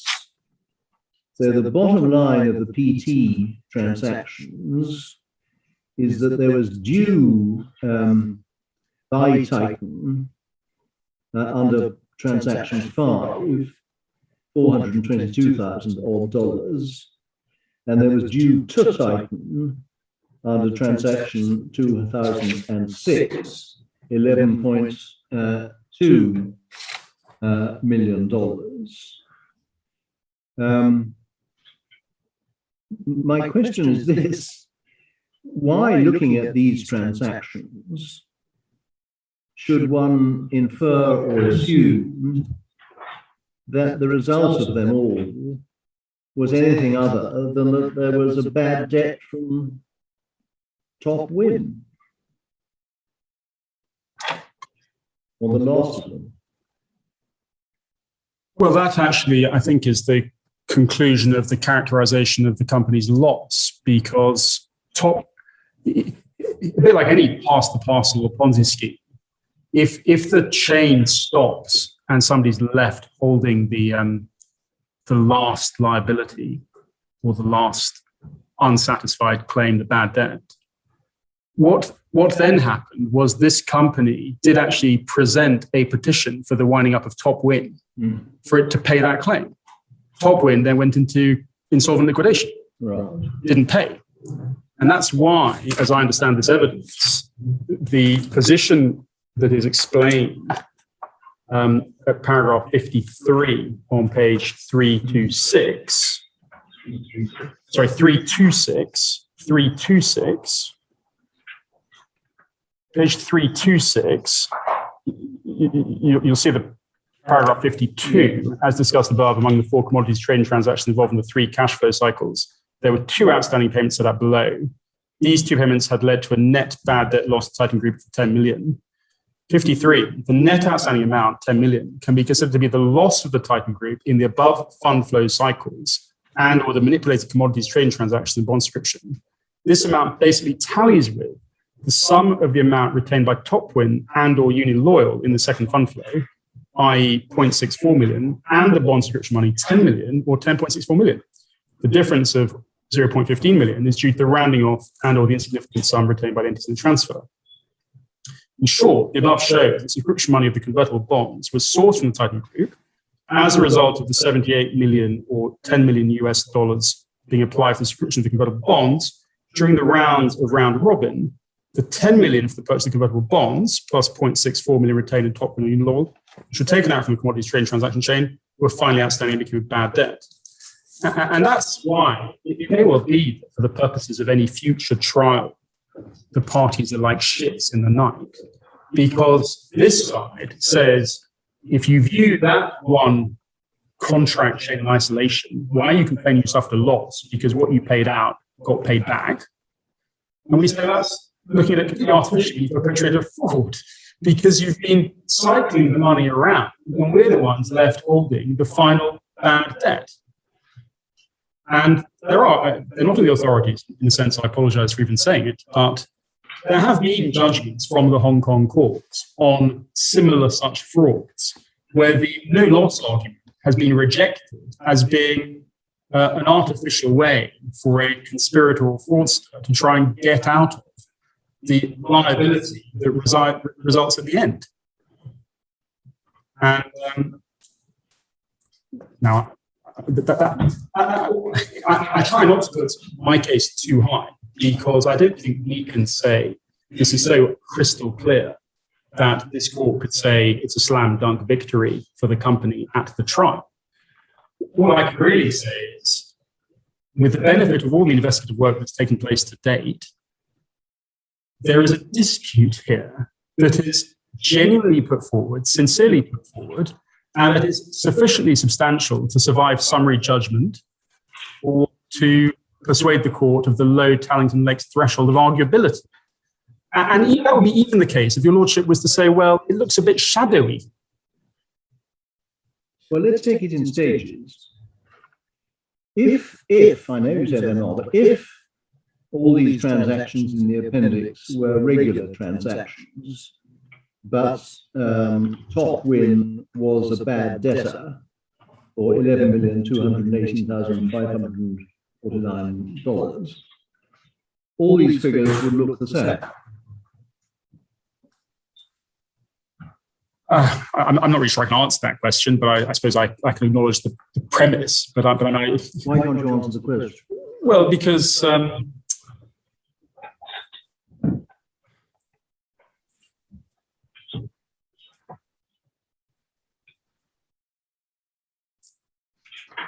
I'm not sure the figures could be said that they would be different if they were all legitimate contracts, but the theoretical scenario is such that they might have been different if they were genuine contracts, because the profit margins may be different, the dates of payment might be different. I quite follow the point that the profit margins all look dodgy. But I mean, if the position was that these were all regular contracts, but Topwin was a bad debtor on the last of them, these figures would all be consistent with that state of affairs. Well, I mean,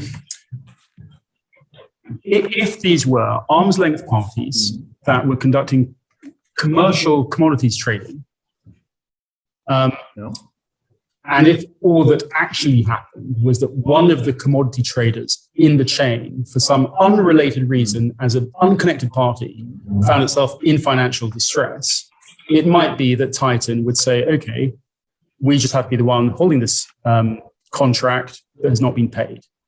But that's not anywhere close to what Titan submits is the position in this case. And so because of the connections between the parties, for example, the liability of Sinochem is, in a sense, intertwined with the fact that Topwin was the last one with a bad debt, because they're connected parties. They're all part of the conspiratorial scheme together.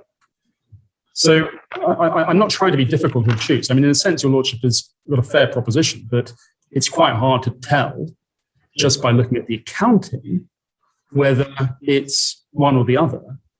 But we submit it would be very different accounting if this was a legitimate commodities trading scheme. I want to see how it works. I understand the suggestion to be that the nature of the conspiracy was to create a flow of funds which allowed for the creation of a bad debt, which filled the gap in the company's accounts created by the transfer of funds to Sinochem of the 78 million Hong Kong dollars under the bond. That's the basic principle of it. I'm not sure as a matter of logic, but again, it's a matter for evidence and eventual submission. But I'm not sure that one would necessarily say that the scheme from the outset planned for Topwin to be the final insolvent piece of the puzzle. I think that was an arbitrary event that coincided with the fact there was a change of control. Because as soon as the wrongdoers were ousted from the company, it just so happened that that was the point in the cycling of the funds that the bad debt arose. But it could have been anywhere else in the cycle. It's the same thing in a Ponzi scheme. One doesn't necessarily say that the Ponzi fraudster is intending to leave the final loss with this particular victim. It's utterly arbitrary as to when that particular victim is the victim because of the timing of the Ponzi scheme being discovered. So I'm not sure I've answered this question, but it sounded to me like you thought it was our case, that it was a necessary part of the conspiracy at the outset, that Topwin would be the one that was put into insolvent liquidation. Okay, but it's a necessary part that somebody was, and it happened in the event to be Topwin. Precisely. And the case, or the evidence is all these companies were essentially arbitrarily created private companies with no business other than to participate in the scheme. But I mean, is the suggestion then that Topwin had in fact paid the outstanding 11 million, but this has been represented as a bad debt to explain why Titan is 11 million short in US dollars on account of having paid Sinochem the money for the bond? A risk of making a mistake in all the mental gymnastics. I don't think it's suggested that Topwin had paid that sum. But there are the documents in here in the evidence. I need to spend a moment trying to find the reference of the Topwin petition and the liquidation winding up order. would be an odd thing to petition for the bad debt if the bad debt had already been paid by that company. I'm afraid, as at present, I simply don't understand how the bad debt exercise operates. My lord, all I can suggest, and I'm mindful of the time, is I would find it personally helpful if I could spend a bit more time studying the documents, try and answer those questions, and perhaps even try and get some instructions overnight as to whether we can do a better job than I have done. There are two things that I find problematic. Three.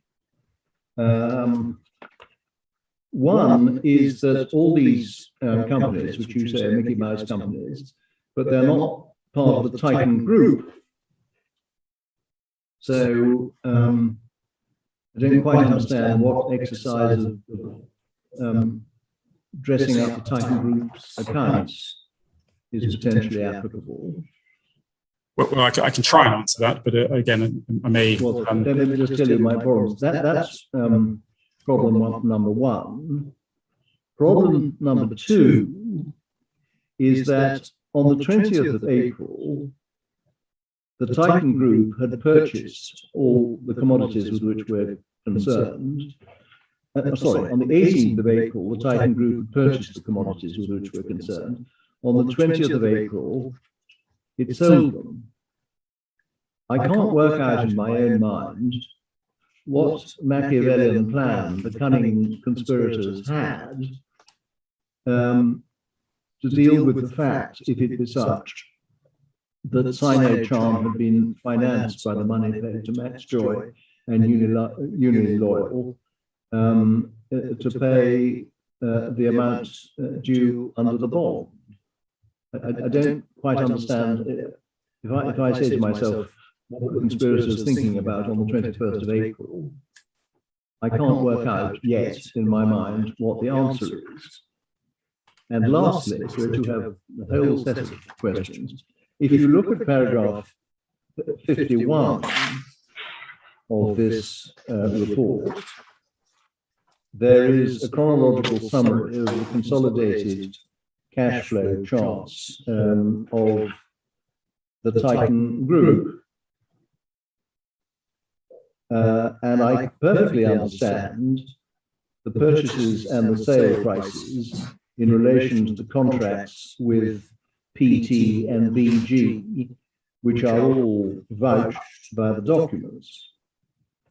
But when you come to the third item in paragraph 51, that assumes the receipt by Titan of the $78 million, which is said to be the equivalent of 78 million Hong Kong dollars, which is said to be the equivalent of 10 million US dollars.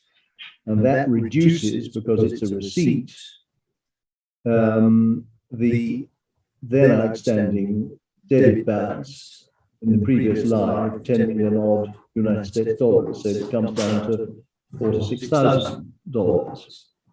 Now, this chart assumes or infers, depending on possibly on your point of view, that the money that came out of Titan came back to Titan and was paid back to itself in the end by this roundabout route. Now, that is obviously something which the draftsman of this document wishes to infer. But assume for the moment that payment didn't actually take place. That wasn't what happened. Item 3 would come out. So there wouldn't be a credit you wouldn't get down to a debit of 46 million in item 3. You would remain at the 10 million in item 2. That would mean that the bottom figure, bottom right-hand corner, would be an overall debit, not of 1 million odd, but of 11 million odd. Which, surprise, surprise, yes, I said 46. I meant to say 46,000. That would mean that if you take out the third line, in other words, you don't assume that monies were received by Sino by Titan Group from the first round, then the bottom line figure, bottom right-hand corner, is not minus $1 million, but about minus $11 million, which is close to the amount outstanding under the contract, which we were looking at earlier, where Top Wind didn't pay the last amount. So, I mean, on one view, paragraph 51 assumes what it seeks to prove. Whereas if you took out the assumption that it makes and seeks to prove, what you get effectively is the bottom line position shown in elaborate detail in Appendix 1, the bottom line of which is those outstanding from Topwin, $11 million in the autumn of 2017. Well, don't think that you have to answer these questions now, but I mean, you haven't complained the judge didn't properly analyze the question. I've attempted to do so myself, and these are the current concerns that exist in my mind. yes, well, I will have to, I think, reflect and take instructions. And I'm not sure if it would be better for me to try and wrap up my submissions, deal with them in reply, or whether I should try. I think it would be better to deal with it before you finish your opening submission. But again, I don't want to be obtuse or misspeak, but the $10 million figures is obviously the subject of the petition debt. Yeah. And so if we're wrong, that's the liability that cancels out that money coming in. But if we're right, it's not due and payable because we actually have a claim. Right, say that again more slowly. As I understood your lordship's line of questioning, you were wondering about that $10 million figure and what would happen if one just took it out.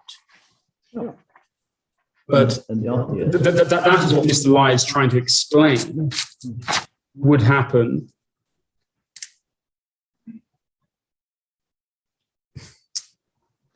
Perhaps I better make a better effort tomorrow when I've got some further instruction on how best to put this, because Mr. Lai's evidence is the way it is. But I'm struggling to understand the accounting difficulty with the analysis. I mean, all I would say, in the sense, in efforts to persuade your lordship that no doubt the questions have to be answered and addressed, but I would submit in the final analysis, it's, from our point of view, an irrelevant level of detail to be going into if the point of accounting is arguable based on the evidence before the court. Well, I'm sure that's so, but I need to understand what the argument is, and at present I don't. Okay, well, I certainly take that on I may be being dense, and I'm not an accountant, but to a first-time, to a third-time reader of this document, it's not clear. No, well, as I say, I mean, I'm sure I'm the one that's being dense, but and all I can do is try and present the evidence of Mr. Lai, who is an accountant and has done his best to articulate the company's concerns about these transactions and why, on his analysis of the accounting, it's left Titan with a shortfall, which matches the amount, extinguishes the amount of the claim being made, hence the defense and counterclaim and the litigation in Hong Kong, trying to seek damages in a similar or greater amount that extinguishes that claim under the bond. And if it's true that the original source funds from Sino were sourced from Titan, then Sino has not itself invested $10 million into the company. And that is again, I suppose I'm trying to move on to another point to defer the answer of those questions, my lord. But in the evidence, one of the evidential points that was made was that Sinocharm resolutely declined to identify the actual source of funds used to invest in the convertible bond. Well, that may be one of your better points, because if the answer is that Sino produced it, it would be the work of a moment to say, and here is the check, or here is the bank account which shows how we paid. Yes, well, again, it's I'm not sure I'm in a position to characterize what maybe my better points are, but certainly before the Chief Justice, we submitted that on the state of the affidavit evidence before the court, it was a very noticeable omission from Sinocharm to engage with the question of where its funds had come from.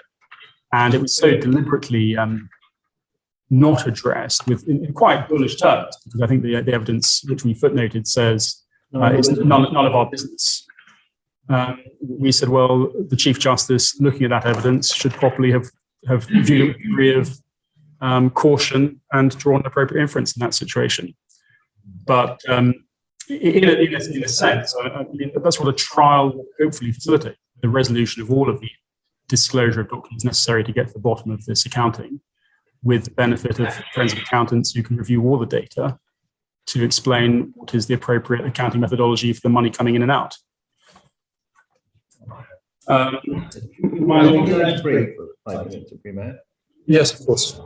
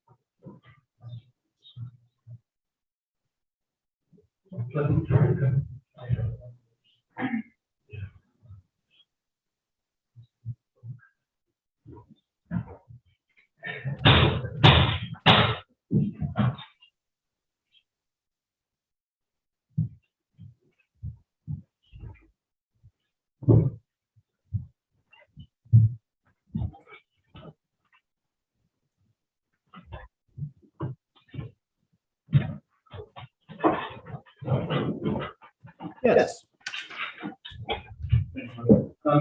For present purposes, what I have is questions. I think we come back to which one tomorrow morning, please. And I have one final effort to try and offer information on one of those questions. Does you should have you pick up these E1 and 43 again? And D for Delta.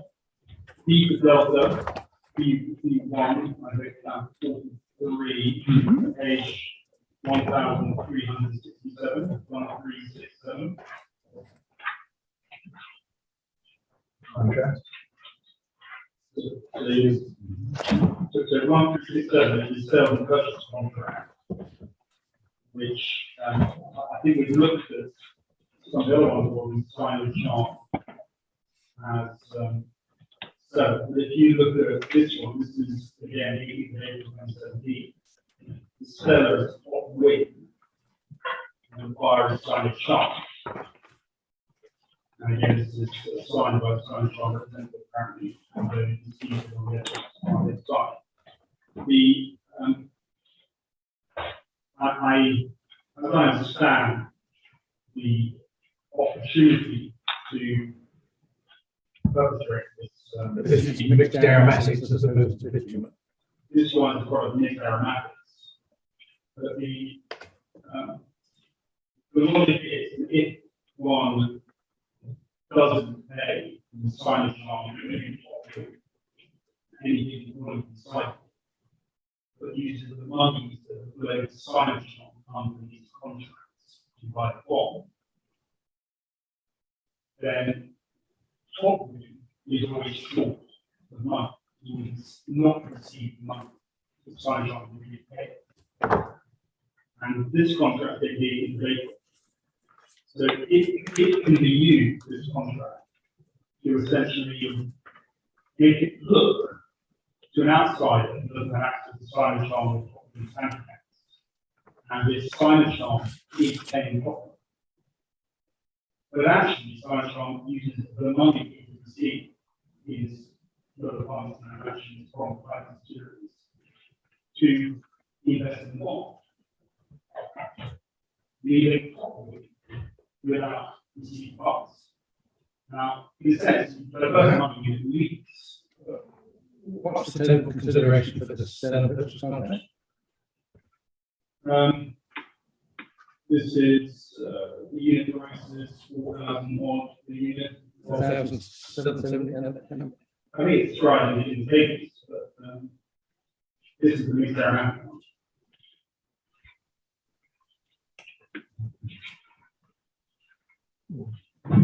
I just don't see how it ties in with the 78 million that we saw before.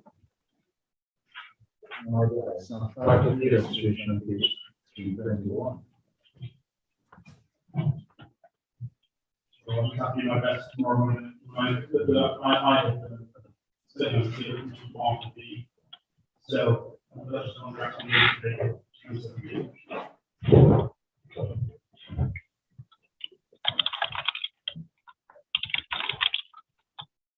I know you were planning to provide Yeah. we've already put that alongside that one tomorrow. The last skeleton again in volume G. Yes. And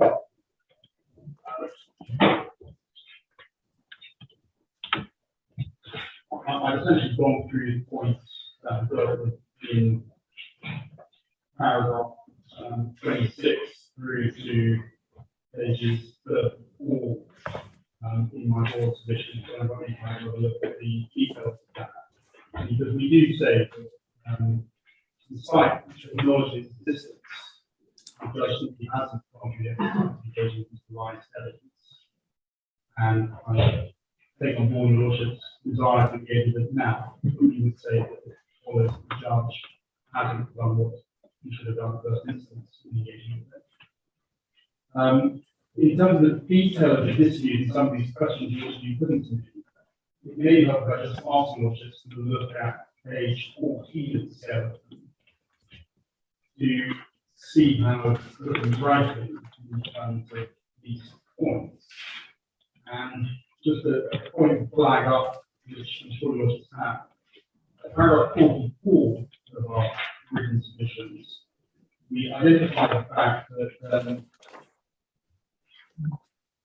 I'm sorry, I've been off. I'm back on now. I apologize for that.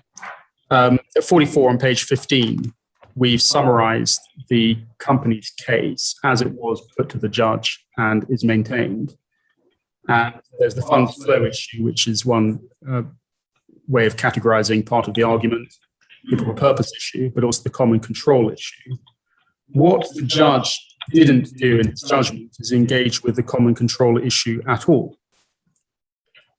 And as I understand the other side say, well, the reason he didn't do that, the reason he identified only two broad areas of dispute was because if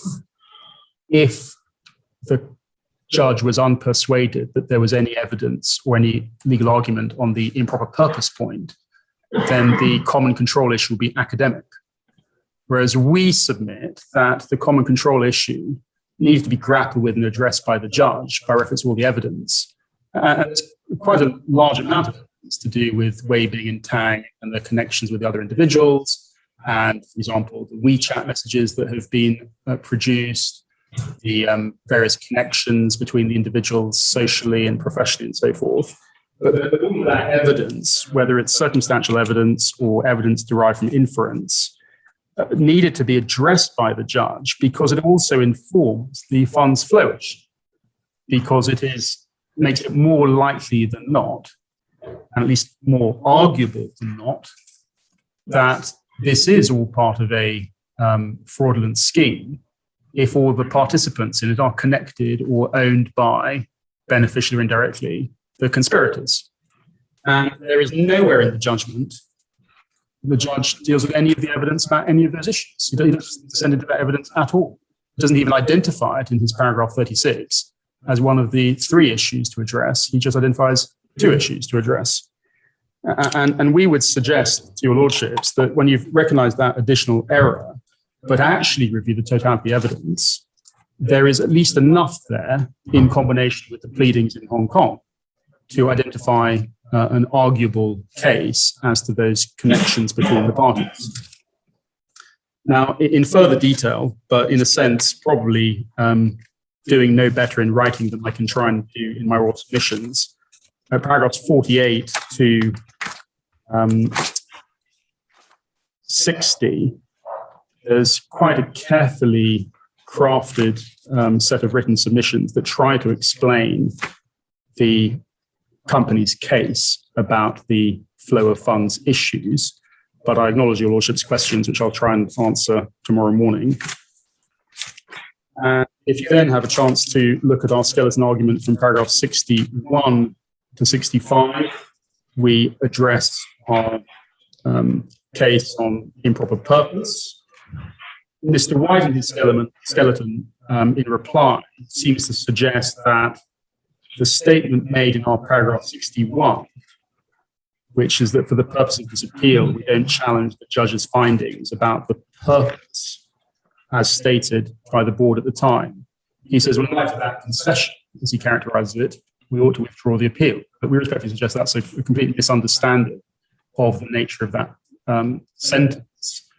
We're saying, well, look, even if the judge was entitled to take a view on the evidence before him, that the bond proceeds, such as they were applied for the purpose which the board had collectively approved, even if one starts from that assumption, which is still subject to debate in the Hong Kong action. But for present purposes, if you accept it doesn't really answer the question of whether or not they were part of a proper purpose or an improper purpose, if the purpose was in fact a scheme. And that is dealt with in these submissions, but we would suggest is fairly self-evident because it's no different to a situation where a director, for example, doesn't disclose his interest in the contract to the rest of the board, and the board, in ignorance of his relationship with the counterparty, go ahead with the transaction. The whole thing may still be vitiated or discovered to have been done for an improper purpose if the director who instigated the transaction and who benefited from it had not disclosed his interest. The control point, which I was just alluding to, we deal with at paragraph 66 through to 70 of our written submissions. And that gets us to the conclusion on ground 1. Now, just while I have your lordship's attention for the last few minutes, can I just actually ask your lordships to look at the ground appeal, because I, in a sense, omitted to do so this morning. And they would be found in volume A at tab 2. And for the purpose of ground 1, it's page 37 of the bundle your lordships need to start with. We seem to have met with some criticism that our grounds of appeal are somehow vague or incoherent or not properly articulated, but we would respectfully suggest that what we've actually done is been as thorough as possible in articulating the judge's errors. So, for example, at grounds 2.1.6 on page 39, we explained the judge didn't apply the legal principles correctly. In particular, he placed too much emphasis on the question whether the company's defense was subjectively bona fide, insufficient emphasis on the objective merits of the defense and cross claims. That's 2.1.6. He erred, and we say at 2.1.5, that he failed to conclude the winding up petition was not the proper method to determine the disputes over the validity of the debt, including the issues governed by Hong Kong law and the ones requiring forensic examination, when the same disputes the subject matter of pending Hong Kong proceedings. And likewise, if you go back to 37 and 2.1.1 and 2.1.2 and so forth, those grounds of appeal, quite properly in my submission, identify the fact the judge erred and was plainly in error in reaching the conclusions that he did by overlooking or implicitly but not articulating his rejection of the evidence, including that of Mr. Lyon, his second affirmation. So we would respectfully suggest, subject to any further assistance I can give to the court tomorrow morning, that ground one should be upheld by the Court of Appeal. And to the extent that there are outstanding questions about the minutiae of how the scheme might have worked or the details of it, if you were to look at ground 2.1.7 and 39, we would make the observation, which is no doubt trite, that a victim of a fraudulent conspiracy is inevitably at a forensic disadvantage in proving the fraudulent conspiracy. And that was an aspect of the judge's assessment which was entirely ignored and overlooked.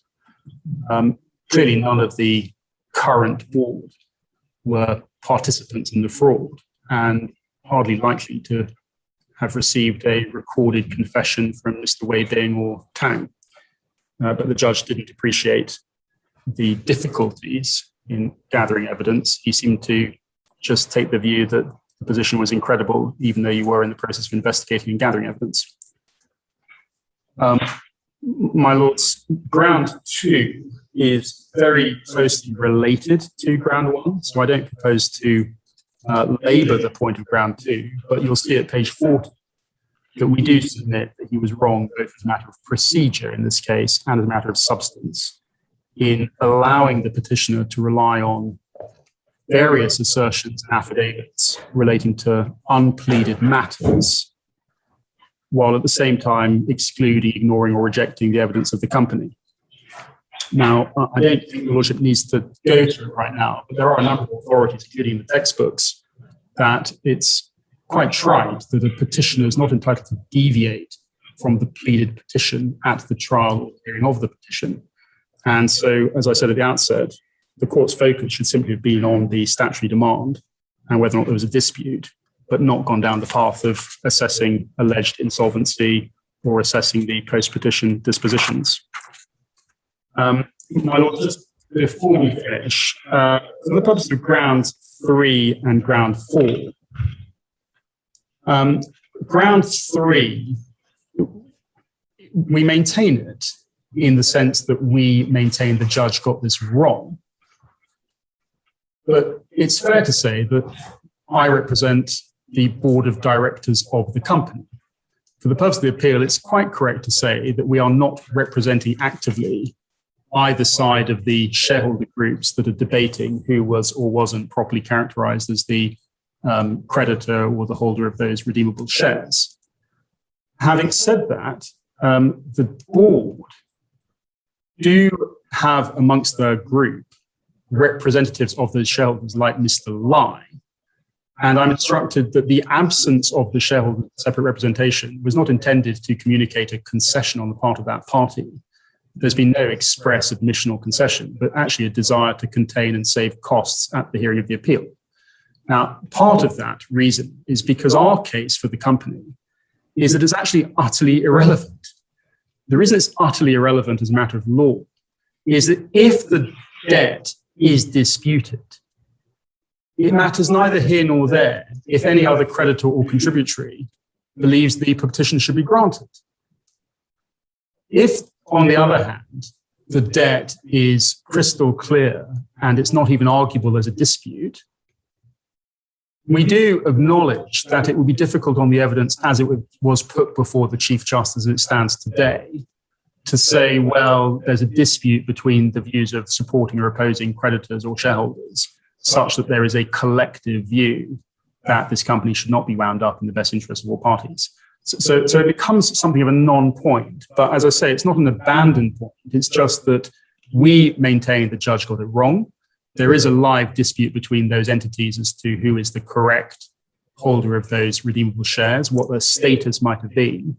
And we suggest that what the judge should have done, in a sense, is completely discounted their views or submissions on this particular issue of the pros and cons of winding up, because it was logically irrelevant to the actual petition before the court.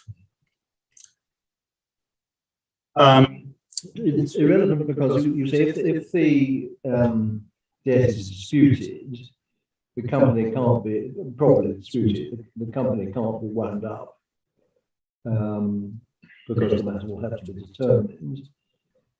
if on the other hand, the judge was right, that there was no bona fide and reasonable dispute, what is the position of the creditors on that hypothesis?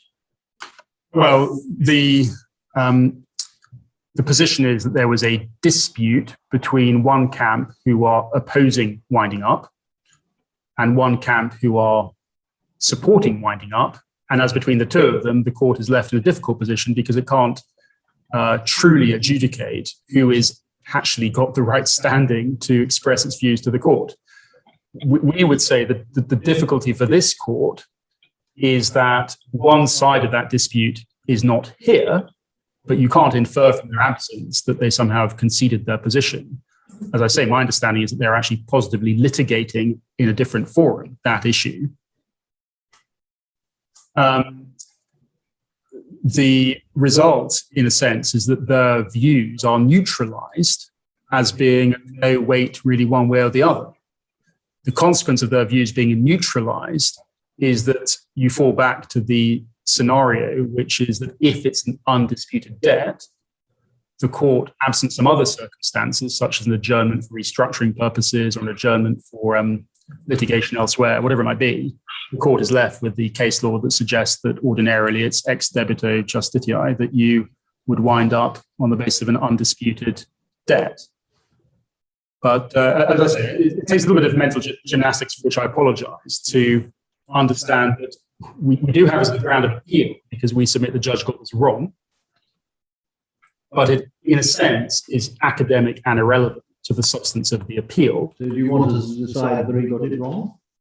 Well, we do submit it would be sufficient for you to conclude that he made an error of approach, because what he did, in addition to the first set of errors, was the debt bona fide or not, was the debt disputed or not, he went on to essentially provide further support for his conclusion in saying, plus there is this redeemable preference shareholder in the form of the Marine Bright party, who has turned up with a prima facie debt, who supports the position of winding up. And we would say that that was wrong, because he wasn't in a position actually to adjudicate who had standing to represent the interests of those shareholders stroke creditors. He didn't actually adjudicate it. He just said, well, prima facie, it appears to be one rather than the other, but I can't adjudicate it. And in that situation, he should have simply discounted it altogether. He should have said, it is irrelevant that they say they support the petition. So in that sense, we would say that analytically, it is a ground of appeal upon which we should succeed, but it is actually academic. And of course, the dynamic of the appeal is you'll have one party represented saying the judge got it right because we clearly are that party, and they'll seek to draw an inference from the absence of the antagonist on that issue. We're for the company. There's limits to how far we can take that point, other than to say it was wrong to place weight on either. So you say this entire exercise is irrelevant, because if the debt can't be disputed, then the company is subject to an adjournment for some reorganization possibility. The company falls to be wound up. If the debt can be disputed, it can't be wound up.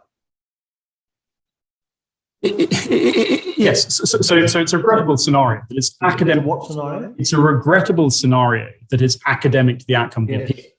But Pages that have been spent deciding whether it's Marine Bright or the other Bright are barren of practical consequence. Precisely. But what we have, unfortunately, is a first instance judgment which has unsatisfactory reasoning and conclusions. And so, in a sense, as your lordships know, there are different ways in which an appellate court can deal with that. But in a sense, what you would have to do is to say that the judge, you not accept that the judge was correct on those issues, but you don't need to decide them for the purpose of the appeal. So I'm not trying to abandon or withdraw that ground of appeal. I'm just trying to articulate that it's not actually necessary for you to spend much time on it, or likewise for me to spend much time on it.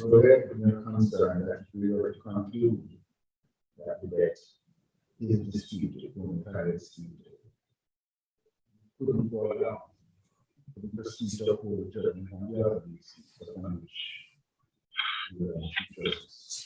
without formalities. Yes. And there's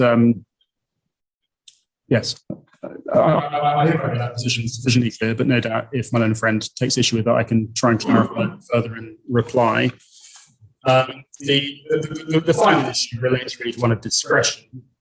And there were various pieces of evidence before the court on ground 4 as to why, in the circumstance of this case, the court shouldn't exercise its discretion to wind up, notwithstanding the morass of evidence and arguments for and against before the court. We say that the correct exercise of discretion on appeal and for this court is not to wind up the company.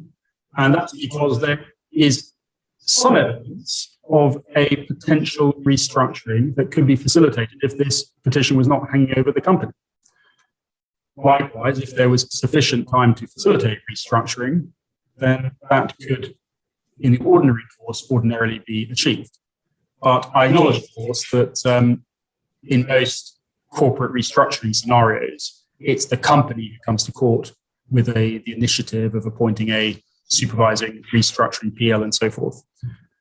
But we would say that the company has a better prospect of being rehabilitated and brought back to a profitable state if it does not have these winding up petitions pending against it, or if it's given a period of time to explore those possibilities with the benefit of the appropriate adjournment, and the court was wrong not to have granted it at first instance.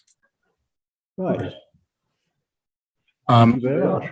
My lord, thank you. Hopefully I'll be able to take instructions and wrap up very quickly tomorrow morning, subject to Very everything else. Thank you. Very good. And up tomorrow morning.